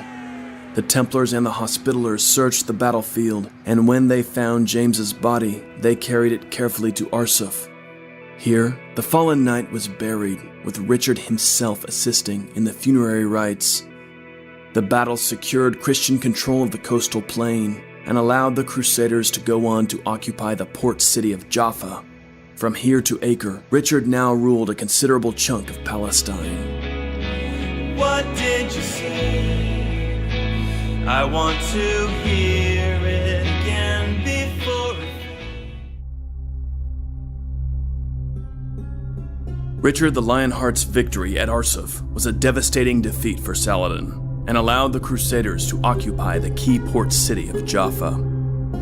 Saladin retreated farther south to Ashkelon, while the Christian army began restoring Jaffa's fortifications, which had been demolished previously by the Saracens. The Crusader leadership met in council to discuss their next move. The French, led by Duke Hugh of Burgundy, favored a direct attack on Jerusalem. But Richard would not support this option. Jerusalem lay far inland, and the supply route from Jaffa to the Holy City would be stretched thin. Rather, Richard wanted to drive south and attack Ashkelon, the gateway to Saladin's power base in Egypt. If the Crusaders controlled Ashkelon, they could harass the Sultan's supply routes from Cairo and render Jerusalem less defensible. The debate was intense, but the popular mood among the soldiers was oriented toward the immediate capture of Jerusalem. Richard had to relent, but reluctantly.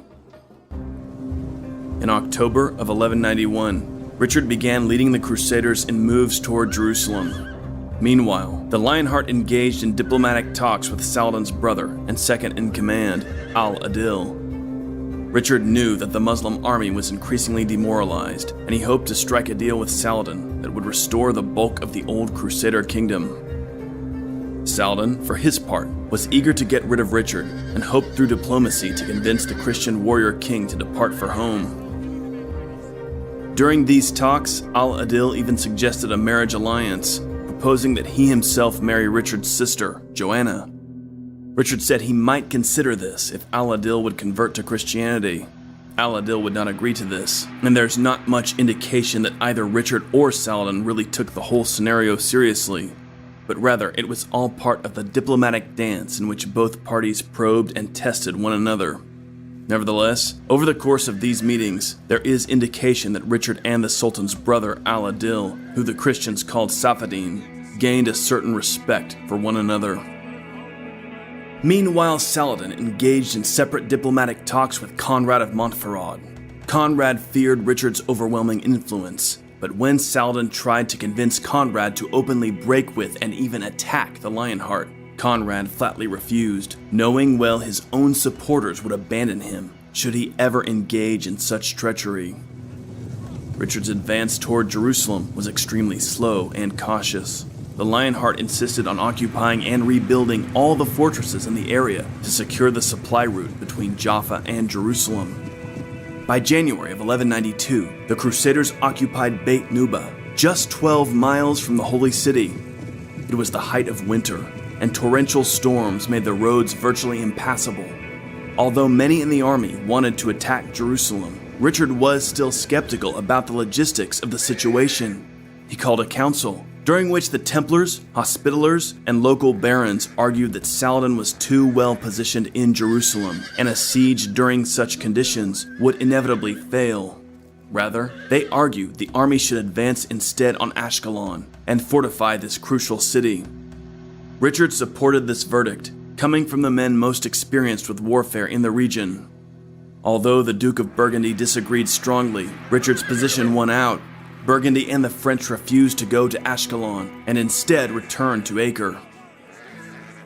Meanwhile, Richard drove on to Ashkelon, joined by the military orders and his nephew Henry, Count of Champagne. On January 20, the Crusaders began rebuilding Ashkelon's walls, which had also been destroyed by Saladin. By April, Ashkelon was restored, and the King of England was making regular raids against Saladin's supply convoys. Richard's plan had proved quite wise, as Crusader control of Ashkelon turned out to be a major problem for the Sultan, who could no longer safely move caravans from Cairo to Palestine. Meanwhile, Richard ruled an extensive network of cities and castles, stretching all along the Palestinian coast. However, that same month, Richard received word from his own kingdom that his brother John had formed an alliance with King Philip of France and deposed Richard's Lord Chancellor, William Longchamp. This news greatly troubled the Lionheart. He realized that if he continued with the crusade, he could lose his very kingdom to the predations of his cowardly brother John and the treacherous King of France. Indeed, as it turned out, the whole enterprise of the crusade was threatened by the greed, impiety, and wickedness of Philip II of France. Reluctantly, King Richard announced that he would return at once to his Angevin lands. However, to promote unity among the Christians in the Holy Land, he endorsed Conrad of Montferrat for the crown of Jerusalem. The magnates of the Crusader kingdom ratified Conrad as king. Montferrat was elated, but his triumph was short-lived. On April 28, 1192, Conrad was stabbed to death in the streets by two members of the assassin cult. The Duke of Burgundy claimed Richard had hired the assassins, but this was false. The assassins, led by the mysterious Old Man of the Mountain, never hired out their work, and they had a personal grudge against Conrad. Recently, Conrad had seized a ship belonging to the Old Man of the Mountain and refused to return it. Meanwhile, Saladin himself had offered the assassins a large sum of money if only they would murder either Conrad or Richard. With Conrad dead, the English, French, and local crusaders at once set about filling the yet again vacant throne of Jerusalem. The local barons wanted someone who would please both Richard and the French. The solution was Henry of Champagne, nephew to both Richard and Philip, and a man who had proven himself as a commander since the early days of the Siege of Acre. Richard the Lionheart and the Duke of Burgundy both offered their endorsement, and the High Court elected Henry. Conrad's widow, Queen Isabella, was married to Henry at once. Henry then took up leadership of the recovering Crusader kingdom. At last, unity prevailed among the Crusaders. Richard turned Ashkelon over to Henry, and Henry put the forces loyal to Conrad at the disposal of the Lionheart. Richard's hope was that Henry and the remaining Crusaders would defend what had been won so far, and wait for Richard while he returned to secure his own Angevin empire. Then, as Richard planned it, a grand crusade would be launched against Egypt to eliminate Saladin's power center forever, and thus allow the Christians to once again control Jerusalem. But the other lords in the army resisted this. Once again, led by Hugh of Burgundy, they instead insisted that they would now at last lay siege to Jerusalem, whether Richard joined them or not. This placed Richard in a very difficult situation. For him, an attack on Jerusalem now, with Saladin still in control of Egypt, was suicide. If the Lionheart departed for home, Burgundy and the others would squander all that he'd restored, losing the Christian army in another Hattin before Jerusalem, which would allow Saladin to reconquer everything that Richard had so far won on the coast. Unwilling to allow this to happen, Richard declared that he would remain in the Holy Land until Easter of 1193. The army was elated. They still hoped to press on to Jerusalem, though Richard still wanted to convince them to invade Egypt. When the leaders met in council to discuss their next move, Richard was once again outvoted. Richard insisted that this was folly and in fact refused to lead the campaign, stating that he would not lead the army to its certain destruction. Rather, Richard pledged to march with them as a comrade, not as their commander. The men agreed, and on June 7th, the Crusader army departed Ashkelon for Jerusalem. This time at the height of summer, storms were not a problem. The army arrived in 4 days at Beit Nuba. At Jerusalem, Saladin's forces were on high alert. The Sultan himself departed the city for his own safety, but before he did, he wept openly in the Al-Aqsa Mosque during Friday prayers, fearing that once again the Christians would overwhelm the city. Meanwhile, at Beit Nuba, Richard learned from his scouts that Saladin had destroyed all water sources in the area, and that Jerusalem was well defended by a large Muslim garrison. Once again, Richard argued before the Council of Leaders that an attack on the Holy City was not feasible, and once again, Hugh of Burgundy and the French lords refused to listen. And once again, the Templars, Hospitallers, and local barons argued in Richard's favor. The situation had not changed.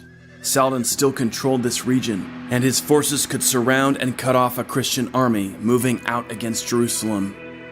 Richard, in particular, noted the problem of obtaining drinkable water. The army would quickly be suffering from extreme thirst, and this would render the men and horses all the more vulnerable to Saladin's forces. Once more, Richard made the case for an attack on Egypt, and the Templars and Hospitallers agreed that this would be the best course. At last, a final vote was taken, and the majority agreed that Richard's observations were undeniably correct. The council voted to abandon the assault on Jerusalem. Inside Jerusalem, the Muslims were elated. Saladin himself offered thanks to Allah, having fully expected to face an attack from the Christians. His scouts reported to him the disagreements between Richard and the French, and the Sultan determined to use this division among his enemies to his advantage. Hugh of Burgundy and the other French crusaders were incalcitrant. They withdrew at once to Acre and Tyre, proclaiming that they would never participate in Richard's Egyptian campaign. Meanwhile, Richard focused on securing Ashkelon and Jaffa, and traveled to Acre to plan his next move. Once again, unity had collapsed among the Crusaders, with the French refusing to cooperate, and Richard's force reduced to his own vassals, the Templars, the Hospitallers, and some Pisan and Genoese sailors and crossbowmen. The Third Crusade seemed on the verge of collapsing.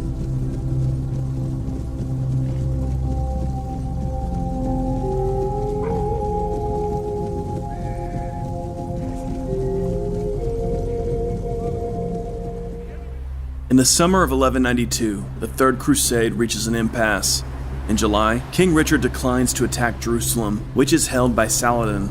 At this point, Richard has retaken much of the Palestinian coast, but Richard's refusal to besiege Jerusalem highlights his dependence on his fleet for support and shows that Saladin is in firm control of the hinterland. By now, the war has gone on for years, and both the Christians and the Muslims long for an end to the hostilities. Richard asks for terms. The Sultan sends his brother Al-Adil to ask Richard to demolish Ashkelon, a coastal fortress on the doorstep of Egypt. Richard refuses.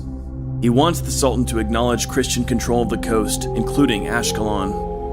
Al-Adil returns to his brother with the report that the English king refuses to demolish even a single stone of Ashkelon. Meanwhile, Richard strengthens Ashkelon's defenses. The war must go on. Toward the end of July, Saladin hears that Richard is at Acre, the chief city of the Crusaders. Richard is planning to besiege Beirut. Saladin decides to counter this move by striking at Richard's southern lands. Jaffa has been newly restored and garrisoned by the Lionheart. Located within striking distance of Jerusalem, Jaffa is an important site. If Saladin can capture it, he will cut Richard's lands in two and threaten the Christian position in Palestine. In the final days of July, Saladin gathers his army and moves toward Jaffa.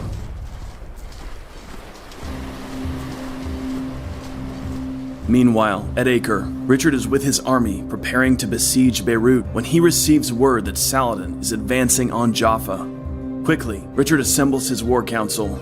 He instructs his nephew, Henry of Champagne, and the Grand Master of the Knights Templar to assemble the Crusader forces and march down the coast from Acre to Jaffa. Meanwhile, Richard himself, with a small detachment, sets off with his fleet for Jaffa. Richard knows that time is of the essence. He doesn't want to wait for the land army. He wants to get to Jaffa as soon as possible. July 28, Saladin arrives in full strength before the walls of Jaffa. He divides his army, placing the right wing under his son Al-Zahir and the left wing under his brother Al-Adil, while he commands from the center. The Sultan fully besieges the Christian stronghold. Muslim sappers begin working to undermine the walls. Jaffa's defenders are in a difficult situation. Their numbers are few, but the city is well defended with newly built walls and towers. Over the coming days, the fighting is fierce. Saladin's troops manage to collapse part of the curtain wall, but the Christians build a huge fire in the breach, preventing the Muslim troops from crossing over. Ibn Shaddad, Saladin's servant and biographer, writes admirably of the courage of the Christian defenders. He says the Christians left open the gates and stood in formation, fighting in front of the gates.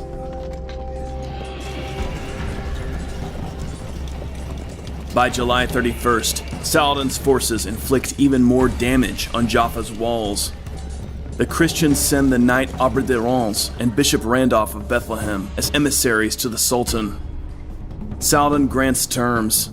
He will allow the Christians to ransom their lives if they'll relinquish Jaffa. The Christian garrison withdraws to the citadel to await the Sultan's agents, while Muslim troops enter the town and put it to sack.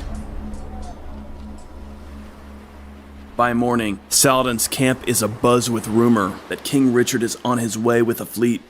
The Sultan is eager to get the Christians out of the citadel. He sends Ibn Shaddad and his son Al-Zahir to collect ransoms from the garrison and remove them from the citadel. Meanwhile, Saladin is confident that his troops on the shore can prevent the Lionheart from making a landing. On the morning of August 1st, Richard's first ships begin to appear off the coast, announcing their arrival with the braying of trumpets. Ibn Shaddad approaches the citadel and demands that the garrison evacuate. The Christians agree. 47 horsemen emerge. Ibn Shaddad collects ransoms from each of them, documents their belongings, and sends them on their way. However, at this point, the defenders realize that Christian ships have appeared on the sea, and they decide to hold out. Ibn Shaddad says that he watched as the garrison troops climbed up onto the walls with their shields. Seeing this, Ibn Shaddad realizes that the situation has changed dramatically. He turns to one of his comrades and says, "Take care, the enemy have changed their minds." In the next moment, Frankish horsemen emerge from the citadel and charge through the Muslim troops standing outside. Ibn Shaddad's first-hand account of these events is quite gripping. Meanwhile, Richard the Lionheart's fleet approaches the shore of Jaffa. At first, the king and his companions are distraught, for Saladin's flags are flying over the city. It's a devastating sight. They're too late. Jaffa has already fallen. However, the king and his men are amazed when they catch sight of a man swimming desperately through the waves toward the ships. Richard's knights help bring the man aboard. It's a priest, and he has risked his life to deliver a message to the king. "Sire," says the priest, "the town has fallen, but the Christians hold out in the citadel. Please, go to their aid now before it's too late." When Richard hears this, he grabs his Danish axe, raises it high, and shouts, "By God's calves, Saladin will never take the Christians." With a small force of knights and archers, Richard jumps into the surf and rushes onto the shore. Ibn Shaddad personally witnessed this stunning amphibious assault and describes it in his biography of Saladin. The King of England hastened to gain the shore. The first galley to deliver its men on land was his. He was red-haired, his tunic was red, and his banner was red, as was his device. In only a short time, all the men from the galleys had disembarked in the harbor. All this went on before my eyes. They then charged the Muslims, who withdrew before them and were cleared out of the harbor. I was on horseback, so I galloped as far as the Sultan and gave him the news. The two envoys were with him, and he had just taken his pen in his hand to write their guarantee of safe conduct. I whispered in his ear what had happened, so he stopped writing and kept them busy in conversation. Hardly a moment later, the Muslims came fleeing toward the Sultan, who shouted to those about him, and all mounted their horses. He seized the envoys and ordered the baggage train and the camp to move back to Yazur. This is a truly remarkable moment in military history. Richard the Lionheart, accompanied by a small force, hurls back Saladin's army from the shores of Jaffa. The king himself is at the forefront, wielding his axe against enemy troops.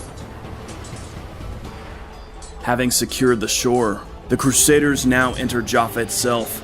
Richard is the first to set foot in the city, charging up a spiral stairway through a Templar house.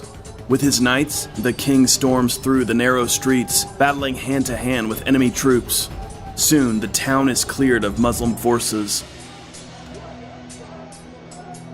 Richard's men mount the walls, throwing down Saladin's banners and raising up the standard of the Lionheart. Euphoric, the Christians emerge from the citadel to cheer their king. The Lionheart has triumphed. Jaffa is saved. Richard occupies the position Saladin had held, while the Sultan himself beats a hasty retreat. Saladin had all but reduced Jaffa, only to have Richard arrive and totally reverse the situation. The riveting accounts from the primary sources make these events all the more alive to us. It is fascinating that the most powerful and vivid account of these events comes from Saladin's own chronicler, Ibn Shaddad. who personally watched the Lionheart in action. Richard now has his men break up pieces of his ships to create a wooden fortification before Jaffa. Meanwhile, Saladin withdraws to Ramla. Having secured Jaffa, Richard dispatches a messenger to Saladin, asking him to send envoys. Saladin sends his brother Al-Adil's chamberlain, Abu Bakr, and several Mamluks to meet with King Richard. Already, Richard knows Abu Bakr and his companions well from past meetings with Al-Adil. Indeed, Richard is on friendly terms with this group of Muslim warriors. Ibn Shaddad describes their meeting. King Richard had made friends with several of the elite Mamluks and had knighted some of them. He was on very good terms with them as they met with him on numerous occasions. When the group mentioned came before him, he was both serious and lighthearted. He said, "This sultan of yours is a great man. Islam has no mightier prince on earth than him. How is it he departed merely because I had arrived? By God, I had not even put on my hauberk and was not ready for anything. On my feet I wore only sea boots. Why did he withdraw?" Here, Ibn Shaddad provides us with a fascinating glimpse into the subtleties of the Lionheart's personality. Richard is a highly capable diplomat. Simultaneously, he compliments Saladin while emphasizing his own capability in battle and the extent of his victory at Jaffa. All this is to encourage the Sultan to come to terms. It's also fascinating that a great Crusader king could strike up a certain friendship with Abu Bakr and other emirs and Mamluks. Before Abu Bakr departs, Richard asks him to greet the Sultan for him and to urge the Sultan to come to a peace. Meanwhile, at Ramla, the Sultan learns that Henry of Champagne and the Templars are moving south from Acre to reinforce the Lionheart. Saladin decides that he might still turn defeat into victory. Jaffa is damaged, and Richard holds it with only a small force. If the Muslims attack quickly, they might overwhelm the king before the main Christian army arrives. On August 3rd, Saladin departs with his army for Jaffa. But King Richard is preparing for this. The Lionheart organizes his small force to hold the city. The Gesta Regis Ricardi, written by one of Richard's followers, describes the king's formation. Amid wooden palisades, Richard arranges the infantry in a shield wall.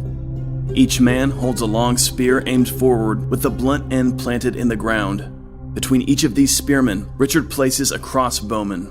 Each crossbowman is assigned 2 crossbows and an assistant to help him load one bow while he himself shoots the other bow. Meanwhile, the king himself leads a small cavalry force containing so few men that the Gesta names each of them individually. Incredibly, Richard is about to fight this battle with between 10 and 20 mounted knights. This is confirmed by Ibn Shaddad.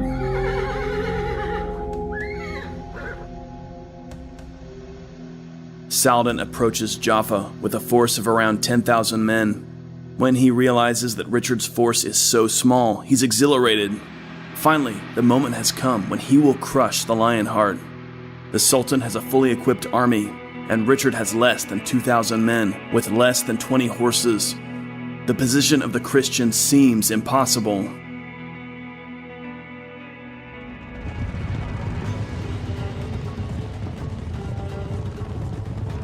Immediately, Saladin launches the attack. However, as the Turkish horse archers rush at Richard's formation, the Christians hold firm. The Sultan's initial attacks are repulsed. Again, Ibn Shaddad's description is powerful. The enemy stood firm and did not move from their positions. Like dogs of war, they snarled, willing to fight to the death.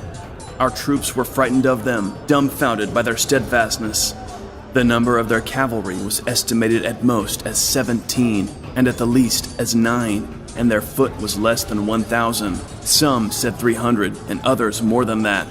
The Sultan was greatly annoyed at this, and personally went around the divisions, urging them to attack, and promising them good rewards if they would.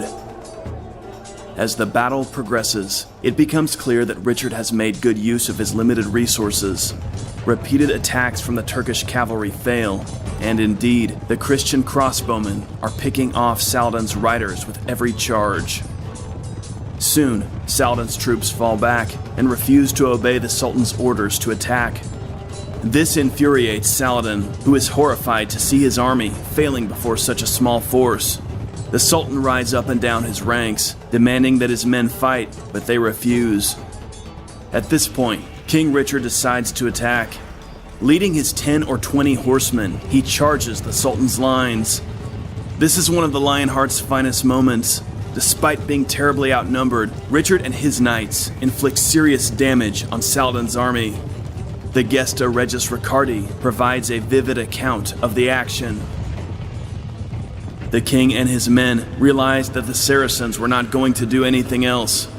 When they were unable to bear this half-hearted and evasive strategy any longer, the king and those who had horses put spur to horse and with lances couched, charged powerfully into the thick of the enemy, throwing them down to the right and the left, emptying saddles of their riders and transfixing some of them. Richard's decision to charge is no accident. He recognizes the collapsing morale of Saladin's army and understands that the Sultan likely won't be able to counter a cavalry attack from the Christians, however small it may be. The king's charge further demoralizes the Muslim host. When it's all over, Richard does something to further expose Saladin's inability to control his own forces. Ibn Shaddad describes it. The King of England took his lance that day and galloped from the far right wing to the far left, and nobody challenged him. The Sultan was enraged, turned his back on the fighting, and withdrew to Yazur. At this point, Saladin realizes the extent of his defeat. He calls for a retreat, and the Muslim army withdraws. Once again, Richard the Lionheart has won a great victory over Saladin. Indeed, one of the most remarkable victories in military history. Fortunately, the battle was carefully recorded by the chroniclers in both camps, who repeatedly confirm one another's details. We are fortunate that such a fascinating episode was so well documented. The Battle of Jaffa destroys Saladin's plan to dislodge King Richard from the coast. Jaffa is saved for the Crusaders. For Richard, this is a crucial victory. Had Saladin succeeded, the very position of the Christian domain in Syria-Palestine would have been threatened. The Crusader victory at Jaffa secured far more than Richard the Lionheart's status as a legendary warrior. It confirmed the strategic reality of the situation in Palestine. Richard could not take Jerusalem, but Saladin could not take Jaffa, nor dislodge the Crusaders from the southern coast. Historian Christopher Tyerman points out that Saladin's failure at Jaffa inflicted deep psychological and military blows on the Saracens. Given the situation, both sides recognized that they must negotiate some sort of truce. After the battle, Richard fell ill again. He also received unsettling news from back home. Philip II, King of France, was now actively attacking Angevin lands. Like Saladin, Richard was also ready to come to terms. He dispatched Balian of Ibelin to act as his chief diplomat in the negotiations with Saladin. On September 2nd, 1192, the two sides concluded a formal 3-year truce. Saladin agreed to acknowledge most of Richard's conquests, recognizing that the Crusaders would hold the coast from Tyre to Acre to Jaffa, including towns and castles such as Caesarea and Arsuf. Richard agreed at last to demolish Ashkelon, which would be held by neither side. Saladin also agreed to give Christian pilgrims free access to Jerusalem, protected by his own men. Tripoli and Antioch were included in the truce as well. The truce concluded. Many Crusaders took the opportunity to complete their pilgrimage by visiting Jerusalem, where some of them were entertained by Saladin himself. Richard, however, was not among them, refusing to ever enter Jerusalem as anything but its conqueror. On October 9, 1192, Richard, by now recovered from his illness, boarded a ship and set out for home with his fleet. The Third Crusade was over, though the Lionheart swore to return and build upon the success he'd already achieved. He intended to come back with a new crusade to finally take Jerusalem.